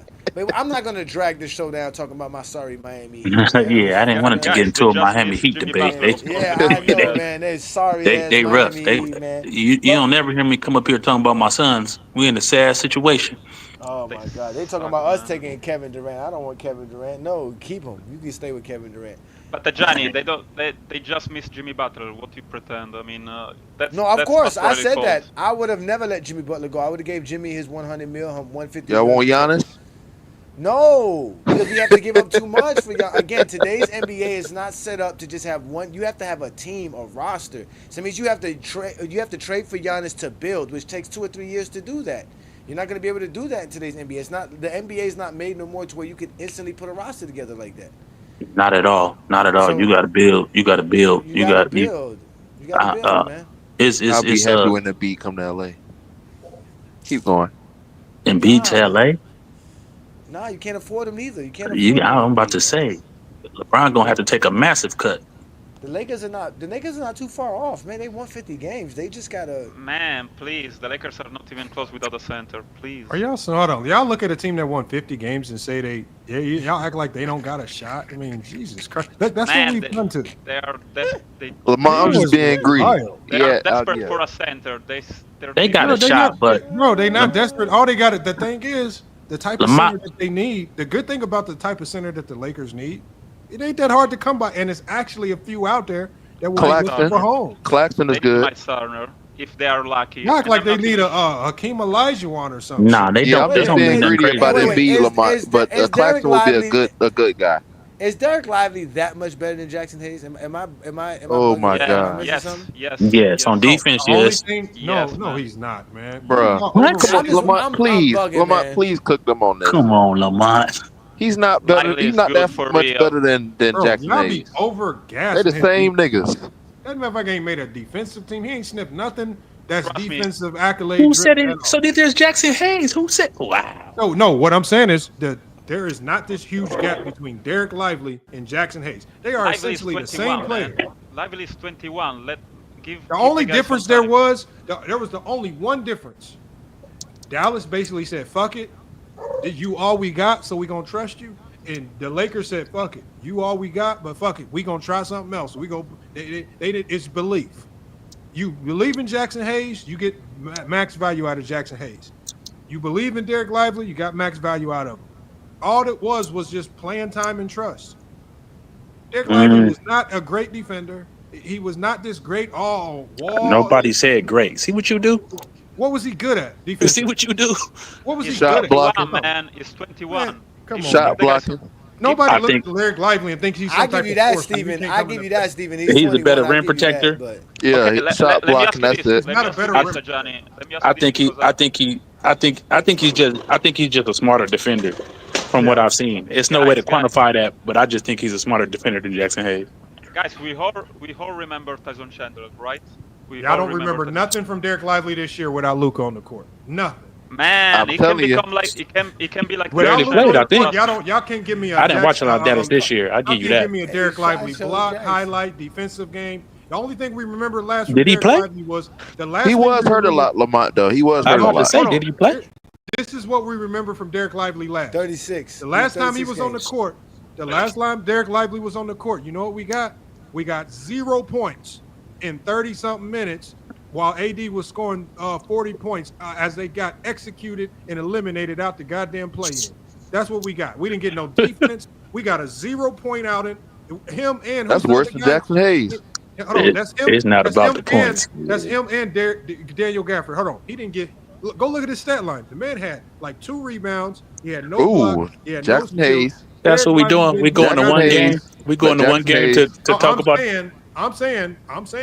The last time I saw that man playing without Luke on the court, he was absolutely nothing. That's like the haters when they say, "Look, LeBron James has 0 points in the fourth. He trash." We're gonna go to one game. All I want you to do is give me any stretch of games this year where Derek Lively was a lead on defense. You know why? You know why it was. I ain't watched Dallas that much this year. I can't do it. I ain't gonna lie to you. Like that. I ain't gonna come up here and cap. Y'all don't watch teams that are just that. They were at the bottom of the West. Yeah, they didn't have no stars. Thank you. They never watched them. They only watched them in the playoffs. That's what they're predicated on. No, I watched them in the regular season. Dallas games since last year in the finals, and the Johnny. I got 3 kids and a wife, man. I can't watch all the games, man. I'm picking and choosing, and Dallas is not high on that list. But that's what I'm trying to agree with you. When I'm looking at Derek Lively's attributes, he's 7'1", 230. Jackson Hayes is 7 foot 220. Right? They both have the athleticism. They both finish at the rim very well. They both good at with their hands catching the ball. They're both type of players you're not going to play at the end of the game. You're not playing Derek Lively at the end of a game. I'm taking Derek Lively over Jackson Hayes. Me, y'all can say what y'all want. It's not that big of a difference, no. But I think he's slightly better on defense. I think he's slightly more athletic. And he's gonna be cheaper than Jackson. And a better shot blocker. He's gonna be cheaper than Derek Lively. Derek Lively was what a 12th pick overall, so he's a first round pick. He's gonna eventually have to pay him money. He will be like Tyson Chandler. Nick Claxton. If he get in the right team, Derek Lively will be like Tyson Chandler. That's the great thing about Luka Doncic. He can turn a subpar center like Lamont spoke to. You don't need to go get, some uber talented center. You just need to go get somebody serviceable who can play defense. Nick Claxton, the boy from Phoenix is available in free agency. Nick Richardson. Yeah, Richards. Good screener. You need a good screener. I think he could fill that void as a decent center. He's a decent center to me. And it has to be above the rim center too. It has to be a guy to get above. He's above the rim center. He can finish. In that when Luka gets trapped and they kick it to him, I mean, he's not gonna do much with the ball in that situation. Similar to a Jackson Hayes, similar to most of the centers we talking about. But yeah, if you get him in close to the basket, throw it up. Yeah, he'll go get it for sure. Yeah. Hey, but Lamar, I really came up here to see what was your take for this Warriors and Minnesota game. So I'm guessing like with me, you got Minnesota as well winning this series. No, I got Golden State winning. Oh, you got Golden State winning. I got Golden State too. It's just hard for me to keep picking against experience. I mean, I just go down with the experience, but I mean, I really think the Wolves are an easier matchup than Houston to me. Well, I talked about my reasons for Golden State winning are mostly non-basketball reasons. Obviously, the track record that Steph has against Minnesota, they've never been able to defend them. I don't see that changing now. And then also Jimmy Butler. Jimmy Butler, whenever he plays against teams that he used to play on, this man finds some reason to get pissed off at him and dominate. Like, I don't know why. This is just Jimmy Butler's. This is just his mantra. When he goes against the Bulls, he cooks them. When he goes against Minnesota, he has some type of beef with him. He cooks them. Even though the players are all different and everything, at the end of the day, that's just Jimmy. That's what makes Jimmy Butler tick. And obviously with Draymond Green and his history with Minnesota, I don't think this is going to go the way Minnesota thinks it's going to go. And the way Draymond's shooting the ball right now, I'm not saying he's going to, shoot 40%, but I think he's confident in that shot. I think Gobert is going to be hard to play Gobert in a lot of situations in this series. I just don't think they can score with Golden State. I think Golden State is going to score enough points where Timberwolves. I don't think Julius Randle has as big an impact in this series, I just got Golden State. Now, I just think, to be honest with you, I just think that watching how they played against Houston, I think that Minnesota's defense is still good enough to do exactly what Houston was doing. Because the Warriors didn't play too well offensively. Their defense was really solid throughout the playoffs. But I just think Minnesota's offense is just better than Houston, and I don't think the Warriors' defense is going to be able to stop what Minnesota has. I don't think they have anybody to keep Anthony Edwards and Julius Randle in check. I think they both are comfortable understanding each other. The other day, I was watching an interview, and he was telling Randle, like Anthony was telling, yo, you got to shoot more. So like they got a really good chemistry going on with them right now, and I just think they're just gonna be able to just outpace the Warriors at the end of the day, man. And if they go small, if they decide to say, you know what, let's go small, it's gonna be worse for the Warriors, because when that means you're gonna go with DiVincenzo, you're gonna go with Anthony Edwards, you're gonna go with McDaniels, you're gonna go with Randle and Reed. That's a solid defensive line. And the way Anthony Edwards has been playmaking, Julius Randle's already been a solid playmaker in his position. So it's like and then you got DiVincenzo. So that, to me, that only helps them when you take Rudy Gobert off the floor. Like I said, when you let Rudy Gobert play, it makes their offense worse, because you don't have to worry about Rudy Gobert on offense. You don't really have to worry about him at all on offense. It makes it easier to play defense. Just don't let him get a lob. So that's really it. From there, you good, and don't let him get the rebound. So playing him is going to be beneficial to the Warriors until Draymond choke him out, which I think he's going to do game one. Yeah, dude, Draymond might be out of there, bro. He do something stupid that changed the whole complexity of the series. So we'll see. We'll see. I got the Warriors though.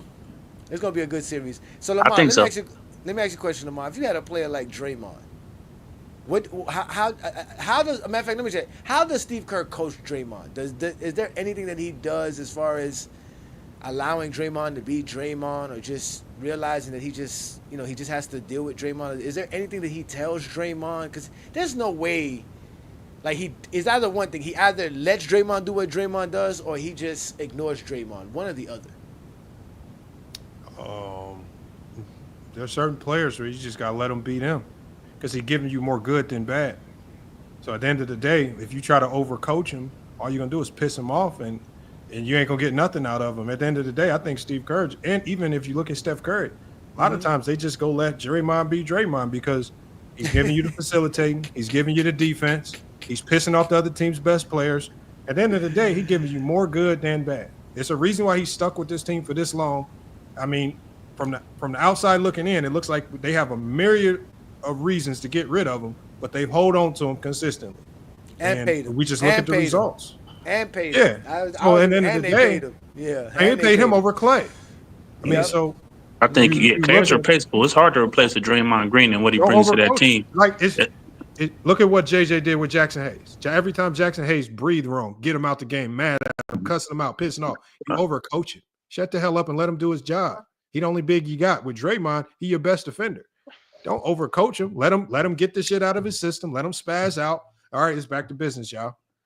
The only thing you tell Draymond, to me, the only thing you tell Draymond is not right now, bro. not right now.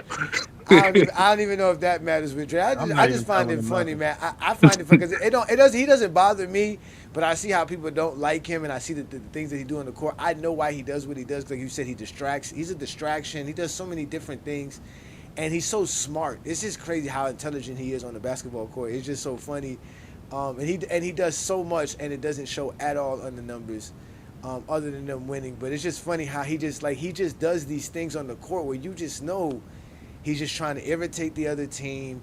He's playing around with the refs, seeing how much the refs gonna let him get away with stuff. Especially in the playoffs, they don't want to suspend Draymond again, but he's testing them. Let me see how much I can get in trouble with. He be doing some wild stuff, but supposedly they love him, right? That's supposed to be 90s basketball, 1900s basketball. So, but I see him early in this series trying some shit, because I think he knows physically that Minnesota's intimidating. They have the presence physically, athletic-wise. I'm gonna tell y'all right now, I don't think Golden State worried the slightest about Minnesota. I don't think they're worried at all. You don't choke Rudy Gobert in a regular season game because you ain't worrying about them. He did that. That was a sign of Draymond Green saying, "Yeah, I see this team coming. They're pause. They're on their way. They're here. The Wolves are here." Hey, if I'm Rudy Gobert, like you talk about setting the tone, I'm coming in there first, second play of the game, and I'm hitting that nigga with a vicious elbow. You got to set a tone, bro.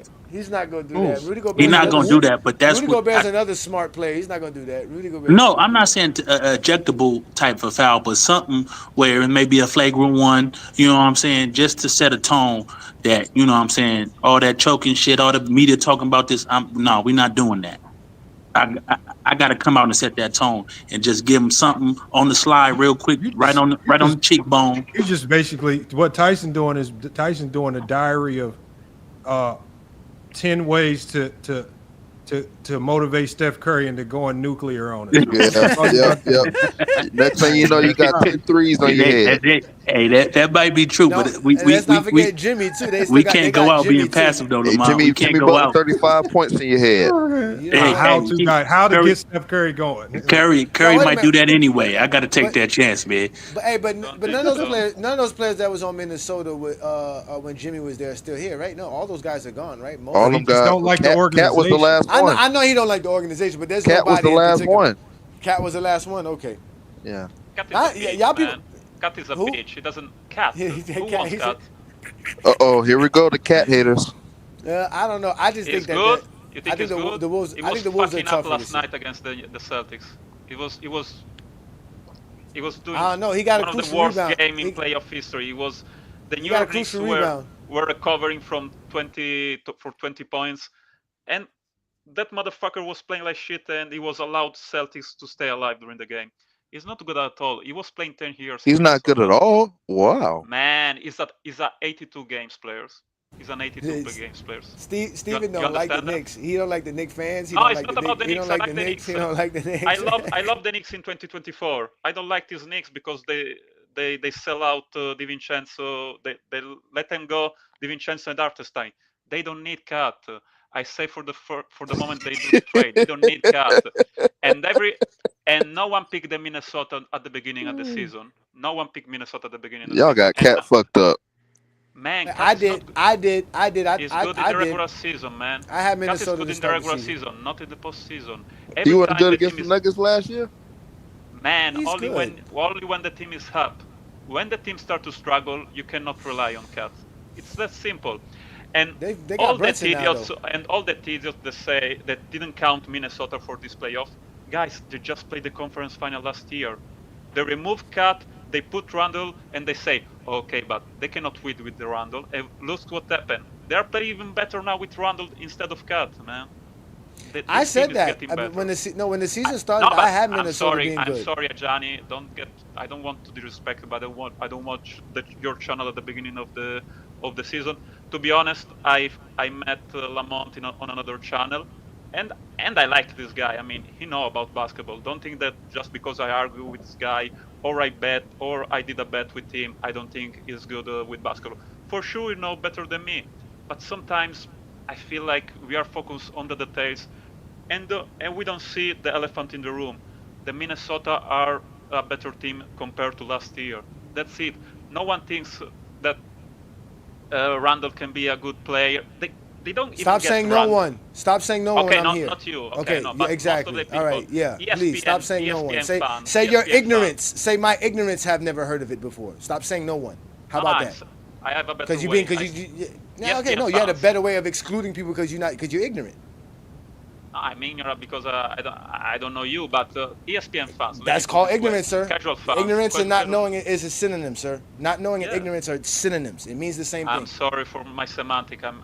English is not my first language. It wasn't just semantics I was worried about. It was your attitude. But go ahead, continue. Man, I'm not respecting you. Trust me. I'm saying that too many people are cutting off Minnesota and think they will not doing good.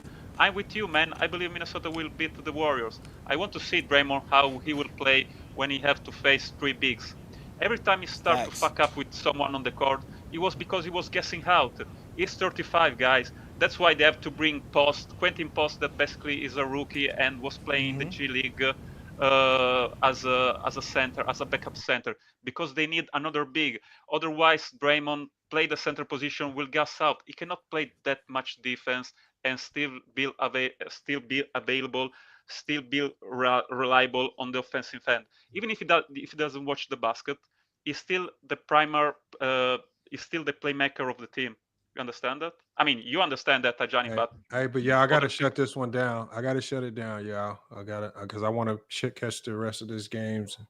I got some stuff I got to get to. I think we didn't cook long enough. I appreciate y'all pulling up. I think we kind of got the gist of it, but yeah, OKC. Think they on the ropes. I'm gonna get to this. We'll see. I guess tonight, and we got Golden State, Minnesota tonight, right? Yeah, the game's right after this game is Minnesota.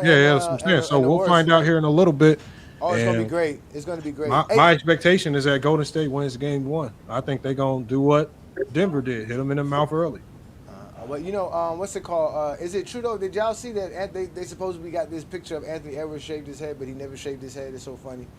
You know what, Lamont? If Anthony Edwards loses this series, let's see what this SD Jeffrey say about Anthony Edwards. I can't wait. They'll quickly jump on the Curry bandwagon. Quickly, it'll be Curry and Joker finals. That'd be crazy. Oh, they already hedging their bets, bro. They already. I was in some lobbies today, and they was talking about how Ant-Man wins, he's the next up and all this, but if Curry wins, it just proves that LeBron's legacy, that he is the true best player of this era. Oh man, it's ugly work, bro. Oh my God, they're hilarious. I mean, I still don't understand how it's Stephen Curry's era or LeBron's era. It's been past their eras. Their era's been over with. I agree. Yeah, man, but they're still good. Say what? Oh my God, yeah, it's all good. It's all good. Anyways, Lamont, great stream, man. Great job showing how valuable Joker is. And it was always good to see Brandon Katz get called out because his league MVP, right? He was screaming his MVP was SGA all year, or whatever, all month, and now SGA looking like it's all on him. That's why he was up here defending OKC so tough. What? SGA still the best in the MVP? What are we doing? I agree with you. But he kept he just kept going in on Joker. He's gonna win the award, but he's not the true MVP this year. He's not the best player. He is the MVP, though, in my opinion. Yeah, he is the MVP. I say he's not the most valuable. Jokic is the best player. Jokic by far. Jokic is the most valuable player. Joker. Okay. I think SGA should have won it last year, but Joker won it last year, so they give it to SGA. You shutting down the stream, so we ain't gonna get into it. But I got SGA. Can y'all hear me? Yeah, man. Yeah. I got Jokic, man. I just say this real quick. What is ceiling raising better or is floor raising better? Which one do you prefer? I prefer the guys with a triple-double average during the regular season. Thank you. What the hell? I appreciate what the hell is all this? What are these terms, man? Exactly. I was just about to say thank you. Why y'all always do that, man? You know what I'm talking about, bro. Y'all always these terms. I don't know the difference between no floor raising and ceiling raising. What the hell is that? To me, OKC is a very good team, right? They're a very good team. But Shai took them to heights of best team in the league, best, best net rating of any team in the last however many years, blah, blah, blah. Jokic has a team that's not as good, obviously, but he takes them to, what seed was they? The 4th seed. The 4th seed, which is great by all accounts. But what SGA has done is took a very good team and took them to standards that, that have been not unheard of, but are historical. You know what I'm saying? It's the best net rated team in almost the history of basketball. So one of the best that's ceiling raising. He took them to new heights, like the ceiling. Jokic just took a team that would be out of the playoffs and took them to a 4th seed. So that's the difference. He took Chet to a higher ceiling.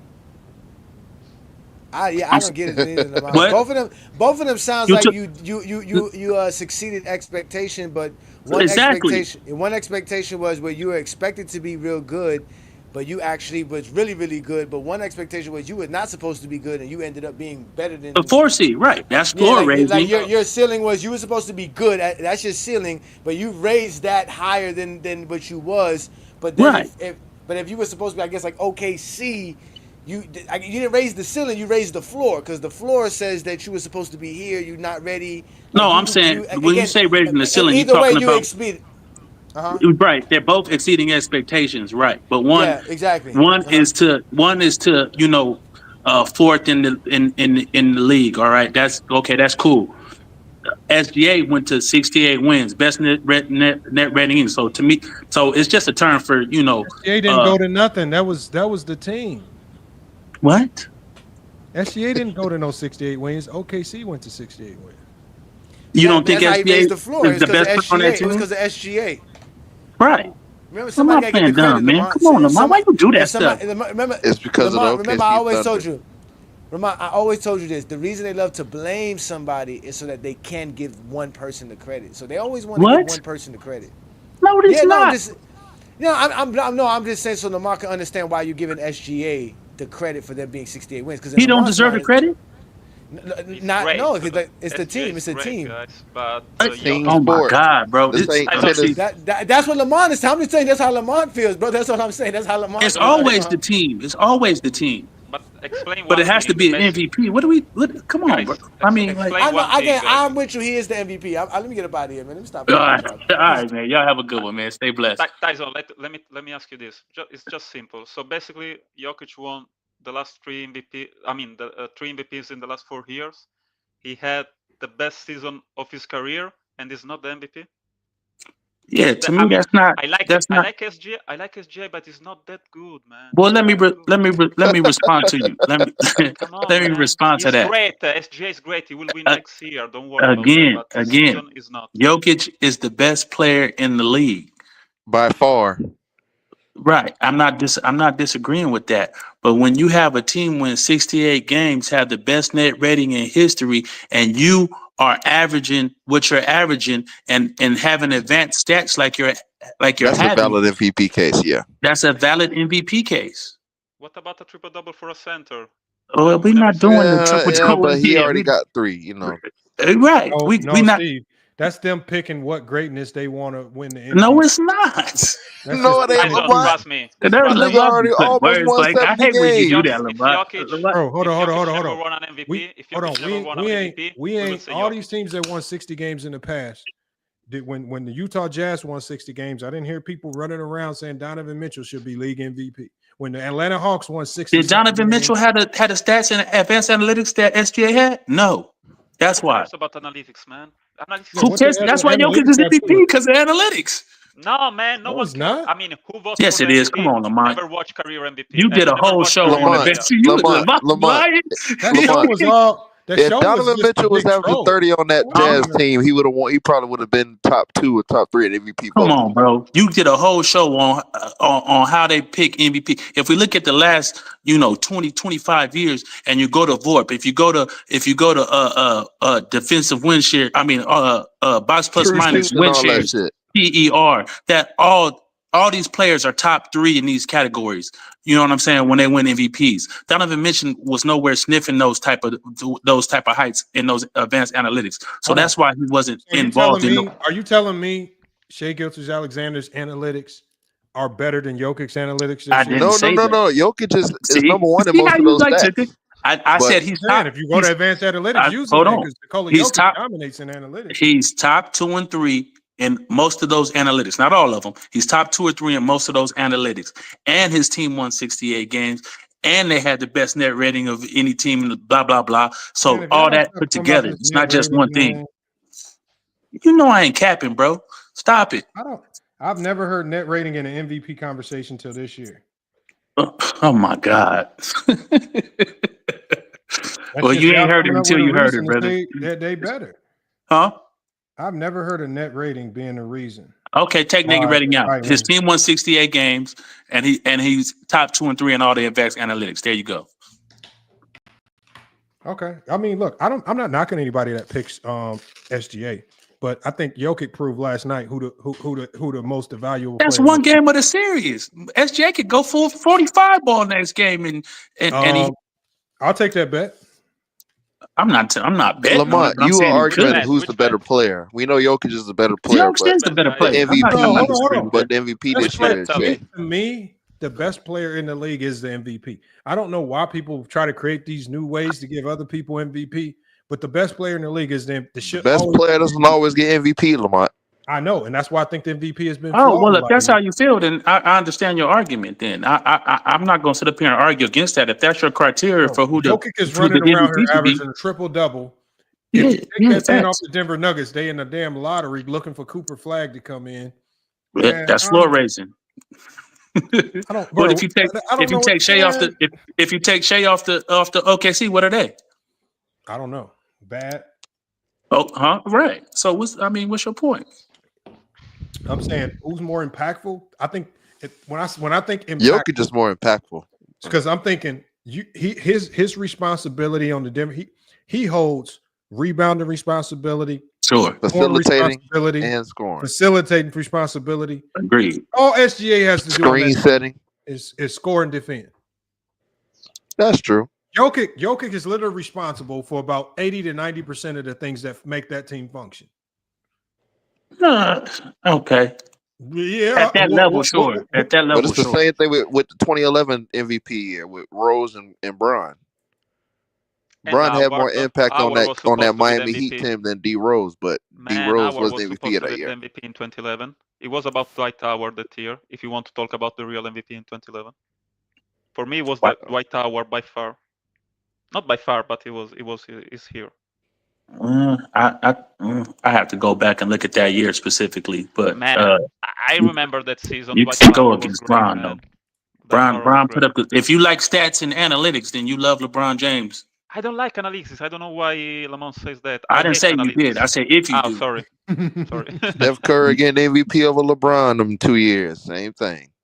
Steph Curry. People make this argument for Kobe Bryant MVPs. I'm like, what year? 2006, man. Yes, Kobe was weird. Kobe should have 0 MVPs. 2006? Yeah, I mean, Kobe won in 2008. Hold on. If you try to get, hold on. If you in 06, what was his team record? Horrible. Man, but why would he get it? I mean, if we go, that's what I'm saying. Like people need to stop saying that. Yeah, I don't see any case for Kobe Bryant in 2006 winning the MVP. Well, if anybody had an argument, probably guys like LeBron. 0 MVPs, man.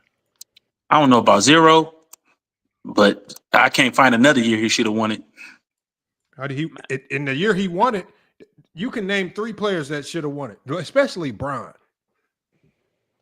Yeah, and you can always throw Bron in that conveation. No, they gave him the SGA. They gave him the SGA MVP. That's what they gave him. I ain't gonna argue with you. I would have to go back and really parse the numbers and everything. But just for the eye test, Bron. But Kobe had a great year that year. One of those years that Nash won the MVP. Right quick, Lamont. That one of those years that Nash won the MVP. He won like 56 games without Amar Stoudemire. Yeah. It was good, but I feel like in 2006 it was supposed to be Kobe Bryant. It was one of the weirdest. Based off of what? He didn't win nothing. But they did they even make the playoffs? Based off of what? They made the playoffs. Record? They lost in the first round. Yes. Yeah, in Game 7, man. How many games did they win? Like 40? Or they won 48. I was just checking. They won 48, but I don't think the Suns won too many games in 2006 too. So I feel like what? What? Suns was the number 1 seed. Hey, y'all, look. I don't remember. They were over 60 games. Steve, hold on. Olo, Tyson. I want to keep it going. I got to shut this one down. Yeah. You good. You good. My apologies. I will keep it going, but like I said, I got to shut it down. I hate that I got to. Most nights, y'all know I try to keep it going 6-7 hours, man. But I got some stuff I got to get to. Plus, the spammers going crazy in the chat. We ain't have a mod in sight. I just looked at the chat. I'm like, what? That's crazy, man. So it's cool. That's cool though. But I appreciate y'all pulling up, man. Man, Tyson, always a pleasure, bro. Oh, you're not out here in Arizona no more. I thought Tyson, man. I'm like, we got to get some of y'all out here. Somebody got to pull up to GCU, man, for these runs, man. Somebody got to get barbecue, man. Eventually, y'all can't keep running from these barbecue sessions. And somebody got to get cooked, man.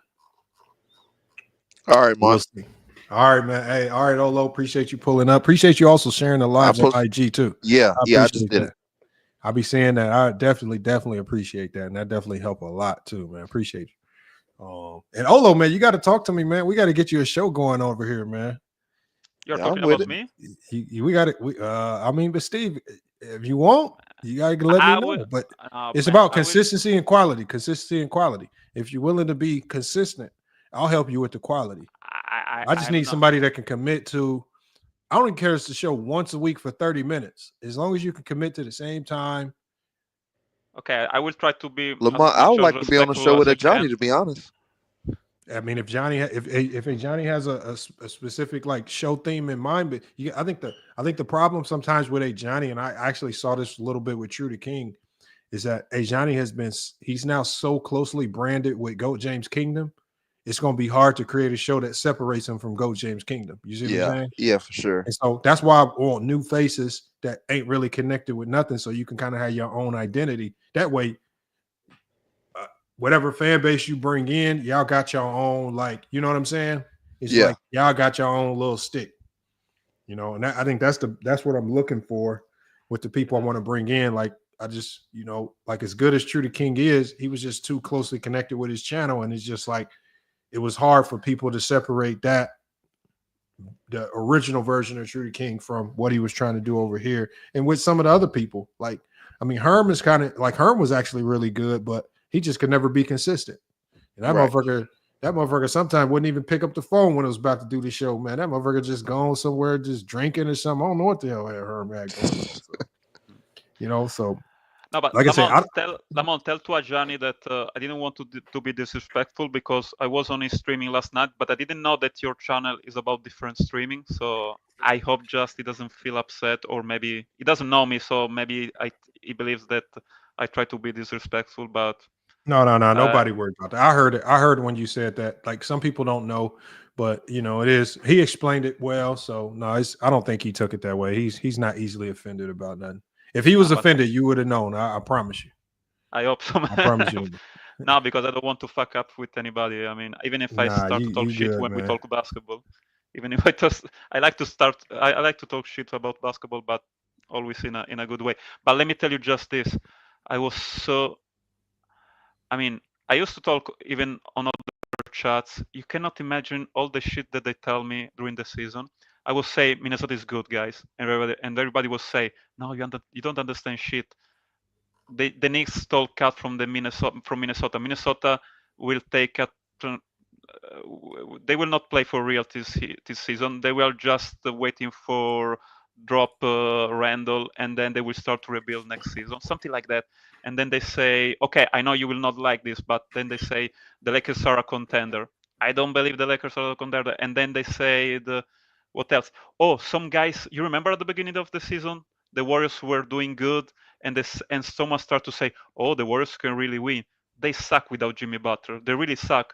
I remember that is true. I agree with that. Yeah, that is true. I remember. Agree with that. I remember one stat. It was during an interview, and it's a great stat. It's a simple stat.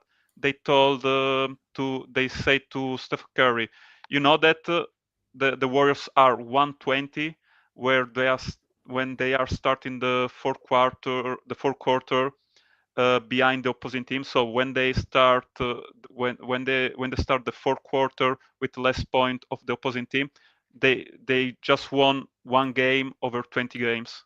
This is the stat. Mm-hmm. It makes sense. So this is a very simple stat. They didn't have a second option. They didn't really have a second offensive option before Jimmy Butler, and also with Jimmy Butler they have a better perimeter defense. Sorry. So Mm-hmm. I feel like it will be a great series against the Wolves. Don't get me wrong. I pick Minnesota. I feel like Jimmy Butler and GP probably they will switch a lot on Handman, and Green will take for sure Randall. Maybe he will switch on Reed sometime, but he will have to take Randall for sure. But I feel like Minnesota had a better chance to win this series. It will probably be Game 7, like last year against Nuggets. It will probably be like Game 7, but I feel like Minnesota can go to the conference final, and from then on we will see. And okay, this is my pick. I pick OKC. I pick Wolves, and on the east side, I'm not sure about the Cavs because I don't really know how much they are hurt. I don't know if even Mobley will come back for Game 3 and Garland and also Hunter will come back from Game 3.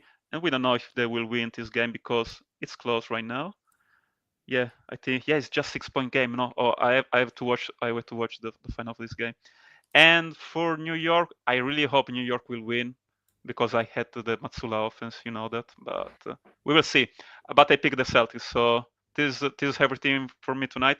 And let me tell you this: as a basketball fan, I really love you, man, and thank you for being for real, man. Okay. No, I appreciate y'all pulling up, man. For all across the globe, man. Everybody cooking on basketball, and I like how nobody takes it. Most of y'all don't take it personal. So appreciate you, Steve, man. I'll chop it up with you soon. Hopefully we can get something figured out. All right, y'all. FYF Sports, man. Another great podcast episode, y'all. We're gonna be back with more sports and news. Salute to everybody that pulled up today. Salute to everybody watching from Twitch. Salute to everybody watching on all of our FYF channels, FYF Sports Clips and FYF Sports Debates. Again, salute to the people that sent super chats and or donations, man. It is much appreciated. And like I say, man, we're gonna keep this thing going, man. We're gonna keep these lives going. Hopefully, these games. I'm gonna be definitely watching this Minnesota Golden State game. I definitely is gonna be one of the funnest series to watch. But we have what we have, and we're gonna keep covering the playoffs the best way we can. But it's FYF Sports, y'all. Another great podcast episode, y'all. We're gonna be back with more sports and news. But until then, man, it's FYF Sports, and we out.